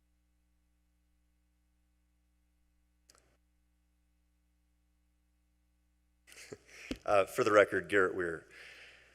So I guess I'll just start with the question of all of the different forums where these discussions are occurring. To make it simple for folks, I think all of the discussions right now are leading up to the one place where there will be a comprehensive attention to comprehensively addressing all these issues in the Integrated Resource Plan filing. So the IRP, that's the place where these issues are going to be addressed and action will be taken by the Commission. As far as assurances that customers can have, I mean, the Commission does have numerous statutory obligations to provide for just and reasonable rates, to protect other customers. I know that I can speak for the commissioners right now who we have on the Commission. Their number one priority in addressing these issues is to make sure that existing customers are insulated from these costs. So any solution that emerges is going to do that, and that's part of the question of whether a rate is just and reasonable. The Commission has a lot of discretion in setting rates, but that's the one standard that can be result in a decision being overturned by a court, and those are the sorts of things that a court would look at. Is it fair? Is it just and reasonable for costs that are associated with serving one type of customer being shifted onto others? So I do think that there is a protection there, though it's general in nature. The Commission reads that as a pretty clear obligation to protect customers.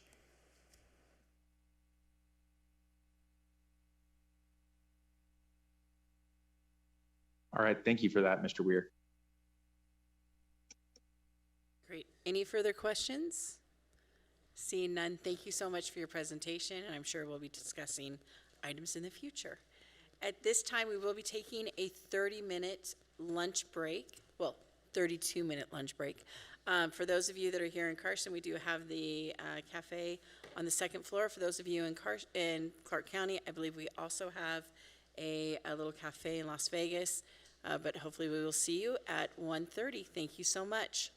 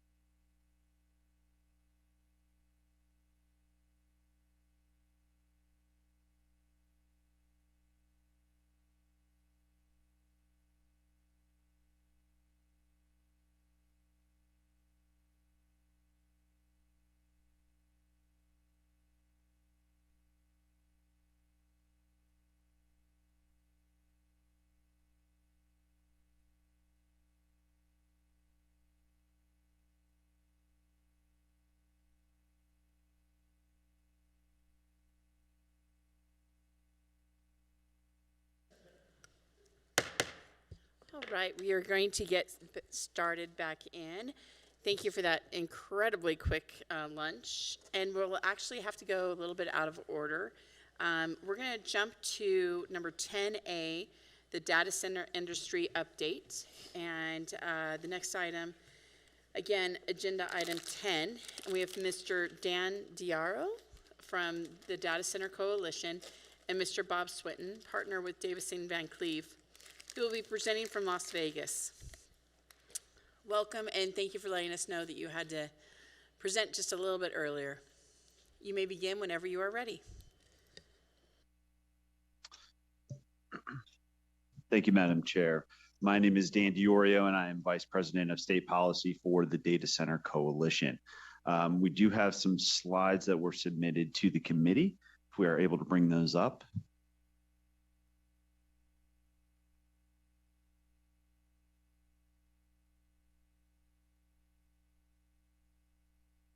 Going to go ahead, I think. I'll bring these up here.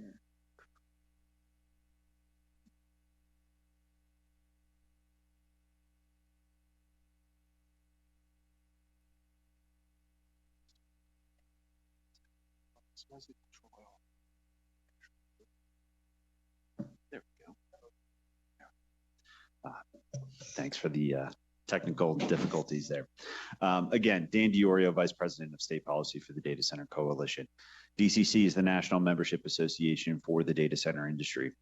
We have over 40 members, leading data center owners and operators, as well as companies that lease large amounts of data center capacity. You can see our membership here on this slide from data center owners and operator members. Here are our large end user members, associate members, and our industry advisory council, which include businesses from across the ecosystem, from construction firms to electrical manufacturers and others.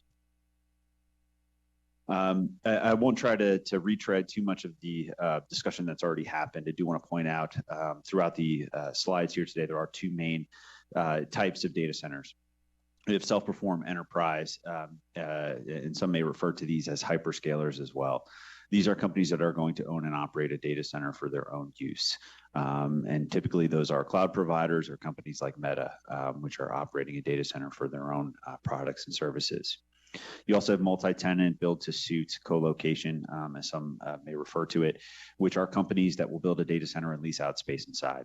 They can lease out a building, an entire building to one tenant, a series of buildings to one tenant, or they may have 20 tenants in a building, 200 tenants in a building. It varies. This is not a monolithic industry by any means. There are various sizes, there are various corporate structures, various types. So it's important to keep that in mind when discussing the data center industry, that it is not all the same. Just briefly inside a data center, just want to make sure and kind of demystify what goes on inside a data center. Of course, in the middle there, you'll see what is the guts of the data center, which are the servers. That's the brain of the internet there. Those servers are going to be connected to fiber, which is a key infrastructure consideration as well. That is the network. They're going to be connected to reliable power, and they will need to be cooled. And I will get into this here in just a second, but there is no one-size-fits-all method of cooling. If data centers aren't cooled, the temperature in a server room will rise as much as 1 degree a minute until ultimately those servers fail. And if those servers fail, then all the products and services that we rely on every day go down. In addition, you will have backup power available as well. This is essential infrastructure. Data centers need to be able to provide continuity of services in the event that grid power is interrupted. As many have pointed out, especially in the public testimony, these backup generators are largely diesel, as is the case with many other essential infrastructure and industries throughout the economy. Those generators are highly permitted. They can only run in certain conditions. They're permitted by the EPA down through the state. They can only run when power is interrupted and for required testing and maintenance. Additionally, you will have typical things you see in an office space, office space, cafeterias, community meeting rooms. These are places where people work.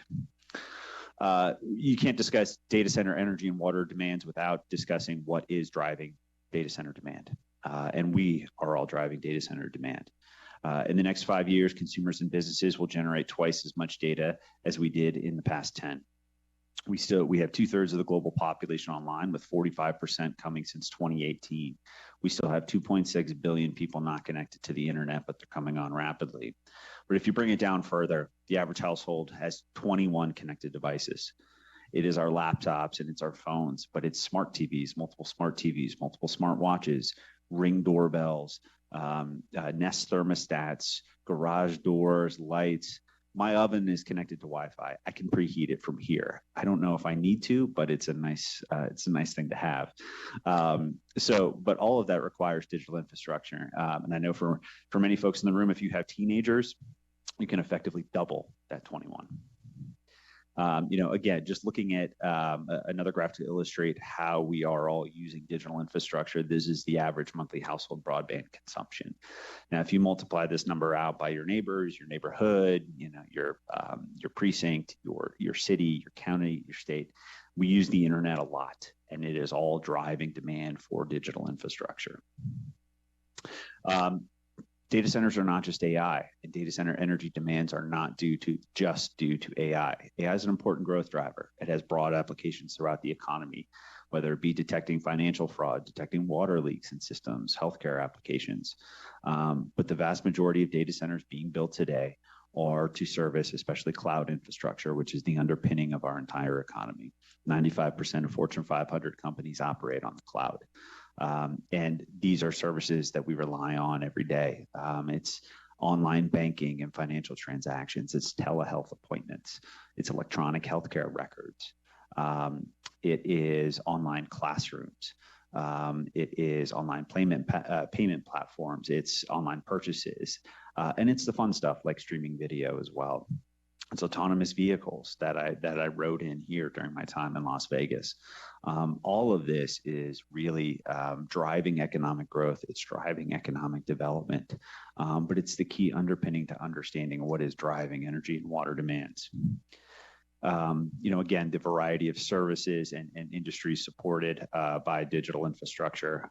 I won't won't dwell on this slide a little bit, but I have some economic data that is in the slide packet that I'm happy to answer questions about. But I want to get into data centers and water use, which I know is the main topic here. It's important to understand data centers in the context of other industries. And I think there are significant misperceptions that are happening because the lack of contextual evidence for data centers. As you can see on here, and I'll give a few key data points. Data centers are estimated to use 39 billion gallons per year of water in 2025 from Bluefield Research. That's compared to utility water leakage, so just water loss to leakage in systems, 2,500, food and beverage, 533, and semiconductors, 59 billion gallons per year. Data centers are amongst the most efficient water users throughout the economy. In Virginia, the world's largest market for data centers, 83% of data centers use as much, if not less, water than a large commercial office building. It's from the Joint Legislative Audit and Review Commission report that came out in 2024. The contextual comparisons are key for understanding data center water use. As many have pointed out, there is a water energy nexus. Now, water energy nexus is, again, also key to understanding. There's indirect and direct water use. And so for the energy water nexus, if you use more energy for cooling, you will use less water. If you use more water, you will use less electricity. Finding the right cooling system depends on the local conditions. It depends on the infrastructure available. And it depends on the type of technology readily available as well. Direct and indirect. Direct water use at data centers is largely minimal. And then most of the numbers that have been described are accounting for indirect water use for energy generation. That is something that's inherently outside of the industry's control generally, right? If you're on grid power, you cannot control those resources. And so it's important for understanding the data to know exactly what is being included in the numbers that are being put out there. Lastly, I'll conclude with just how data centers permit. When you permit a data center and how you model out water use, you model out the worst case scenario. You model out for what may be your ultimate peak on the worst, absolute worst day of the year. It's 115 degrees, Water is evaporating sheerly from the heat, and you may need to draw more water. That is a worst case scenario. So even if it's in a permit, that daily water draw will hardly ever, if ever, approach that number, because that is, again, the worst of the worst case scenario. There are different cooling types, as many have described. And again, there are several different local factors that will affect cooling. For cooling types, closed loop systems are very much the norm for data centers. They've been deployed for years. A lot of data is actually modeled on old, strictly evaporative cooling systems. Closed loop systems are the norm. And again, it's not a new technology, and it's not an unproven technology being deployed for years. Direct to chip and liquid immersion cooling are very much water and energy efficient cooling systems. Again, not novel technology. It's already being deployed and has been deployed. Data centers as a whole, this is a far more efficient way of doing all the computing and processing that we need. Previously, we can remember server closets in the basements of office buildings, doors half hanging open. I can remember one for mine that the cooling alarm was constantly going off. It was hard to regulate and it wasn't very secure. As we saw the migration to data centers throughout the late aughts and the 2010s, what we realized is that by aggregating the demands together and utilizing economies of scale, we can do all the computing and processing we need in a far more efficient way. 2010 to 2018, output rose 550%, energy consumption rose 6%. That still holds true today. Considering all the computing and processing we need throughout our economy, data centers are a far more efficient way of powering that computing and processing. Data centers and energy. There's been a lot of discussion about cost allocation. There's been a lot of discussion about load growth on the system. First, I want to say unequivocally, the data center industry is fully committed to paying our full cost of service for electricity. We are dedicated to protecting ratepayers. We expect utilities and regulators to help ensure that we pay a full cost of service, because we are just an end user. We cannot control those rates and we cannot control those bills. We expect that bill to be the full cost of service. And we want to not only ensure costs are allocated, but we want to protect ratepayers against things like stranded assets. The data center industry has been actively engaged in large load tariff proceedings throughout the country. A well-structured large load tariff provides utilities the certainty that they need to ensure projects come to fruition. They can build infrastructure, and ultimately they can ensure costs are allocated. And it also provides data centers visibility into what the rules of the roads are going to be. There are several instances throughout the country where a well-structured large load tariff, such as Indiana Michigan Power, in which the industry was a party to, as you can see in that lower right corner, Indiana Michigan Power is now going to lower rates because of data center revenue coming in with a large load tariff. Georgia Power, same thing. While not a tariff, it was different rules put in place, but with a very similar aim. Georgia Power froze rates for 3 years. They are going to lower rates at the end of that 3-year rate freeze, and that's in the fastest growing market in the country. Sir, I'm going to ask you to, I think Yes. you've got about 3 more slides, maybe 4 more slides, and you're right about it, minute Absolutely. 12. Thank you. Thank you very much. Lastly, data centers are not the only source of load growth, and we also know that large loads have the ability to put downward pressure on rates, as I realized. Data centers are actively committed to advancing clean energy and greening the grid. Last year, technology and web services companies, mostly data centers, were responsible for 84% of all corporate clean energy procurement from January through July. This is an industry that is actively advancing the clean energy transition and deploying its own private capital to get more clean energy onto the grid. These are key siting considerations for why data centers decide to locate where they are. What we see in data center trends is certainly absorption very much outside of the primary markets. Nevada poised certainly to be a competitive market down the road. And then, of course, why data centers? Several of my slides illustrated the economic benefits, but I'd like to highlight at the bottom, this is a catalyst for clean energy development, a catalyst for clean energy deployment, and a catalyst for infrastructure investment, with the data center industry paying its full cost of service for that infrastructure investment. With that, I'm happy to take questions from the committee, and thank you. Thank you, and it looks like you went through those last 3 like really quick, so thank you for doing that, the warp speeds that you did. I think first we're going to start off with Chair Watts. Thank you, and thank you for the presentation. First question, you mentioned the benefits that can come from a well-structured large load tariff. You mentioned a couple of states. I would just ask if you could follow up both what those states are, and also if you have principles or elements that you would consider important elements of a well-structured large load tariff. Thank you, Chair. And for the record, Dan DiOrio with the Data Center Coalition. Yes, we can certainly do that. Again, we've been party to those proceedings throughout the country. They are regulatory proceedings, so for individual utilities mostly, but we can absolutely give you a sense of those principles. We have those very clearly outlined, and I can follow up with that. Great, thank you. And I have one other question. Looking at the water side of the equation, I think you've discussed that there's different considerations. You've discussed kind of how the technology's changed. You saw in some of the earlier presentations, again, that there are some, especially legacy technologies that are more water intensive.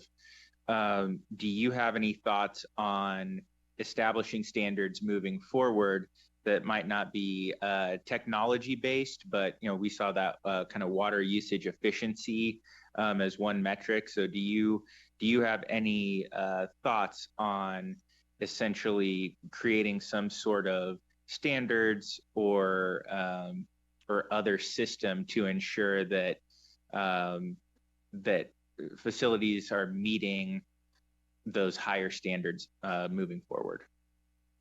Thank you, Chair. For the record, Dan DiOrio with the Data Center Coalition.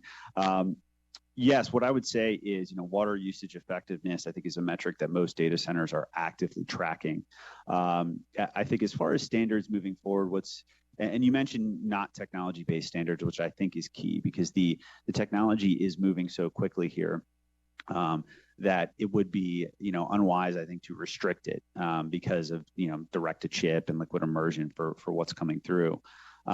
What I would say is I think as long as those policies are well crafted to understand the energy water nexus as well, and to not restrict, I think, the ability to determine what is the best, cooling system for a particular location, I think would be a well-structured policy for that. It's all about, I think, ensuring that the industry can continue to technologically innovate because it has been. And I think that's the key here is understanding what the data has shown recently so much as what it's shown in the past.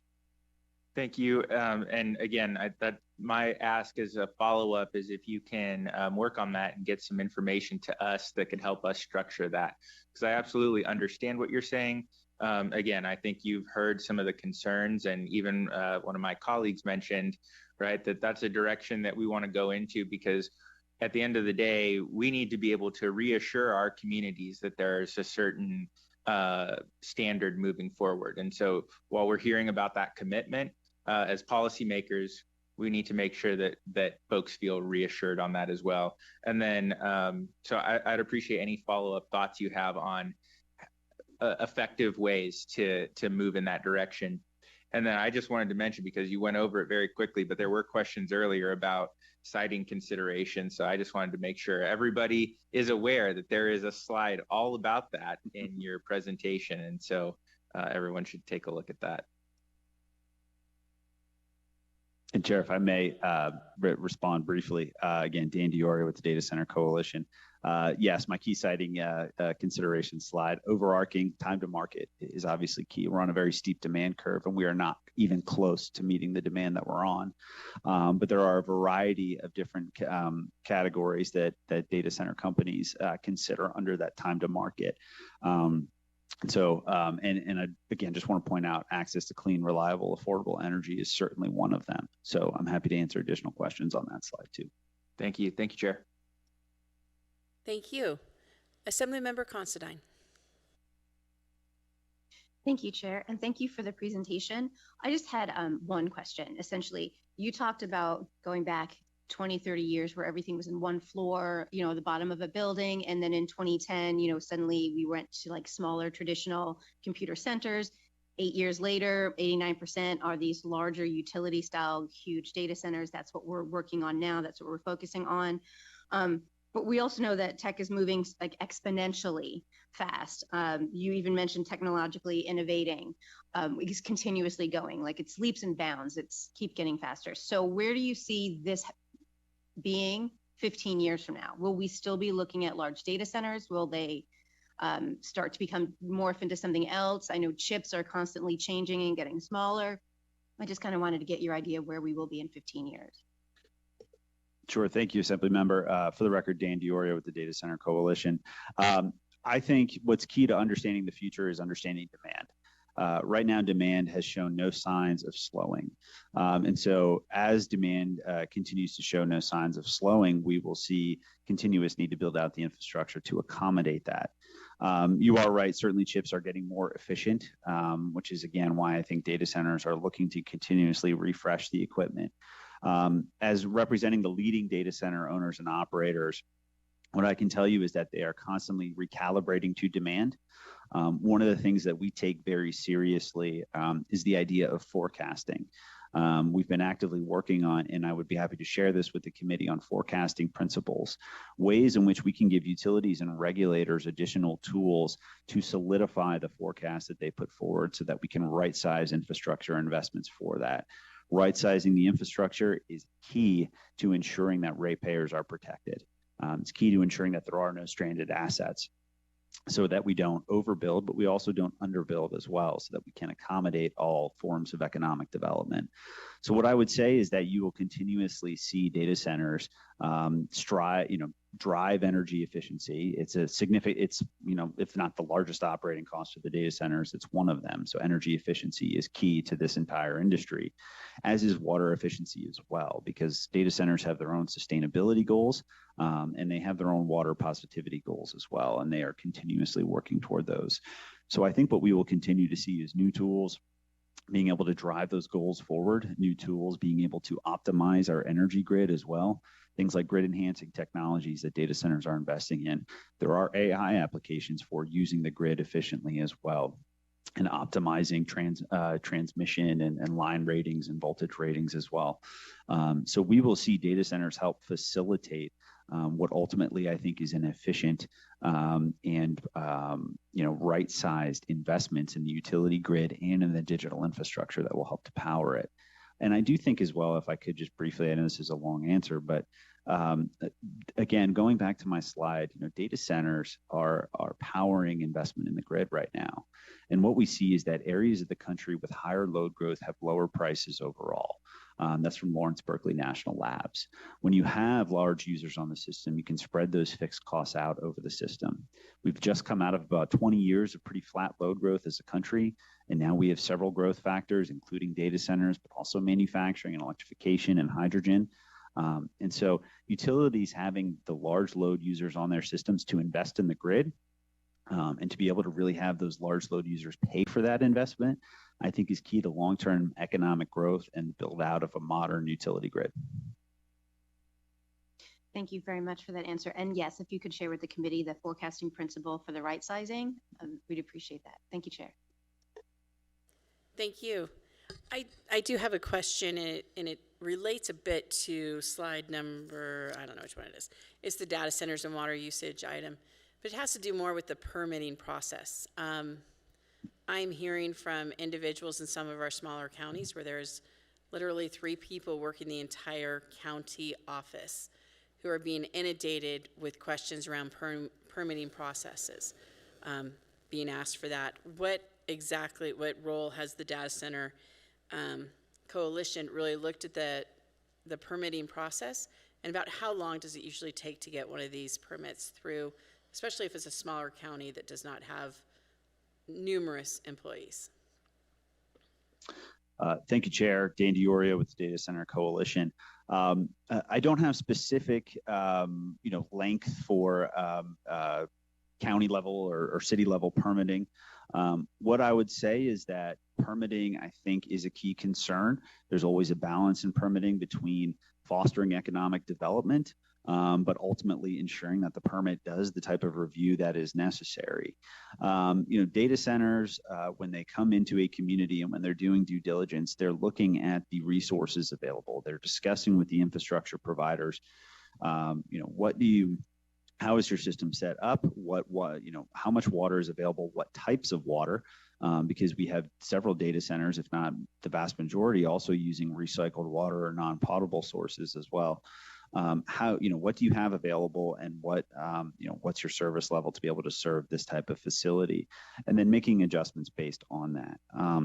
But it is key right now, I think, is the permitting processes, and it's a combination of how do communities balance these requests that are coming in, and I certainly understand the stress that may happen on smaller communities for that. But at the same time, those communities have to do the due diligence, and data centers are willing partners in doing the due diligence to ensure that that system is not strained.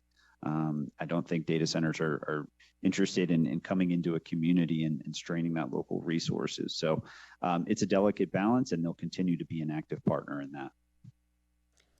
And I appreciate that answer, because that is, so many of our smaller counties are going through this process. But then also we have to take into account that 82% of our land is owned by the federal government. Is the permitting through the federal government easier to be done, or more difficult based upon some of the current budget constraints and cuts that have occurred? Thank you, Chair. Dan DiOrio with the Data Center Coalition. I would say permitting through the federal government, while I don't have a specific data point that I can reference, I would argue it is likely a lot slower, as are most things with the federal government. It's something that we've advocated for as an industry at the federal level, which is ways to streamline the permitting process, because I think what is clear right now is, we are having trouble as a country being able to permit the right types of projects to move them forward in the process and get them onto our grid. And that very much includes clean energy projects as well, or water infrastructure projects. And so streamlining permitting at the federal level is an industry priority, and it's something we're actively advocating for. Great, thank you. Let me see if there's any more questions. Seeing none, thank you for joining us today and for the opportunity to hear this presentation. I'm sure we will more than likely have more conversations with you in the future. Thank you. Thank you. Look forward to it. Thank you. All right, I think we will get back on track with our, let me make sure that I've got the agenda correct. We are on number 8, which is integrated resource planning and automated demand responses. We'll next hear from Mr. Kenneth Cottrell, a doctoral candidate at UNLV School of Public Policy and Leadership. I believe you're presenting from Las Vegas. Welcome, and come on up, introduce yourself, and you may begin when you are ready.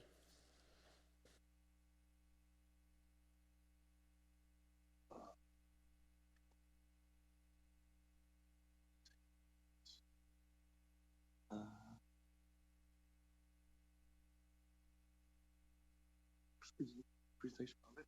Yeah.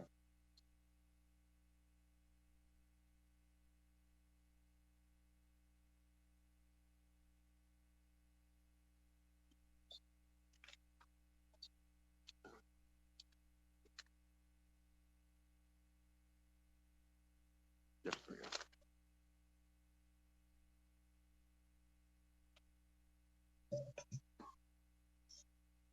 Good afternoon, Assembly. Assemblymember Anderson, Watts, and members of the committee. My name is Kenneth Cottrell. I am the CEO of Green Chain Incentives and a doctoral candidate at the University of Nevada, Las Vegas, School of Public Policy and Leadership, where my research focuses on automated demand response policy for data centers. Today, I want to address a problem that sits at the intersection of Nevada's economic ambitions and its grid reliability obligations. I want to leave this committee with 3 concrete actions that you can take care of right now. I will walk you through 6 topics in the next 12 minutes. First, the scale of low growth challenges. Second, why existing demand side programs cannot solve it. Third, what automated demand response actually does. Fourth, what NV Energy's own integrated resource plan says about automated demand response should deliver. Fifth, the evidentiary gaps that puts those targets at risk. And 6, 3 specific recommendations for the committee that is tied to a deadline that's externally set and non-negotiable. Let me start with the numbers on this slide. Because they're not just projections from an advocacy group, they come directly from NV Energy's 2024 Joint Integrated Resource Plan filed with the Public Utilities Commission of Nevada. 12 data center interconnection projects are expected to bring 5,900 megawatts of new load to Nevada's grid by 2033. That's not a rounding error. That's roughly 2/3 of the grid's current peak demand and added in under a decade. The consequence of inaction is projected capacity as 4,400 megawatts by 2034. But the more immediate number is the one that creates the legal exposure is the Western Resource Adequacy Program, which is the 22,100 megawatts. That is capacity deficiency Nevada is projected to carry in the summer of 2028, which is the first Western Resource Adequacy Program binding season. The chart behind me shows the system peak demand rising from roughly 8,800 megawatts today towards the 13,500 by 2033. Nevada has never faced a demand trajectory like this in its planning history. Data centers are not the only cause, but they're overwhelming when the diamond drivers. Some members are thinking, can we just build more generation? More solar, more storage, more transmission. Those investments are necessary, but they do not solve a specific problem that this slide illustrates. So on May 2nd, 2024, Nevada's net load approaches at zero during the midday as solar generation peak. At the same time, overall system demand remains high. When solar output collapsed in the late afternoon, the grid had to ramp up thousands of megawatts of dispatchable capacity in order in a matter of hours. That is the duck curve. And data centers make it dramatically worse because their load is constant around the clock, regardless of what the sun is doing. What the grid needs in those evening stress periods is not more annual kilowatt savings. It needs a load that can be reduced on command within minutes and verified results. That is the definition of dispatchable demand response. No existing Nevada demand side management program delivers this capacity at the scale a data center requires. Energy efficiency programs reduce your energy bill. They cannot prevent a blackout at 7 p.m. on a July evening. I want to spend a moment on what automated demand response is not. Because there are misconceptions in this space that can derail productive policy conversations. Automated demand response is a signal through a system called a distributed energy resource and management system to a data center's energy management system. The data center responds within minutes by shedding non-critical loads through pre-cooling, workload migration, and drawing on uninterruptible power supply buffers. The response is automated to a verified against a contractual megawatt commitment. Automated demand response is not a power outage. Operators retain control through a pre-agreed protocols. It is compatible with data centers, legal agreements, the platform used to deliver it, including the SunLife E360 system, which is deployed specifically engineered for high availability environments. It is not unproven technology. PGM interconnection and the California CAISO, California Independent System Operator, two of the most sophisticated grid operators in North America, use similar programs for data centers for years. NV Energy's own 2024 Joint Integrated Resource Plan sets specific measurable targets for automated demand response. I want to draw your attention to two numbers in particular. The grid value demand side managed portfolio calls for 175 megawatts of new dispatchable demand response capacity by the end of 2027. That single program target, if achieved and verified, will reduce Nevada's projected Western Resource Adequacy Program capacity deficit from 2,100 megawatts to approximately 540 megawatts. Still significant, but meaningful and more manageable. The plan also establishes an automated demand response net total resource cost ratio of a target of 4.0 or higher, which will allocate these investments within the existing $248 million commercial demand response budget. The regulatory framework for this program already exists. The funding mechanisms already exist. The question before the committee is whether the measurement and verification infrastructure exists to confirm that the program is actually delivering what it promises. Here's the problem. Nevada's current performance measurement system is designed for energy efficient programs. They focus on annual kilowatt hour savings, enrollment count, portfolio level cost ratios. That framework approach for those programs is structurally inadequate for real-time dispatchable demand response. On the left side of the slide, you will see what currently exists in Nevada's demand side management reporting. Focuses on annual kilowatt savings, program enrollment counts, aggregate net total resource cost ratios, model load estimates. On the right side is what the Western Resource Adequacy Program compliance actually requires, which is megawatts of automated curtailment capacity enrolled, dispatch events executed with verified megawatts delivered per event, real-time distributed energy resource management system telemetry tied to a duct curve management, and a program-specific net total resource cost ratio, not a portfolio average borrowed from a broader commercial demand response program. Without event-level metering built into the program from day one, there is no mechanism to leave dispatch event on a July evening without improvement of the Nevada's Western Resource Adequacy Program for showing. We'll be able to prove that this program worked, and even if it did, it would create both a reliability risk and a ratepayer risk because the incentive payments will flow without verified performance. This slide identifies 5 specific evidence reasons why we must be built into the automated demand response program from the start. I will move through them quickly. First, dispatch event level metering, capturing the time, duration, and megawatts delivered in every individual dispatch signal. Second, a validated baseline methodology specific to Nevada's 24/7 high utilization data center loads. This must be verified by evaluation, measurement, and verification evaluators before any Western Resource Adequacy Program attribution claim is made.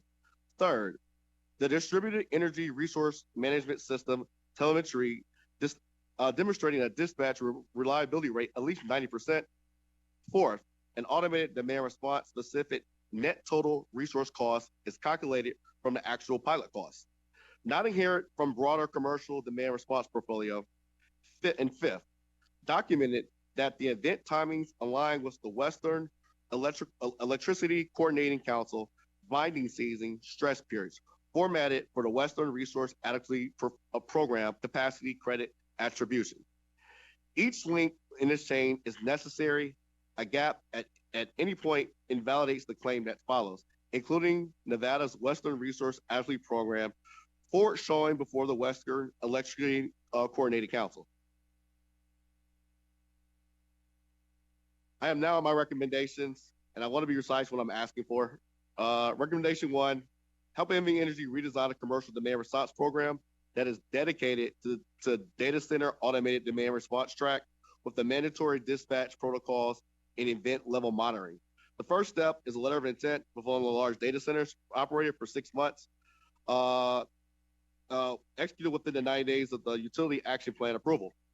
I have preliminary approval from the University of Nevada, Las Vegas, to include the university's GPU cluster, also known as the RebelX supercomputing lab, as a monitor participant. That gives the committee a direct connection to a public accountable public site. Second, I will require that dispatch event level reporting be established as an explicit condition of pilot approval, not left to the utility's discretion. The current framework allows NV Energy to define its own measurement approach. However, the Western Resource Adequacy Program requires specific, externally validated evidentiary standard, and that standard must be set as a condition, not as a suggestion. Third, request that the next integrated resource plan include a pre-authorization, allow NV Energy to expand automated demand response without separately regulatory proceeding when an interconnection request exceeds 500 megawatts. This converts a successful pilot into a binding scalable mechanism and eliminates the regulatory lag that will otherwise consume the time Nevada does not have. The timeline of the slide is not a policy preference. It's a product of 3 externally set constraints. First, the Western Resource Adequacy the Western Resource Adequacy Program binding season calendar, the Utility Action Plan approval cycle, and the Integrated Resource Plan submission schedule. Starting now, a committee directive and an NV letter Sir, of intent. I'm going to ask you to come pretty close to wrapping up, please, if possible. Okay. Thank you. Okay. So I will, let's go. Yeah. All right. So what's this? First, let's talk about equity. The framework I first described is a cross-subsidy indicator drawn within the Nevada's Senate Bill 488 obligation that monitors whether data center rating centers are shifting costs to residents or ratepayers. If the indicators flags cost shifting and utility accountability triggers. Secondly, the economic development. Grid reliability is increasingly data center site selection criteria. A verified ADR program signals to a data center that operating in Nevada can absorb the load without destabilizing the grid. That protects the ratepayer and ensuring that the load growth also contributes to rather than undermine the system. And the last one. And I'll close out with this. I'll say it again. This one I'm asking is a 6-month pilot for one data center, which is the one who used the UNLV, and a required dispatch level event monitor to be established to explicit conditions for pilot approval, and request that the integrated resource plan include a pre-authorization language which allows NV Energy to expand automated demand response when quarterly interconnection request is 500 milligrams. I now conclude my presentation. You did really well with that. Thank you so much. I know there was a large amount of information to try to get through in a very short amount of time. So thank you very much for putting that in. And then I believe, and I really do appreciate all of the information in here. You've got a lot of great ideas in there. I also know that Chair Watts would like to make a comment as well, if possible. Chair Watts? Yes, thank you, Chair. Thank you very much for the presentation. I appreciate it, and that there are some specific concrete action items. I think it's always a great opportunity to lift up ideas coming out of UNLV and our higher education institutions, and you bringing forward a potential collaboration, again, between that entity, between the data center industry and the utility. So I don't really have a question for you right now. It seems like there are ways this could be integrated into some of the utility proceedings that are going on. I think my ask, since folks are not at the table, I see it looks like folks at least down here in Las Vegas with NV Energy left, but I just hope that folks with the data center industry, the Public Utilities Commission, if they're also present or listening, will connect with you to talk through some of these ideas and provide feedback and see what pathways might work for everybody to bring a pilot project like this into fruition. So thank you very much, Mr. Cottrell, for being part of the process and bringing this forward to the policymakers as well as other stakeholders. Thank you, Chairman Watts. Thank you. You're not done yet. I think we might have another question for you, sir. Sorry. Don't be walking away so quickly. So my question for you, actually, when you make the recommendation of the number 2 in particular, the mandating dispatch event level reporting, has that been done in any other state, or would this be a completely brand new pilot nationwide? No. No. I have a partnership with a company called Sun Life Energy. They're doing this in Texas, and they're doing it in Maryland as well too. They're the actual company that monitors it for these systems, as well as another company called Loads. They're another data center energy management system that tracks this data. Thank you so much. No, go ahead. Well, and I again wanted to reiterate what Chair Watts was saying. Really appreciate the recommendations. And are any of the other 2 also in that same vote that it is being utilized in other states, or is it only that one that is? No, right now, there are within the Western region, we have new standards that are going to be met. Our current ADR program doesn't account for those particular KPIs. And that's what I'm asking the state to do is like we're NV Energy is already collecting data, but not collecting the data that's relevant to the Western region to the RAP program, and that's the issue. So I want to if we're gonna, since RAP is over, and RAP is the Western Electric program, we need to get them on board. We need Nevada needs to follow what RAP is setting the standards, because that's going to be onboarding in 2028. And currently, we're not doing that. And it's not in the current integrated resource plan either. Thank you so much. Now you can leave the table unless you really want to stay for the rest of them. So thank you so much for your presentation.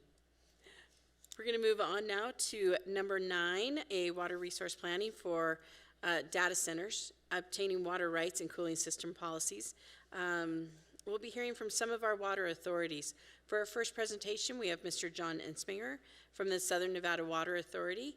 And I know your schedule is incredibly busy right now with the Colorado River negotiations, and greatly appreciate you coming to speak with us today. Please introduce yourself and begin when you are ready.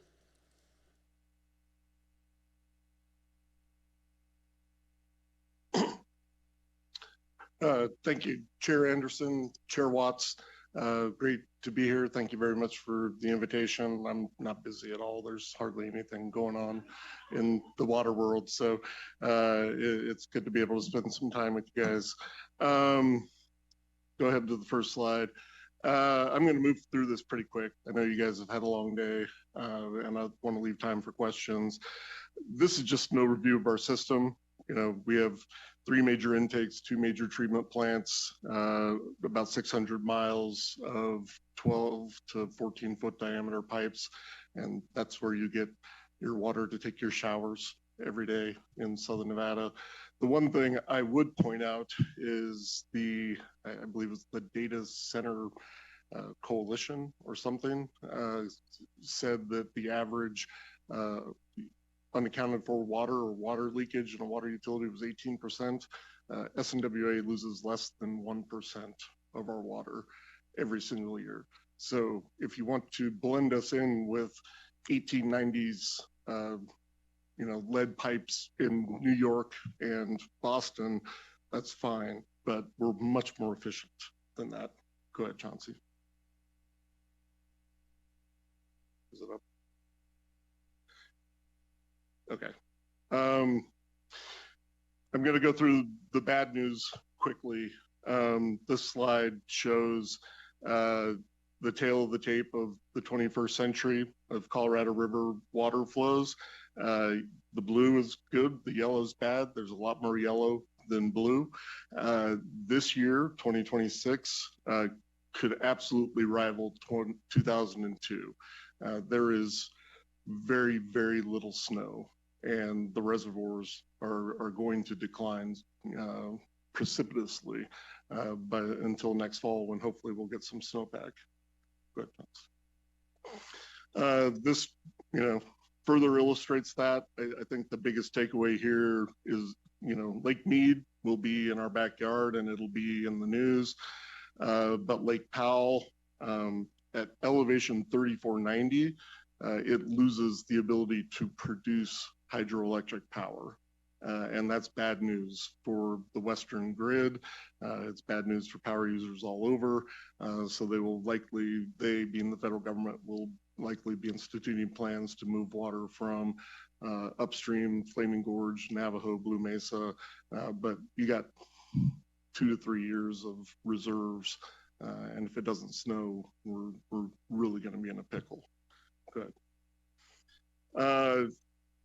No news to anybody who's been outside in the last week that Las Vegas is getting hotter. I think the Review Journal had a story today that we hit our 7th straight day of record heat. And we get cool years, 2011, 2023, weren't too bad, but the trend line is not deniable. And we show that, it's not just the demand side where there's no snow, there's no water. It's also people use more water when it gets hotter. We think the average person living in Southern Nevada will use 9 gallons per person per day more by 2035 than they do today in order to offset the effects of the heat. Go ahead. The good news is SNWA does a 50-year resource plan every single year. And our resource plan shows that if we hit our conservation goals and population growth is what UNLV, Center for Business and Economic Research, says it will be on the far left, we're in good shape. If population grows faster than what CBER is projecting, we're still in good shape. We don't have to tap into our reserves until the late 2050s. The only really concerning scenario is if we don't hit our conservation goals, of which one of them is a ban on evaporative cooling. And so I'll get into that. Go ahead. Okay, so just really quick, Nevada's legal allocation, our forefathers in the 1920s were incredibly visionary in making sure that we had 1.8% of the legal entitlement to the Colorado River. Under the current federal guidelines, we have 279,000 acre feet, but our community has done such a good job with conservation that last year we used 198,000 acre feet, but we have a federal NEPA document on the street today that will lead to a recorded decision by August that shows the federal government thinks they can cut us to 140,000 acre feet. I don't know exactly what that would mean in terms of what we would have to do to curtail uses, but what it does mean is that each new use has to be as water efficient as absolutely possible. And there's only 3 ways to do that, because we do have a strategic advantage. We sit on a giant lake, and that means every toilet that's flushed, every shower that's taken, we get that water back. We clean it, we put it in the lake, we bring it back. The only way we deplete water from the Colorado River is through outdoor irrigation, septic systems, and evaporative cooling. And that's another point to be made here, because earlier I heard the talk about the possibility of using recycled or reclaimed water. That doesn't make any difference. Whether it's clean, potable drinking water, or whether it's water from a sewage plant, it's the same exact impact on our water resource portfolio if it is allowed to be used for evaporative cooling. Go ahead, next one. So we took the step at the local level of prohibiting evaporative cooling in 2021. I mean, well, SNWA made the recommendation, and then it took a year-ish to get North Las Vegas, Clark County, City of Las Vegas, Henderson to all adopt that into their city code. So this is existing law right now. And we've seen data centers come in, build major infrastructure, and comply with the code as it is today. And I'm obviously only speaking for Clark County. I have no idea about rural Nevada or northern Nevada, but in Clark County, we've shown that you can build big new data centers and not have an increase in your water footprint. Good. So I'll just briefly skip, traditional data centers.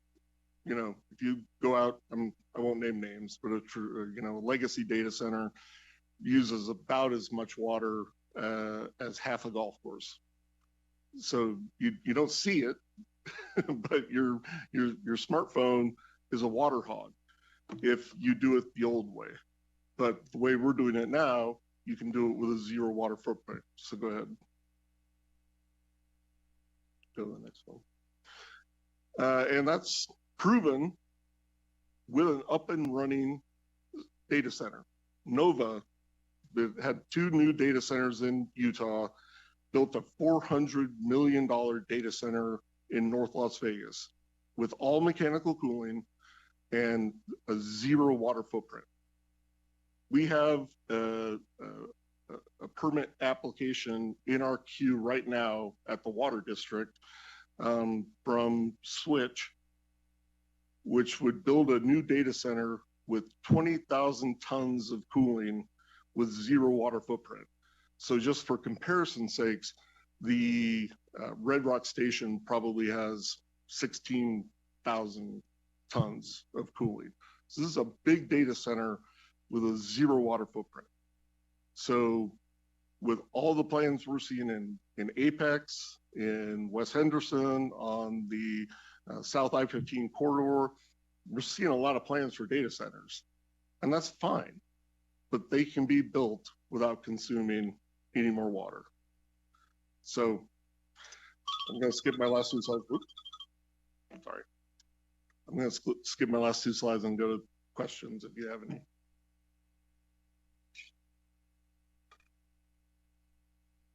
All right.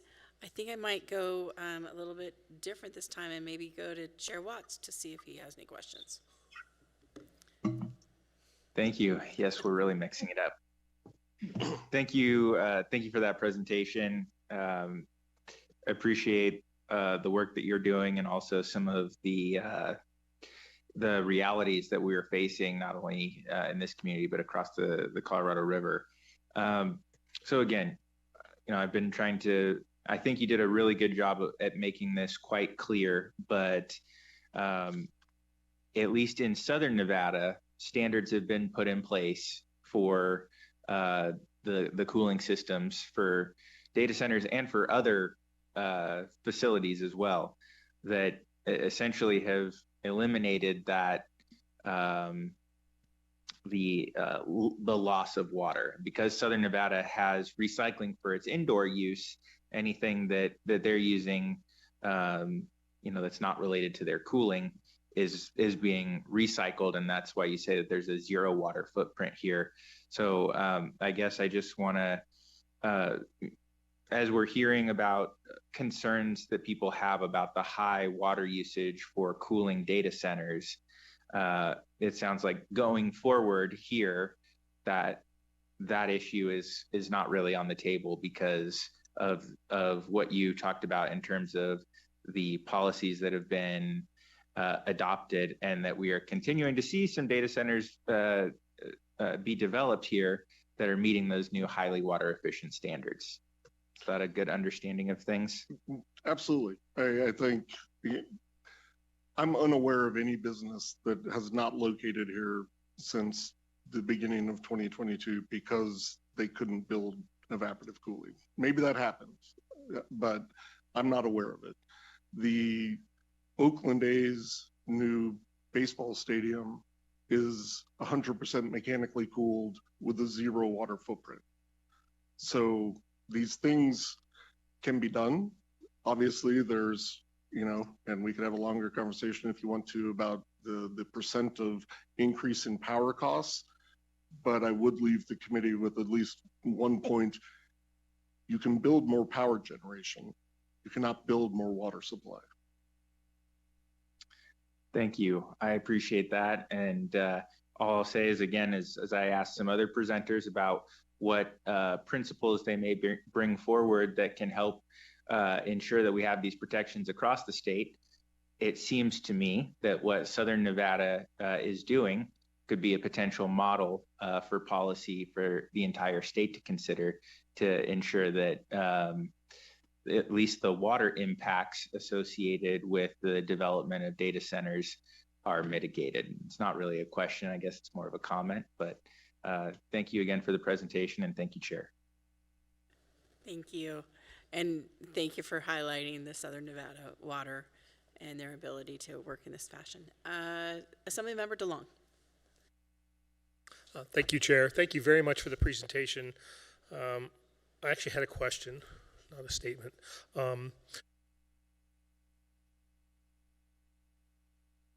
Any movement in Clark County to convert or limit the amount of existing evaporative cooling that's happening?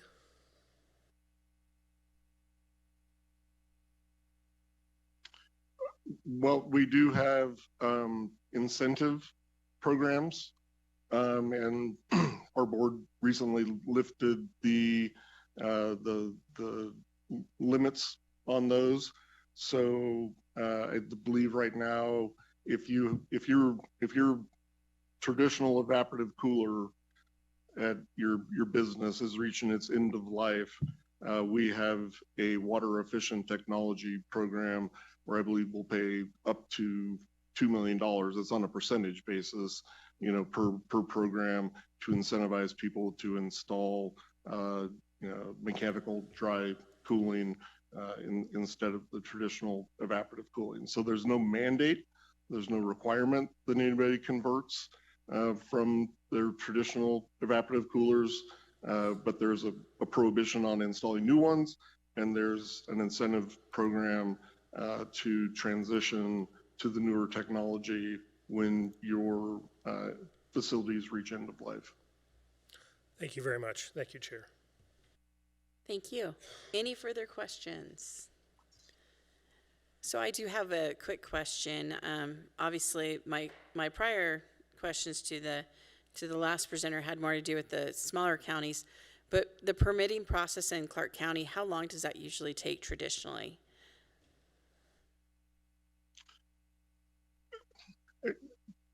I hate to answer a question with a question, but permitting for what? Because Absolutely. We're a link in the chain Yes. of whether they are applying for a building permit from the city or the county. Our standard practice at the water district retail level is what we call it the 242 process, where they give us the plans, we review them within 2 weeks, we give them back to them. If they get it back to us in 4 weeks, we get them a yes or a no in 2 weeks. But that's not the entirety of the process, and I can't really speak to the city and county as a whole. Thank you so much for clarifying what exactly you were able to read my mind, because it just had to do with from your industry when it came to the permitting process. So thank you so much for clarifying that. Any further questions? Assemblymember Kasama. Thank you, Chair. Thank you for being here with the presentation. My question is, and great to hear about the A Stadium. I didn't realize that's completely air-cooled, so that is wonderful that it's moving in that direction.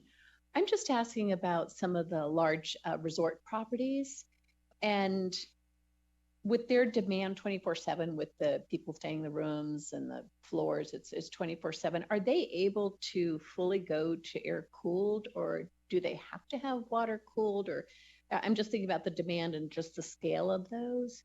Could you maybe just touch on that?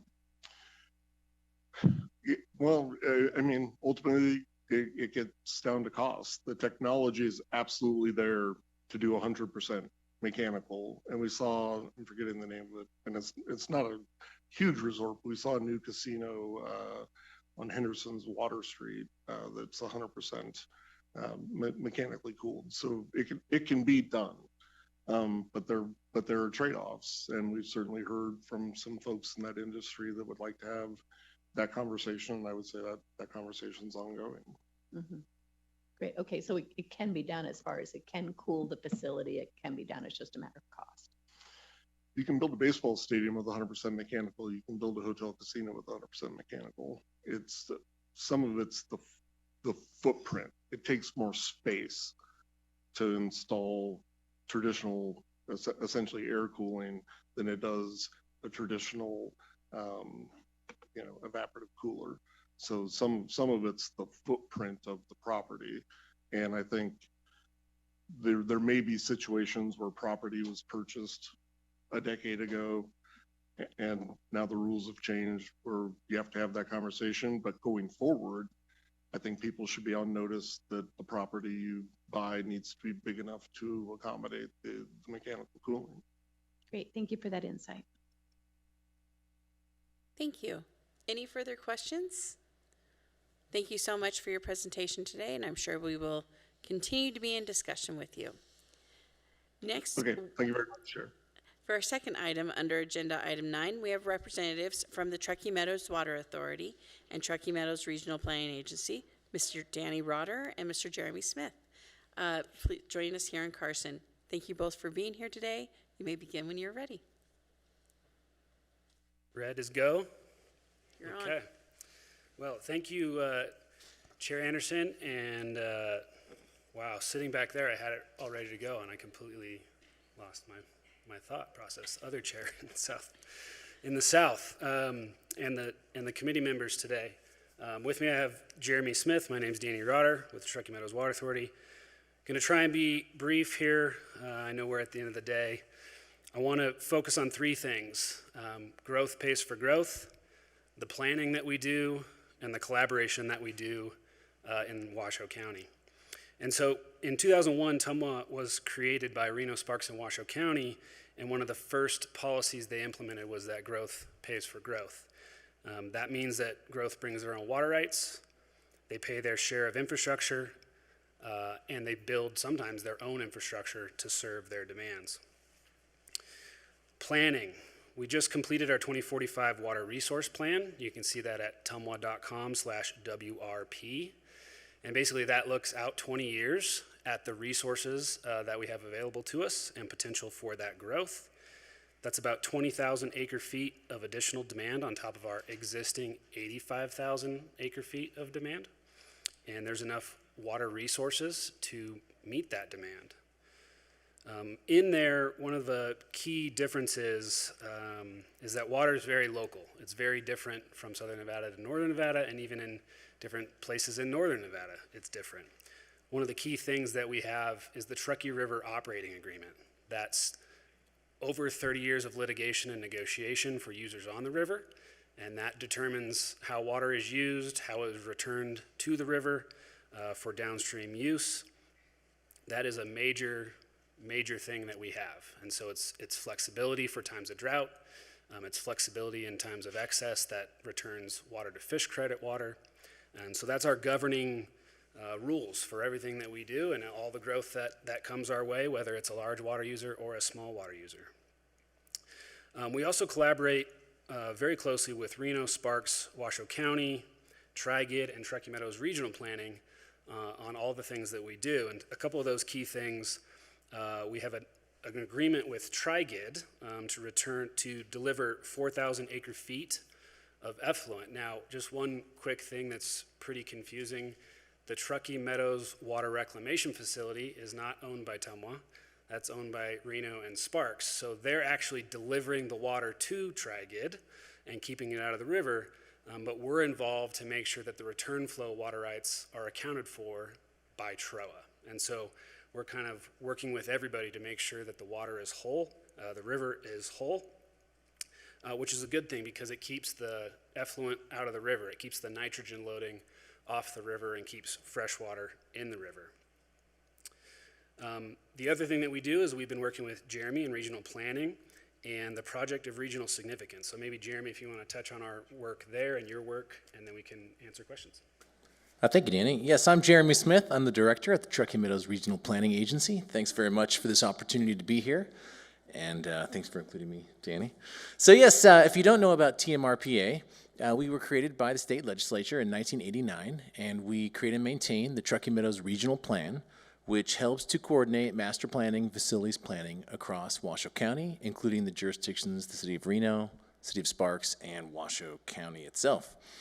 Also, as part of the statutes defining regional planning, NRS 278.026, defines projects of regional significance. And so there are several things listed in that statute that trigger a review by the Regional Planning Commission. That's our technical advisory body, and they hold public hearings monthly. And one of those triggers is if any project, any request for the use of land, building permit, zoning, master plan, tentative map, if it requires the use of 625 acre feet or more of water per year, that triggers that process, and there has to be a hearing versus conformance with the regional plan. So that's one safeguard that is in place in terms of water use for any single project or single entity. That same statute also has other triggers in it, as I mentioned, specifically related to energy. So in Washoe County, any substation that is constructed, any transmission line of 60 kV or greater for energy, and any energy generation site of 5 megawatts or greater that also requires a conformance review against the regional plan at the Regional Planning Commission. And so we have a set of policies in the regional plan that allows us to do that work and bring those forward to the commission. Over the past 10 years, we have done that many times, and through that process, we have noted that over 1,300 megawatts of renewable energy have actually been approved within Washoe County since 2015. A lot of that is constructed. That's primarily solar, but just under 10% of that is geothermal.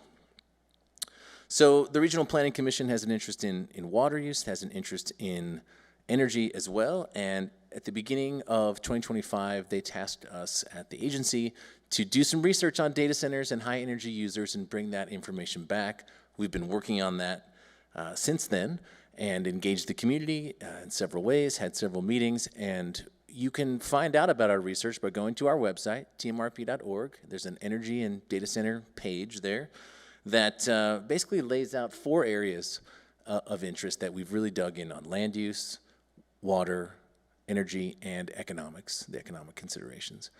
Further, we've noticed that, and as we've seen today, there are many different organizations and entities involved in this question.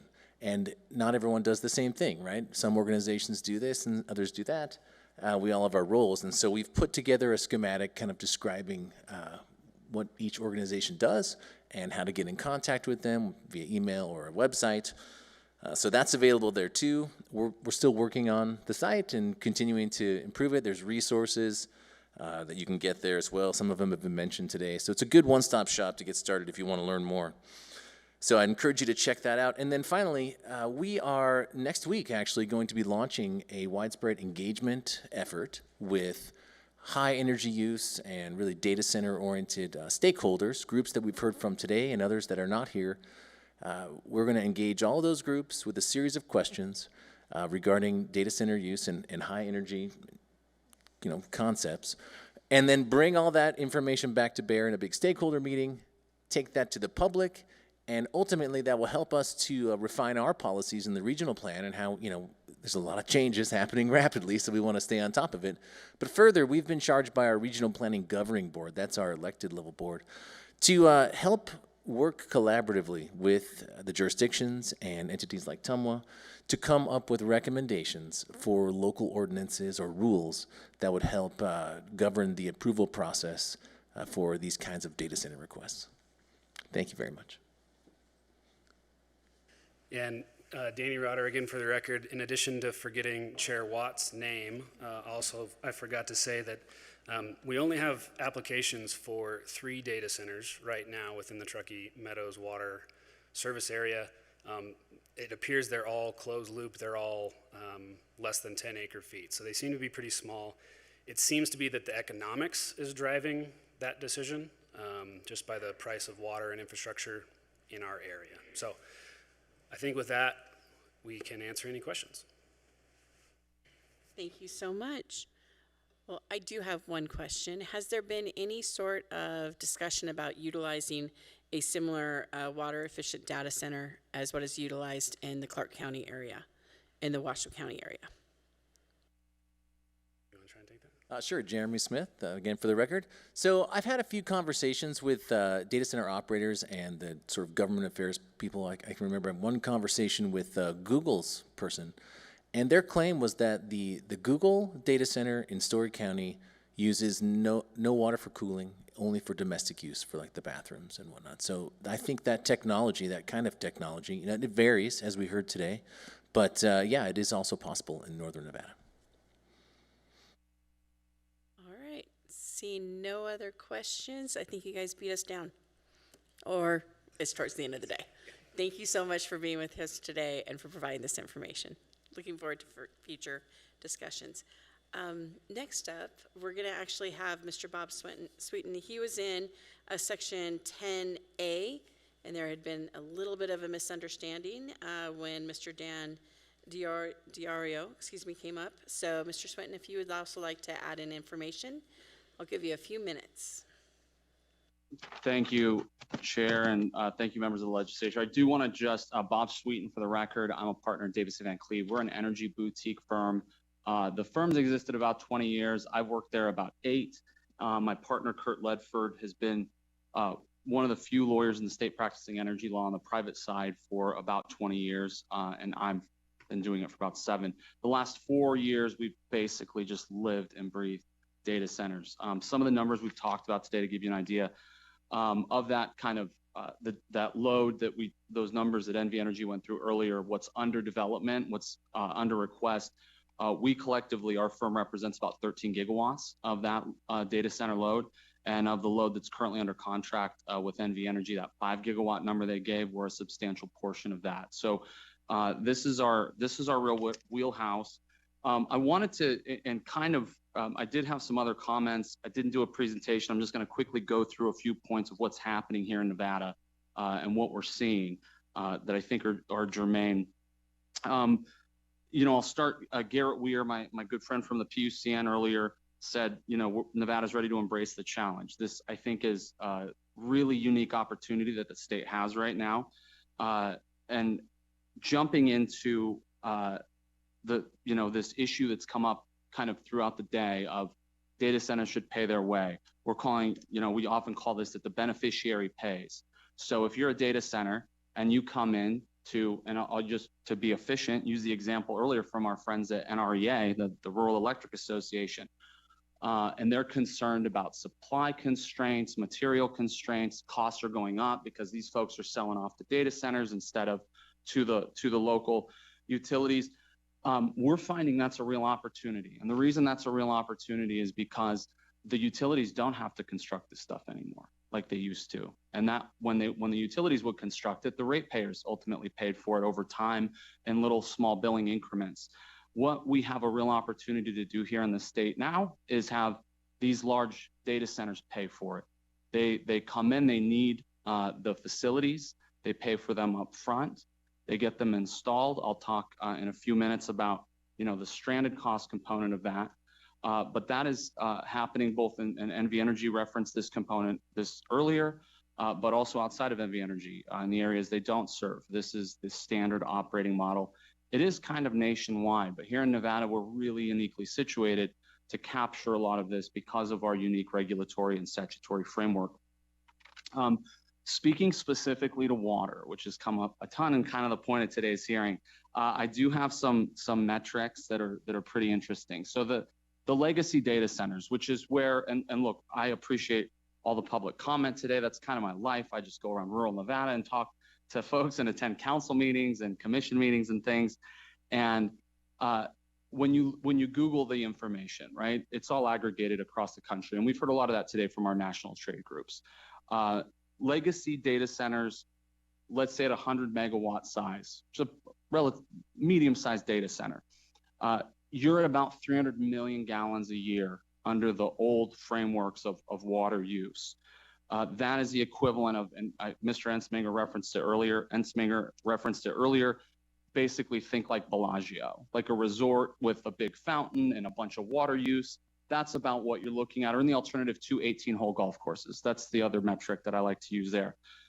Now, and I will submit that the 13 gigawatts that our office, roughly 13 gigawatts our office represents currently, and in addition, those being built with NV Energy, I'm not aware of any of those that are not intending to use a closed loop system and also intending to use recycled water. And the totals on that are 1 to 3 million gallons a year. So, and that is like staggering, right? Like 300 million gallons a year to 1 to 3. 1 to 3 million gallons a year is roughly the equivalent of 10 to 20 households in the state of Nevada, or 1 automated car wash, which is pretty interesting to think about, right? So a data center uses, nowadays, the ones built use about the same amount of water. Sir, I'm going to need you to start wrapping it up, please. Yes, Thank okay. Final point I'm going to make is on stranded assets. What we're doing there, and these are these assets that get built, and there's concerns, hey, what if nobody ends up using them? That concern has been heavily mitigated because the contracts that are being signed by these data centers, whether it's with NV Energy or whether it's some other utility, generally we're seeing 20-year terms with a 20-year automatic renewal. And the reason for that is because the costs of the infrastructure are so astronomical. And these are long-term investments. So these are investments that are not going to hurt ratepayers and not going to, increase rates the way we've traditionally thought. I'll just conclude my comments with, there are a lot of the right people, I think, are around the state right now. There's a lot of lessons that we can learn from prior booms and busts. And this is a real opportunity for the state to build out our education system, to build out roads. We have projects that are looking at building relief roads on the I-80 if you've ever had to been Thank you, stuck sir. in that traffic. And that's all I've got. Thank you so much. Are there any questions from the committee? All right. I'm not seeing anyone. I'll give Chair Watts a chance if he'd like to do it. Oh, well, thank you so much for presenting to us today. Perfect. We're now Thank gonna, you. Thank you. We're going to move on to the data center, to agenda item 11. We're going to receive a presentation on data center building designs from the Green Building Initiative and hear from Ms. Emily Bowers and Ms. Abby Benish. I know our presenters tried very hard to be here in Carson City, but flights ended up being canceled. I'm sorry we couldn't hear from you in person, but we appreciate that we can still receive your presentation. I believe you are on Zoom, and you may begin when you are ready. Great, I'll just go ahead and share my screen.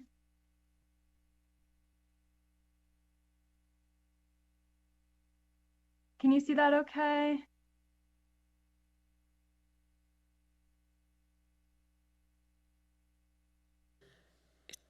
Sorry, can everyone see the slideshow just to make sure? Great, great. Well, my name is Abby Benish. Thank you so much, Chair Watts and Chair Anderson, for the opportunity to speak today. I'm the Director of Advocacy at the Green Building Initiative, and I'll just pass it off to my colleague Emily to introduce herself as well. Good afternoon. My name is Emily Bowers, and I'm the state and local representative for GBI. Thank you all for allowing us to speak virtually today. We do wish we could be with you. And it's been a very long day for all of you, so we'll be mindful of time. Thank you. Yes, absolutely. Thank you to everyone in the room, like Emily said, for giving us a few more moments of your time.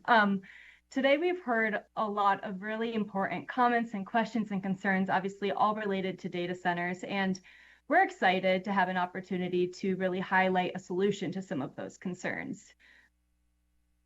So GBI is a 501c3 nonprofit organization. Our mission is to improve the built environment's impact on climate and society.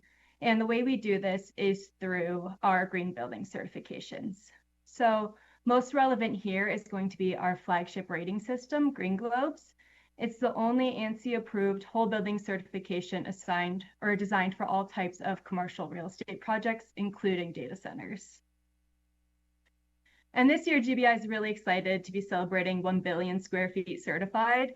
It's worth noting that over 157 million of those square feet are actually here in Nevada. So with that being said, Nevada is important to us. We have a presence here, and we want to help you hold data centers accountable. And with that, I'm going to pass it back over to Emily to dive in a little deeper.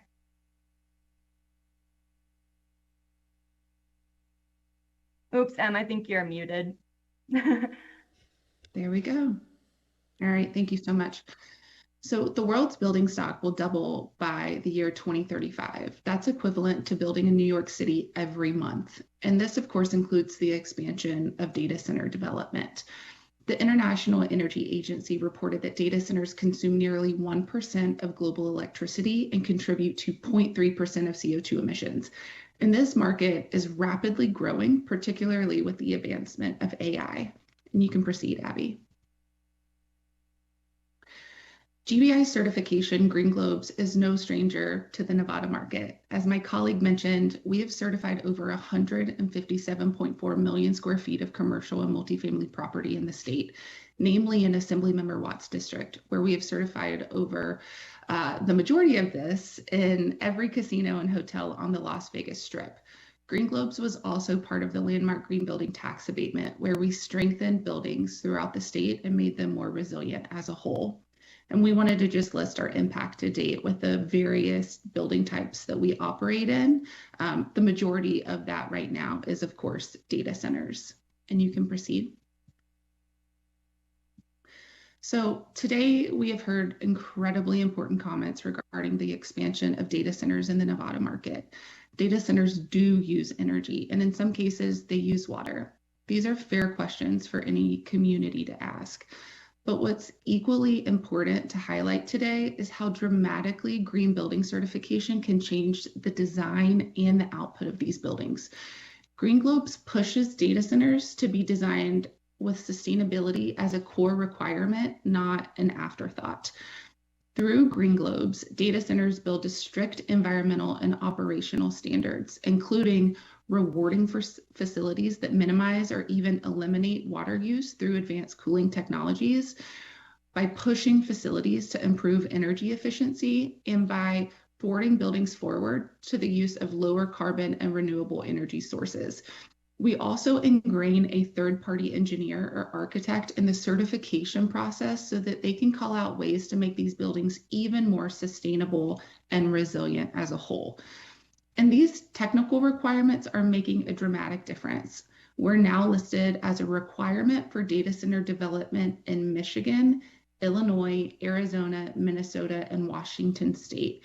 And currently, Green Globes is listed as a requirement in bills in Colorado, Wisconsin, and Virginia that are moving through committee this legislative session.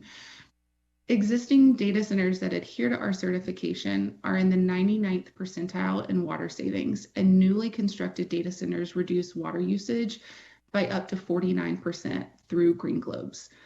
Data centers are responsible not just for AI, but for emergency services, online gaming, social media, emails, online learning, telemedicine, video streaming, card payments, and even your GPS navigation.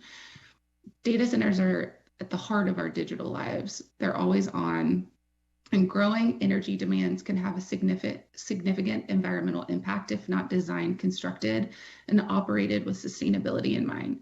Green Globes hold these more accountable while supporting the vital growth that they offer, and we rely on these facilities day to day. So we need to be mindful in the Nevada market to make sure that third-party certification, such as Green Globes, is ingrained in local statute so that we can hold them accountable and move the state towards sustainability as a whole.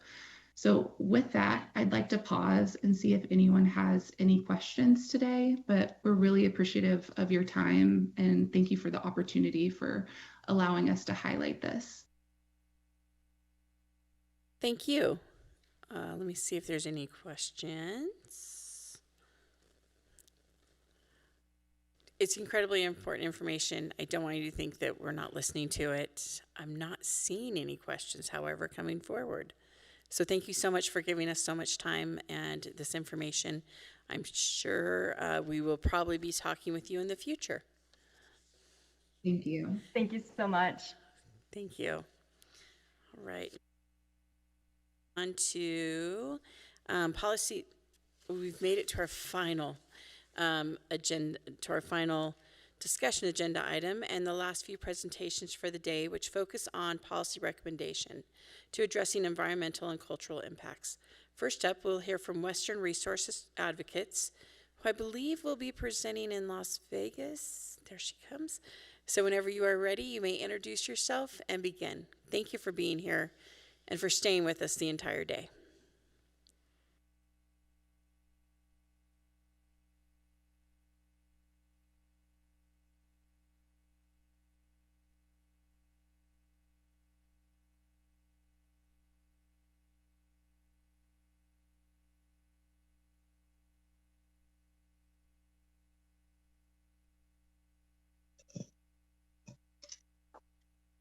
Thank you. Good afternoon, Chair Anderson and Chair Watts and members of the committee. I hope you can see the presentation online okay now. Appreciate the opportunity to be here today and to speak with you all. And I thank you for taking a full day, almost a full day at least, to attend to this really critical issue for Nevada. My name is Stacy Tellinghuisen, Tellinghuisen. I'm Deputy Director of Policy Development in Western Resource Advocates Clean Energy Program. Western Resource Advocates is a nonprofit conservation organization. We work across the interior West in Nevada and other states. Our clean energy program works to advance clean energy and climate policies. We also have Healthy Rivers and Western Lands programs, and data centers really overlap many of the issues that all of our programs work on. I've been engaged across the region, including testifying in 4 out of the last 5 integrated resource plans for NV Energy. My presentation today will focus on some of the energy impacts of data centers. Western Resource Advocates' interest in data centers falls into 3 different buckets. First is the potential energy demands of the data centers. In NV Energy service territory, we're seeing forecasts that energy demands could double by 2035. That's truly staggering. We're also concerned about the water impacts of data centers. As we've heard throughout today, it is actually quite uncertain depending on the cooling technology. And finally, we're concerned about the cascading impacts on consumers, particularly on energy affordability and the risks that consumers could face. So I'll start with the water, and recognizing that we've heard a lot on water today, I'll be fairly quick on this. But again, the water demands are quite uncertain because it depends on the cooling technology that's employed by the data center. And it also depends on the type of energy generation facility that's used to power the data center. There are key trade-offs in water use. So air-cooled systems use more energy but less water at the site of the data center, whereas water-cooled data centers use less energy and more water on site. And I think it's important to clarify on site because there could be these off-site impacts depending on the power generation that's used to power the data center. And as we've heard earlier today, renewable sources of energy generally are much more water efficient than fossil fuel resources. I think one of the key recommendations that WRA has as it relates to water is to improve the transparency. Today, we don't have good reporting on the water used by different types of data centers, or even the cooling technology that's used by many of them. Next, I'd like to turn to energy demands. And I think, I think when we look at these energy demands, they are truly staggering. And they've also emerged over a very short period of time. So I'll walk through the graph on the right-hand side of my slide, and sorry for having graphs late in the afternoon. But this graph just shows NV Energy's historic and forecast energy demands. So on the y-axis is energy in gigawatt hours, and the x-axis is time. And the blue line is historic energy demands for NV Energy between 2014 and 2024. You can see it's roughly flat. The bright green line going out into the future was NV Energy's energy forecast as of 2022. And you can see a slight uptick in energy demands. The yellow line is the energy demand forecast as of 2024 in NV Energy's 2024 Integrated Resource Plan. And then the red line is a forecast that came out of NV Energy's Energy Supply Plan update that was published just last fall. And so just in the span of 3 years, we are just seeing a dramatic shift in the energy demands that are forecast by the utility. Under this sort of red line forecast, the most recent forecast, which I think is likely a preview of what we'll see in NV Energy's IRP that will be filed in April, the utility forecast that its demands could double by 2035. That, I think it should make all of us pause for a moment because it is truly staggering. And I think what we're concerned about is how this translates into additional greenhouse gas emissions. So in the 2024 IRP, when we saw this uptick in demand, we saw that renewable energy generation generally remained flat in the utilities forecast, and they started dispatching their existing gas plants much more. It resulted in about 3 million additional tons of emissions from the utility system in 2030. We don't yet know what this will translate to in terms of emissions from the utility system under the 2026 IRP. That's what we'll find out in about a month. But I think that gets to kind of the core of our concern. And the vast majority of these new energy demands are indeed driven by data centers. So this graph just shows who is driving, which sectors are driving new demands for NV Energy. And the big blue wedge is large commercial and industrial customers. There's a little wedge for green that's residential customers and a little purple wedge that's other sectors. large commercial and industrial is not exclusively data centers, but over 80% of the new demand, based on the initial data that we've received, over 80% of the new demand is for data centers. And so that's really what's driving these new energy demands and potentially new additional emissions. Just to underscore the magnitude of this, NV Energy's current summer peak is about 8.5 gigawatts. There's pending system study or interconnection requests of roughly 25 gigawatts. That would quadruple the size of NV Energy's system. And my understanding from presentations earlier today is that 5 to 6 gigawatts have signed interconnection agreements. And I think that the size of that magnitude is important to consider because we know that not all of those loads will materialize. We know that a hefty portion are probably speculative because these data centers put in their names into the queues in multiple different utility systems at once, as they're working to figure out where the most economic location is, where they can line up all of the other pieces of the puzzle that they need to actually bring their data center to fruition. And that brings me to kind of the third bucket of concerns and issues that WRA sees, and that's the impact on consumers, and particularly the risks that consumers face and the risk that some of these costs could be placed on consumers. I think the biggest area that we've heard about today is that utilities build additional generation and transmission and distribution capacity, and the data center load doesn't materialize or doesn't come at the scale expected. And that could be because the data center decides to locate in a different jurisdiction.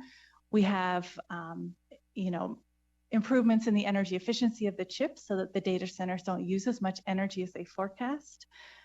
Or we find that there's less demand for AI because customers today, for the large part, get it for free. And once they have to start paying, that may change the actual demand for it.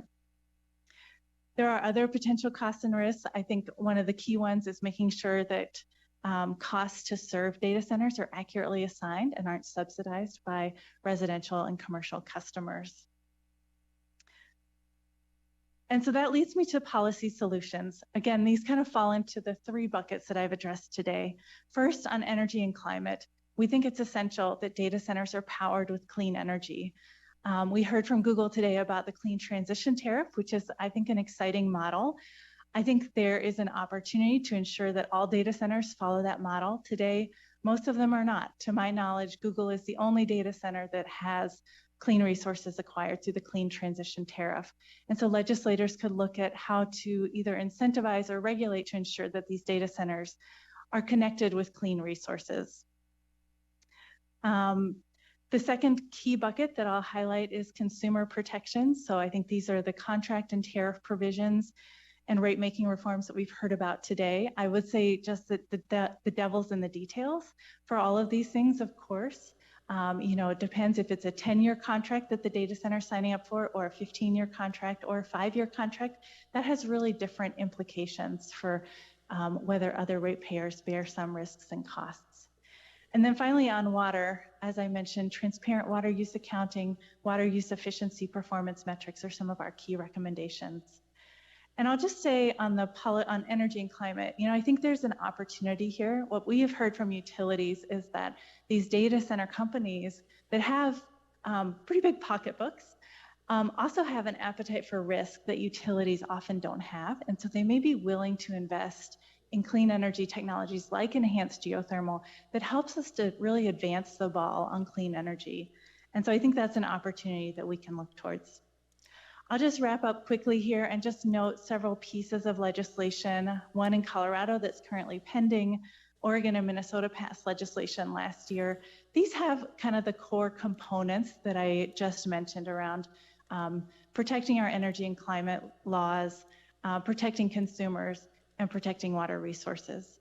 And finally, we'll flag that in the absence of policy, what you could see is Project Jupiter, which is the Stargate OpenAI project in southern New Mexico, which will have 3 to 4 gigawatts of behind-the-meter gas with attendant staggering levels of greenhouse gas emissions, criteria pollution, and water demands.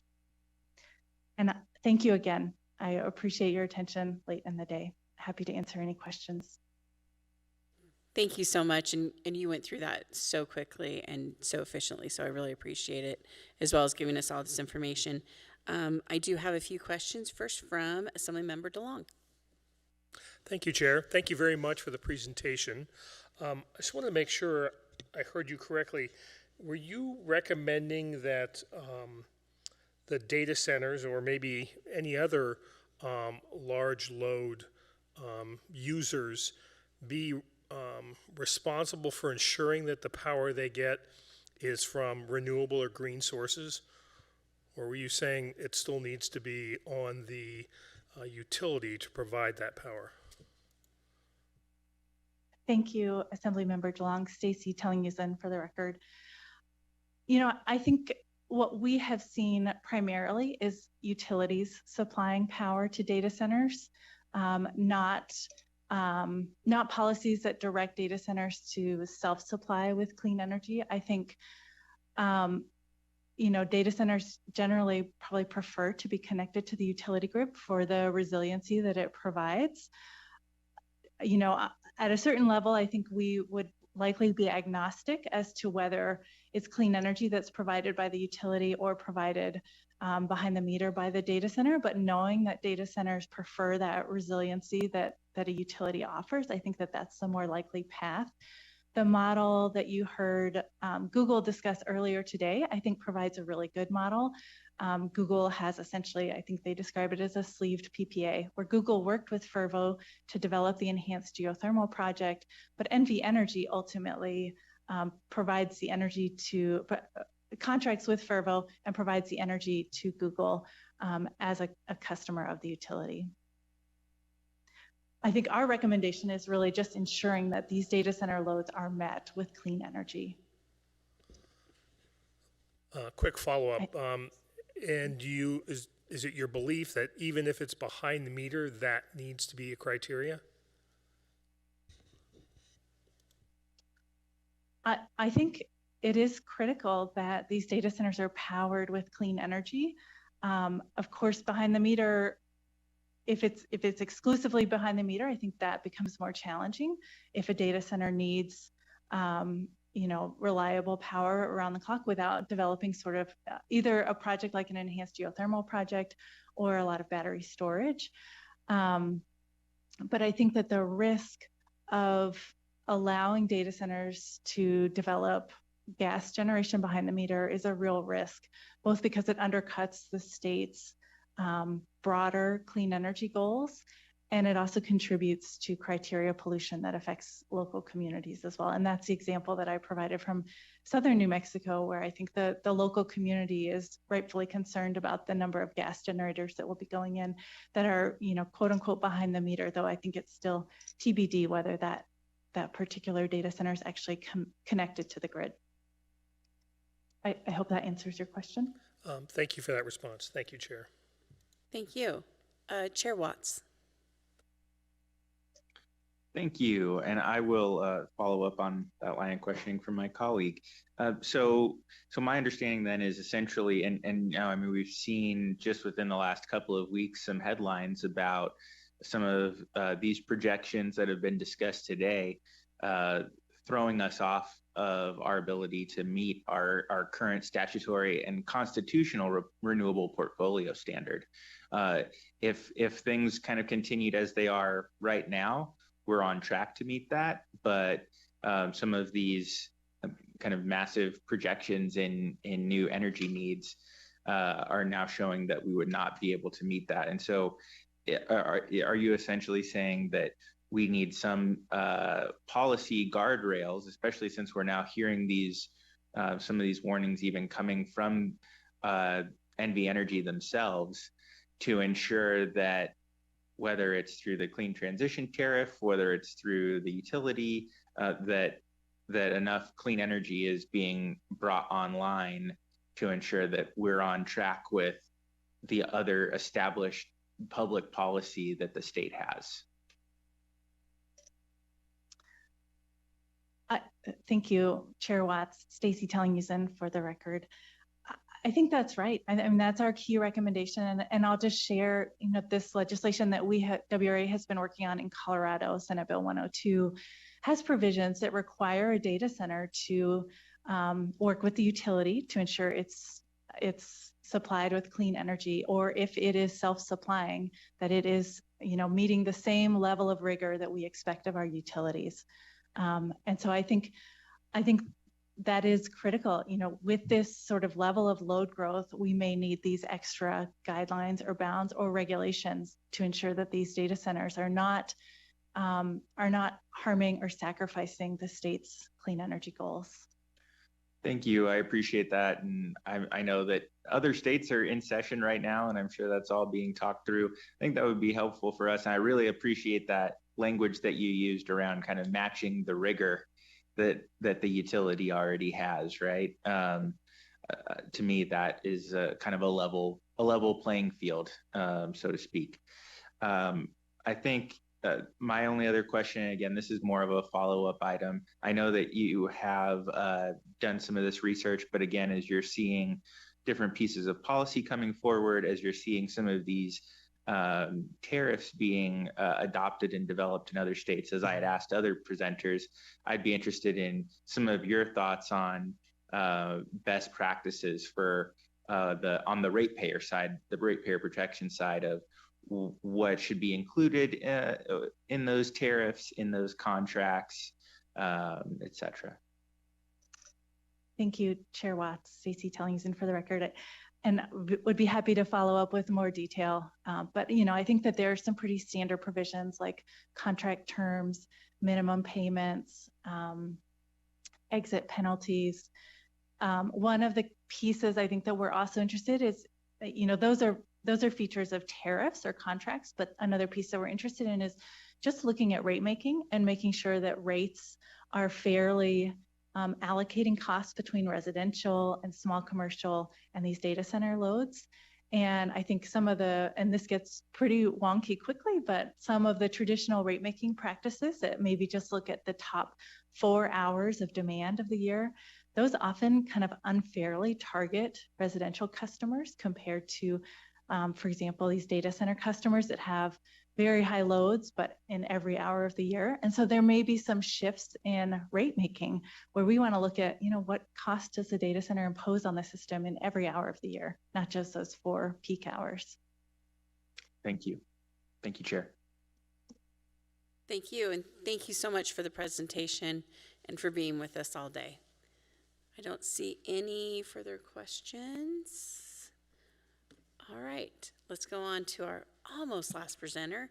We'll be staying on agenda item 10. We will next hear from Chairman Stephen Wadsworth of the Pyramid Lake Paiute Tribe to share about impacts to tribal areas. Thank you for staying with us the entire day. I know I saw you this morning.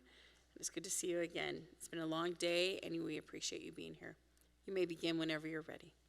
Oh, thank you, Chair Anderson. Thank you, Chair Watts down there in Vegas. My name is Stephen Wadsworth for the record, Steven Wadsworth. There's been a lot said throughout the day, and I want to make some clarifications. I even have some hard numbers for you guys because I know there's been some questions asked and nobody has been able to provide anything. But what we're talking about here is, of course, what the tribe's #1 concern is going to be is water quality. And when it comes to water quality, you've heard many different things, especially when it comes to effluent and what that would mean. If you're not aware, the Tahoe Reno Industrial Complex did already put an effluent pipeline out that way, and the tribe had to follow suit because that meant that less water was being put into the river, which meant, of course, less water to Pyramid Lake. They, of course, have negotiated with the tribe and have agreed to put more fresh water and, as we like to say, keep the river whole. So I guess the question would be, depending on the types of systems and data centers that would be in the area, how much more effluent they would possibly take and how much more water that's got to be reallocated elsewhere up the river is going to impact our already overgrown population area. And of course, if they are using non-evaporative cooling, and I've already heard 10 acre feet of water mentioned for some of these data centers, that of course brings up the problem of energy. And if anybody's taken a look at all of our energy spikes in the summer, I don't know about you guys here in the big city, but out in the rural communities, we're the ones that see the impact with our rolling brownouts and constant interruptions to our electrical grid, especially during peak times during the summer. And so, you know, what's everybody trying to do now? They're trying to bring in more energy, which of course is going to commit to more greenhouse gases. Great Basin Natural Gas is already expanding their pipeline through Nevada, through our BLM lands to build another energy plant near Fernley. That's just going to increase all of that greenhouse gas and of course decrease air quality. Some of the other areas that we're looking at are other different sources of power generation, battery storage power, solar projects, but like everything else, you know, just if you remember Physics 101, for every action there's an equal and opposite reaction. So we haven't seen a lot of these different, I guess, negatives. You know, there has been some negatives like through geothermal. If you guys were not made aware of an incident that happened in California where they sprung a leak in one of their geothermal plants with some of their, I believe it was their cleaning supplies through their pipes, sprung a leak and it saturated the ground with butane. And if you don't know what butane is, that's what's in a lighter. So again, it's just one of those other things. Some of the other things I think that have been mentioned is just, you know, from my background, I did IT for 10 years before I became chairman. And so I kept a lot of track on a lot of these trends. And, you know, it's more of a national problem, worldwide problem, where these data center demands are actually increasing the prices of just a general everyday computer for all of our consumers, which is a problem because inflation, that seems to be well above the average for inflation in this country. So I think for policy, it's my opinion and the tribe's opinion, you know, policy needs to get up to today's standard. I'm very encouraged by what I just heard about the data centers, what they're doing down in Clark County, because that should be the policy in all of Nevada so that we make sure that that water use stays at the bare minimum, which again, I had already heard 10 acre feet. You know, because so many of our laws in this state really haven't changed since our inception in 1864, and we need to bring these laws from 1864 to 2026. So some of the hard numbers that I'd mentioned earlier, somebody had mentioned that if they were using evaporative cooling, it could be up to 90,000 acre feet a year. If you want that hard number, 90,000 acre feet a year is almost 3/4 of what came into Pyramid Lake in 2021. In 2021, only 117,000 acre feet of water made it to Pyramid Lake. So again, almost 3/4 of water. That is the potential impact you could see without some of these laws that we are going to desperately need.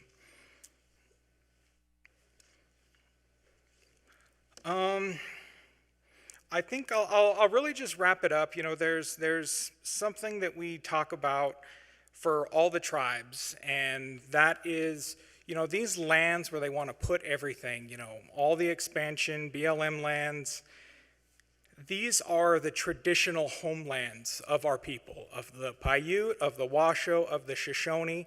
So it also needs to be made clear, whether through policy, but that they need to work with these tribes because these are our traditional lands. We were here before anybody else was, and we'll be here when everybody decides to hit the stars.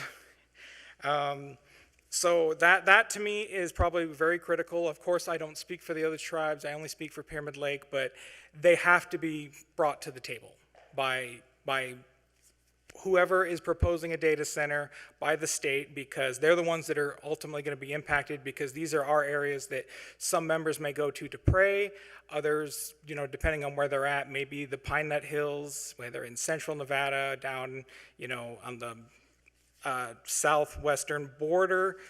And with that, I will just say that, you know, as a fellow elected person like the rest of you, we need to stop thinking beyond our term limits and how long we are here for these terms, because what we decide here and what happens at the legislature is going to impact well beyond us. Thank you. Thank you. Before I open it up for questions, I do have one very quickly. You brought up about making sure that the tribal nations are brought into those conversations.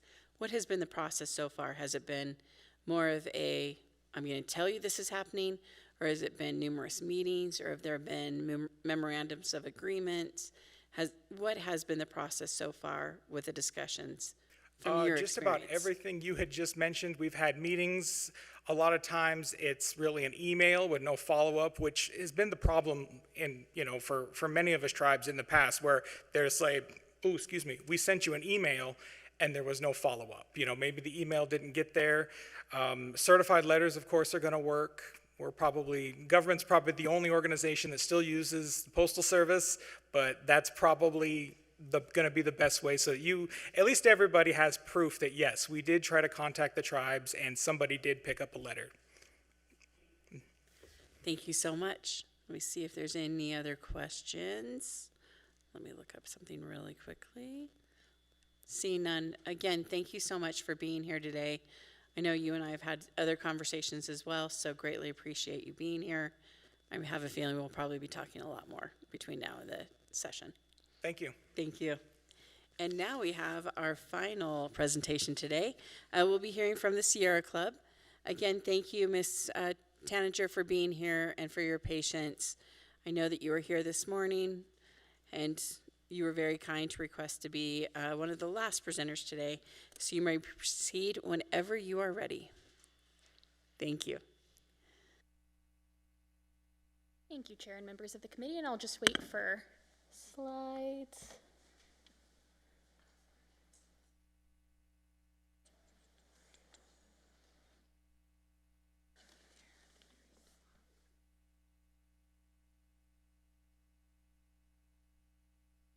Yep, that's me. Perfect, thank you.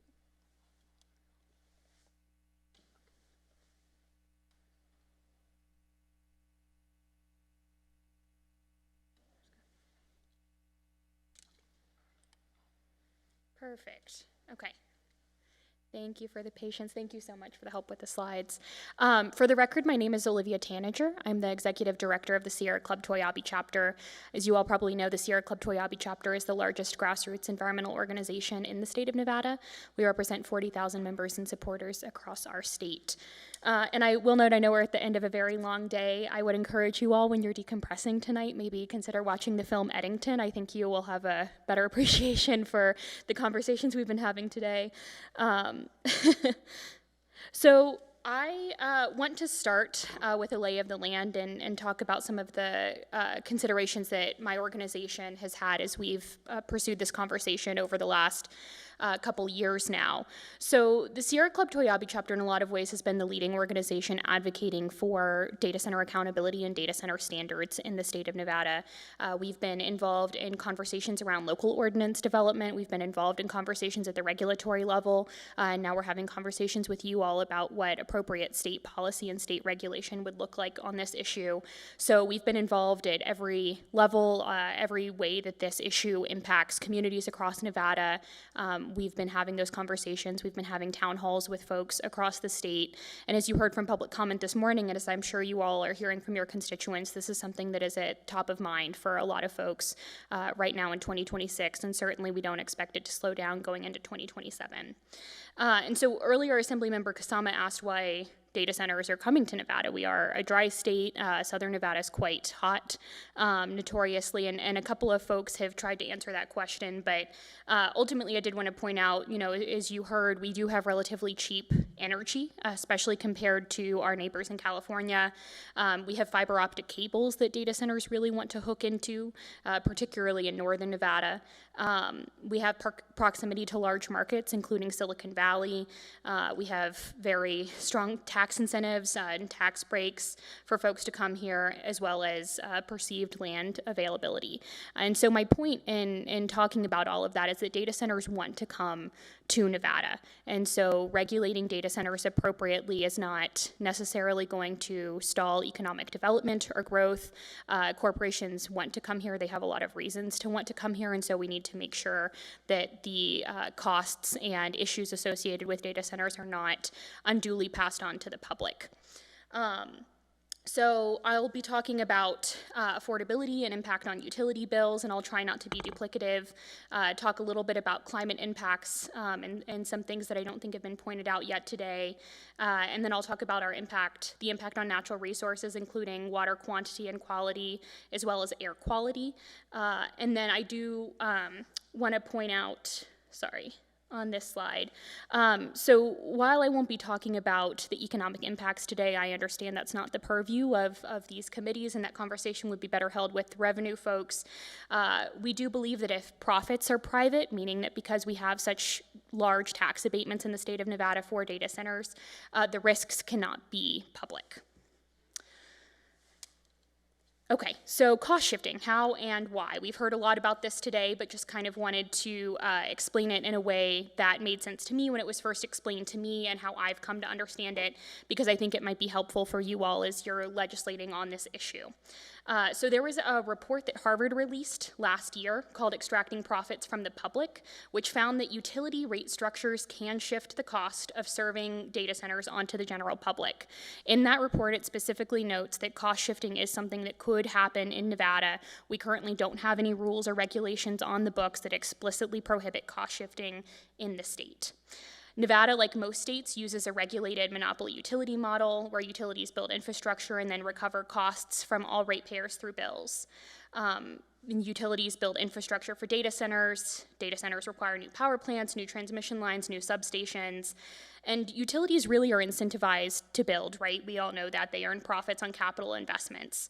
Traditional rate-making spreads infrastructure and energy generation costs across all customers. And so historically, rates have been set because the growth associated with industry and residential load growth has been approximately the same, but data centers really blow that assumption totally out of the water.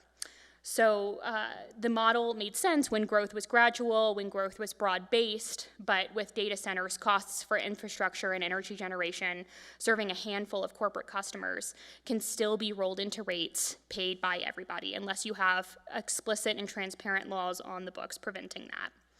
The Harvard report found that utilities often offer special discounted rates or contracts to attract data centers, and again, that's why that transparency piece is so critical. There's also the risk of stranded costs if a data center scales back or if technology changes. Nevada could be left with unused infrastructure still paid for by ratepayers, which is why that stranded infrastructure conversation is really critical to the cost shifting conversation. And so that leads me to talking about climate, including the CTT that you've heard a lot about today. We've also heard about our renewable portfolio standards. So NV Energy has publicly stated that we won't be able to meet our renewable portfolio standards, or RPS, by 2030 because of the demand for data centers. This body worked really hard on the RPS and the ballot measure to support RPS, won broad bipartisan support up and down the state. And unfortunately, we don't have enforceable mechanisms, and there aren't clear penalties for not adhering to the RPS. So in order to better protect ratepayers, in order to better protect folks in the state of Nevada, we'll need to get creative in the way in which we're going about that. The CTT that you heard about earlier from Google and others, Sierra Club and our attorneys worked on the CTT during the regulatory process. And so while it is not a silver bullet, I want to make that clear to everybody, the CTT is not a silver bullet for our energy problems. It's not a silver bullet for protecting folks from cost shifting. But it does give companies options for opting into the CTT, and we would certainly support efforts to further incentivize the CTT in Nevada.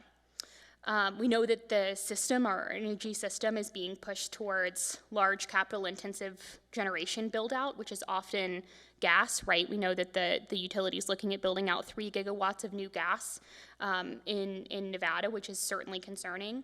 And under certain demand scenarios with fuel price exposure layered on top, really this creates a double risk of stranded capital if the load doesn't show up, or ongoing fuel cost volatility if it does. And so when having conversations about the climate piece, the affordability piece, the stranded infrastructure, and the way in which we're phasing in building infrastructure is really important, both for not overbuilding fossil fuel generation and not overbuilding infrastructure that everybody's going to have to continue to pay for. So we've also heard a lot today, and I really appreciate the research that our friends at DRI are doing about water use, particularly about the water use associated with energy generation, because that's something that we were struggling to get concrete numbers on for a long time. And so that information is really important for us to understand that the way in which we're powering data centers is really important in the water conversation. It's our organization's belief that evaporative cooling is a poor use of our limited water resources. We just heard the chairman speak to that as well. It is a permanent, often localized loss of water, so a consumptive use in a state that does not have a lot of water to consume.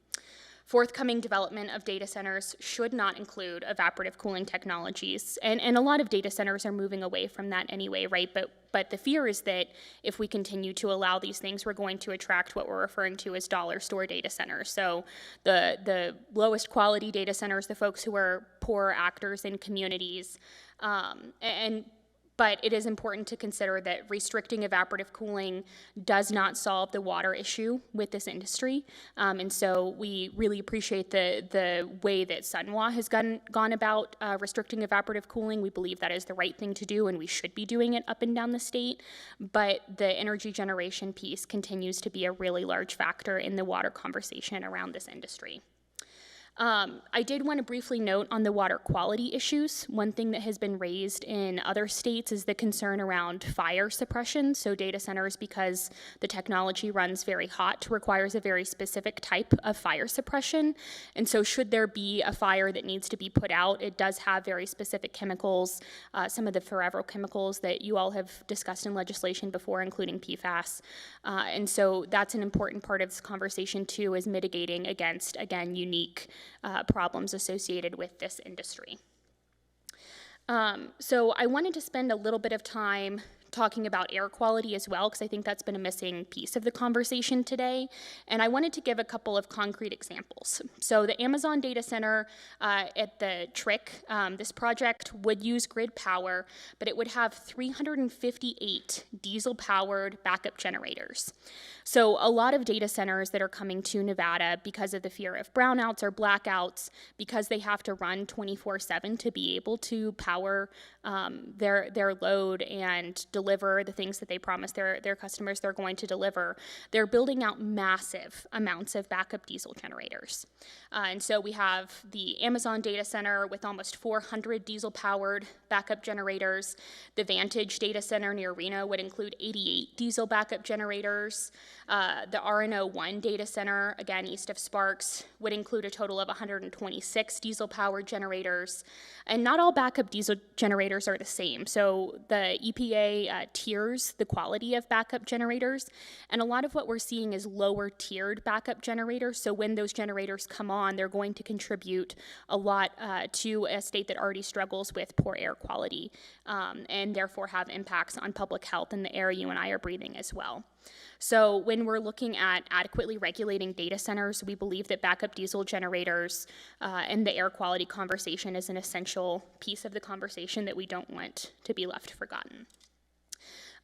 So in conclusion, we believe that you cannot claim to be a company of the future while draining the resources of the present. Again, we believe that if the profits are private, the risks cannot be public. We believe that Nevada can lead, but only if we stop racing to the bottom and start setting the standard. We strongly support developing a large load tariff, and I'm happy to go into the elements we see as necessary there. Our friends at WRA went into a couple of those. Restrictions on evaporative cooling up and down the state we think are really critical, regulating backup diesel generators, and stronger requirements for preventing stranded infrastructure, and particularly stranded gas infrastructure. Thank you, and hopefully I didn't speak too fast, but I'm available for questions. You did an excellent job of getting all of that within the 10 minutes. Thank you. Good job. So I do have a few questions, it looks like. We've got Assemblymember DeLong. Well, thank you, Chair. Thank you very much for the presentation. Wanted to focus in on your discussion on air quality considerations. You'd mentioned that data centers should have restrictions on the backup generators. Since Nevada, the state, as well as Washoe and Clark County, both have approved SIPs from EPA. So we're in compliance with the Clean Air Act. Are you suggesting that we should start implementing industry-specific air quality standards, looking at one industry should be regulated differently than another as it relates to the Clean Air Act?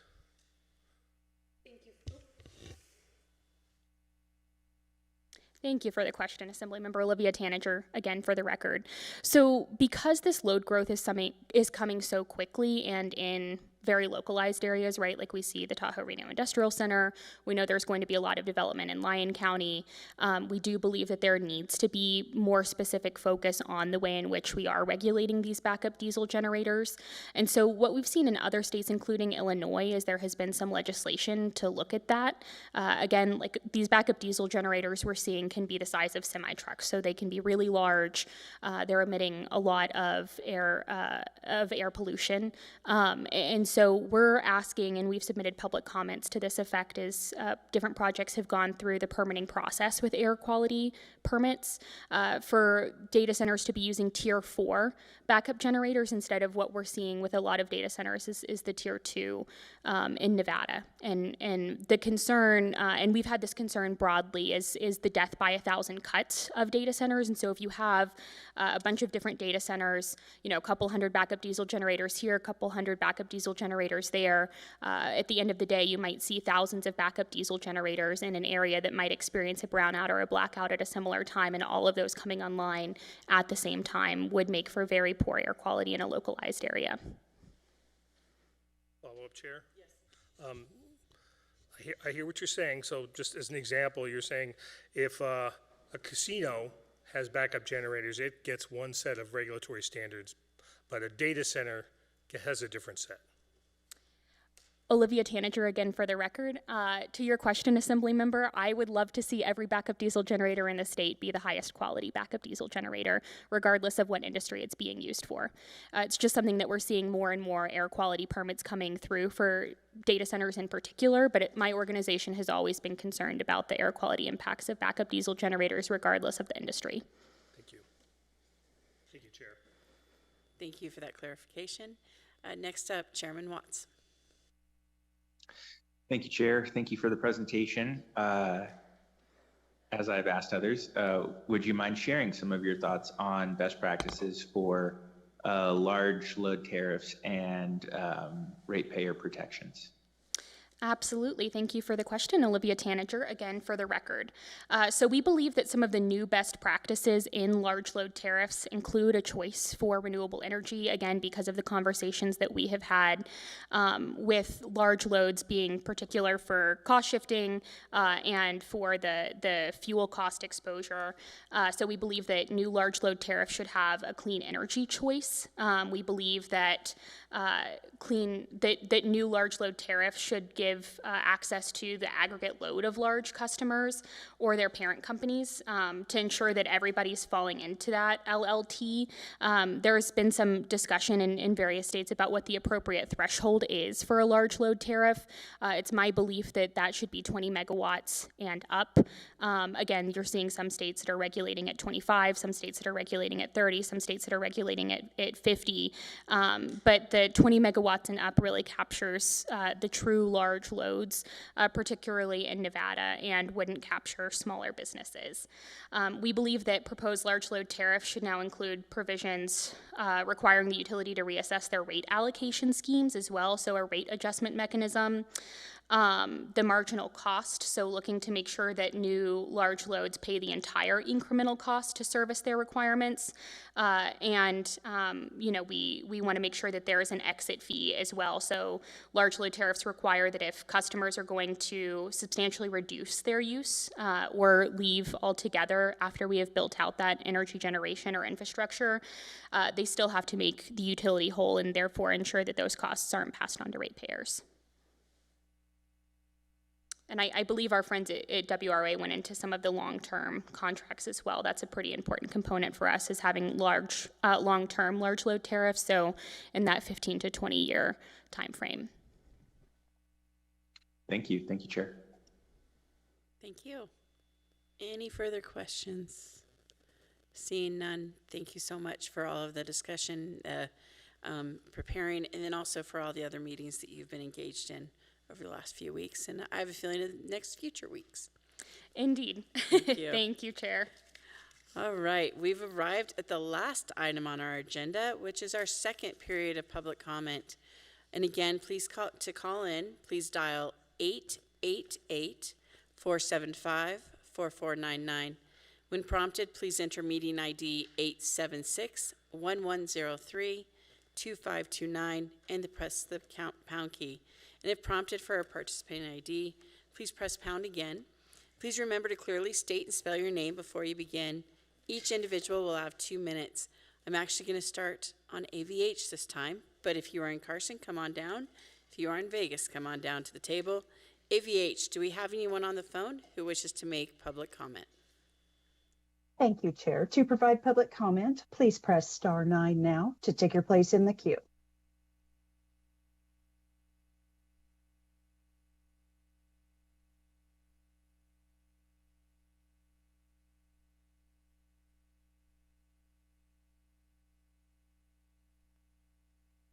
Hi, Barry Johnston, BERRYJOHNSTON, Las Vegas. Chair, members of the committee, you're reviewing energy load infrastructure and rates tied to data center growth today. Then evaluate the numbers, not the narrative or the ideology.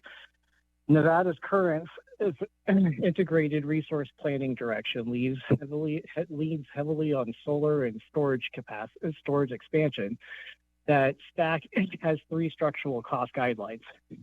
Generation cost, solar, utility scale solar in the Southwest, typically 30 to 40 megawatt hour LCOE on paper. Storage requirements to make the usable daylight must add batteries. 48 lithium storage pushes, effectively delivered cost of roughly 80 to 40 megawatts real world. System costs, transmission expansion, remote solar fields, grid balancing, ancillary services, capacity overbuild. You'll install 3 to 5 times nameplate to meet peak capacity. Would it include system level costs? Intermediate heavy grid tends towards 120 to 200 megawatts, effectively delivering cost per firm power, right?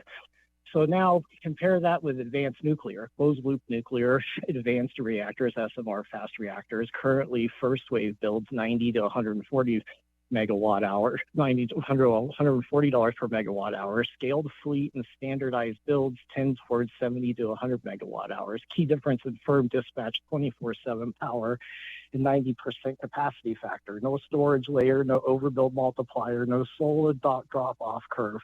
Now apply that to data center demand, right? So when we're looking at needing tens of gigawatts of power, plus you guys are trying to cripple our gas production, right? Because you want us to drive electric cars. It's impossible to do that with solar plus storage. We have to go to nuclear. Now, nobody's talking about covering the state parking lots and the government buildings with solar so that we can fix the grid and start making it more dependable. You're talking about wiping out $1,000-year yuccas. Sir, if you could start wrapping up your statements, you're almost to the end of your 2 minutes. You need to start wrapping up your statement. After the state line, if reflector has vaporized. Thank you, sir. Next caller, please.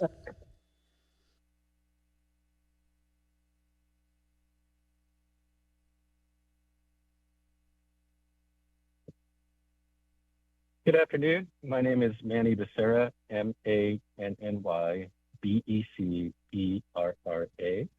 Chair, Vice Chair, and members of the committee, thank you for convening this session. I'm speaking in my personal capacity, though for context, I do serve as a Reno Planning Commissioner and co-founder of the Truckee Meadows Data Center Policy Consortium, a cross-sector coalition whose stakeholders and participants include several organizations and individuals you've heard from today, from Desert Research Institute, Western Resource Advocates, PMRPA, residents, businesses, and community advocates, amongst others. What you've heard today points to something pretty significant, a consensus forming across sectors that rarely speak with one voice.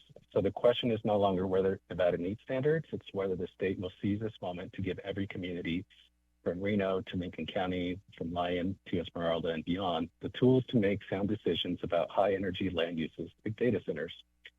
The scale demands it. Nearly 3 times the capacity of Hoover Dam in requested load, 90+% concentrated in Northern Nevada, rural utilities fielding requests for 9 to 70 times their peak load. In the Truckee Meadows, approvals began to move forward in late 2024 before appropriate zoning standards existed, and that gap has not been fully closed, though today's session gives me hope. Every Nevada community deserves to make these trade-offs deliberately, if at all, and not by default. Today's presentation didn't just show us the problem, they showed us the path forward, and that industry will rise to meet it when we set the bar. A dry cool facility in Las Vegas saves 200 million gallons of water a year. That should be the statewide standard. Google brought clean geothermal power to the Nevada grid bearing the cost itself, with ratepayers fully protected. These aren't outliers. They are replicable models and proof that responsible operators are ready and willing. Nevada offers data centers a 75% property tax abatement, a significant public investment that should come with a public return tied to verified clean energy performance. With NV Energy already at risk of missing Nevada's 2030 constitutional clean energy benchmark, a renewable energy standard for large loads. Sir, is can not you start wrapping aspirational, up it is your comments, necessary. please? Yes, ma'am. Nevada has the research, the coalition, and the moment. A written statement with specific recommendations is submitted for the record and your consideration. I appreciate and respect the work before you and all of us. Thank you so much, everyone. Thank you. Next caller, please. Thank you, Chair. There are no additional public comment callers at this time. Thank you so much. Next, we'll go to Las Vegas.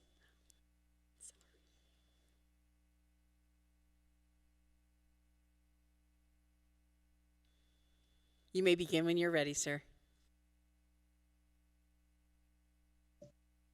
Can you guys hear me now? Okay. My name is Adam J.D. Martin. I'm a strategic executive, entrepreneur, avid user of artificial intelligence, particularly throughout this new revolution of agentic AI. And I guess I'm one of the few members of public left today as I look around the room. And I just want to put my thoughts out there that I think the only thing understated today was the demand that we're going to see in the future for these products. As a consumer of these technologies, I can't even begin to think we're on the first page of what is the chapter of a very, very long book in where technology is headed. I think we need to take data centers very seriously. They're at the heart of national security, infrastructure for healthcare, and just about everything we do. And I think only very few members spoke to that today. Everything you do in your current life is predicated on that, down to the one gentleman mentioned his oven today, his stove. There's going to be more and more of that. I know that because I've implemented AI at various layers of the technologies in my companies. I believe it affects all pillars of all businesses. And I think we need to think bigger about this. And I would challenge everybody in the room and everybody listening to think much bigger, right? How are we getting our power? The closed loop cooling makes a lot of sense, but the right sizing of power generation, I think, is the large question here. I see small modular nuclear reactors as a potential solution for this. And again, if you understand the closed loop cooling of data centers, it's not a very hard gap. I'm sure most of us are not nuclear experts in the room. It's not a large gap to bridge to just understand how small modular reactors work. They use closed loop systems, they use very little water, and they can be continuously powered, meeting the demands of what I believe we're going to see in the future with data centers and the development of especially agentic AI. Jefferson Huang's the CEO of NVIDIA. It's a $4.2 or $4.4 trillion company that just announced that he believes that we've reached general artificial intelligence. Thank you, sir. If you could start wrapping up your comments. Yeah, that's all. Thank you. Just challenge you to think big. Thank you. Anyone else in Vegas? Seeing none, we're now going to end up here in Carson City. Whoever would like to go first. Thank you. Will Adler for the record with NextNV. Just to wrap up my comments from earlier and to sort of, have some closing comments on this subject, I do think that that gentleman was somewhat correct there that, AI is driving this boom and the craze that is what's coming next and this future demand curve. But what I'm trying to convey to the committee, and I think everyone heard today, is data centers are the now of Nevada. This is what we're living and breathing today. But I do think this is the single most important topic in Nevada. But it's one we have to actually take head on and say, what's coming here? What is the actual demand? And what is the economic benefits and the hardships and the environmental side? And we have to actually balance that together as a community. I represent Northern Nevada Development Authority. I work with EDON and a lot of the other generative, sources of these data centers who actually come in to get applications. There's a large data set that is actually available, but private to date. We do want to bring that forward to the committee. If there's questions to be answered, we are able to actually receive that data in its form. I'll be able to get that to the committee, but we want to actually benchmark the power demands, the water demands, and sort of what is the curve for Nevada, because we could actually see it coming. People have bought the land, they have incentives, and they're sort of here. But the speculator crowd, I agree, is above and beyond that. There is this idea that Nevada will have 20 gigawatts. I don't think so, but I do think we need to embrace what's here and make sure it lands here the best way it can. And I think Rule 9 policies are helping with power. I think regional water conversations could go a long way when it comes to where our infrastructure needs to be invested in. And the new guys coming in can help do that investment too. But I think the park has gone a long way, the TRI industrial park. When embracing, the demand curve that traffic and everything else had, we demanded more from them. And I think that policy can actually work with this new curve we're coming in. So thank you so much. And thank you for holding this topic. It is the most important topic in Nevada. Thank you, guys. Thank you. Next speaker, please. Chair Committee, Clay Mitchell. I'm a Story County Commissioner and also a trustee for the TRI GID, but I'm speaking for myself. There's much to say, but I want to focus mainly on one thing, and that is I want to strongly caution against a statewide one-size-fits-all water policy.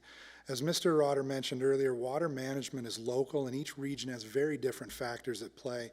Just as Southern Nevada has adapted to its water conditions, so have we. And a prime example that's been mentioned, but I want to lay it out clearly. So over a decade ago, the Reno Sparks sewer treatment plant needed an upgrade to meet nitrate standards on releases into the Truckee River. Some estimates put the cost of that upgrade at $150 million or more, and that would have been borne by their ratepayers. The developer of the TRI Center had the foresight to dual plumb the core of the park with freshwater and purple pipe, so it was ready to receive that effluent water. And through a complex and innovative agreement, the Tri-Center companies fronted approximately $30 million to build a pipeline to divert that treated effluent from the river to be used instead for industrial purposes. Ultimately, Story County pays for the pipeline to save these massive costs to Reno and Sparks through tax increment financing. Now, we also pay a rate for that effluent and are working to ramp up its usage at the Tri-Center to keep the treated sewage out of the river. My point is this: an outright moratorium on water for cooling uses would be counterproductive in our water quality efforts and would handcuff our water management professionals in their work to maintain water quality. I also want to reaffirm our commitment to keeping the Truckee River flows whole to our downstream neighbors, including the Pyramid Lake Paiute tribe, and we're happy to work with them and our other neighbors to address concerns as they arise.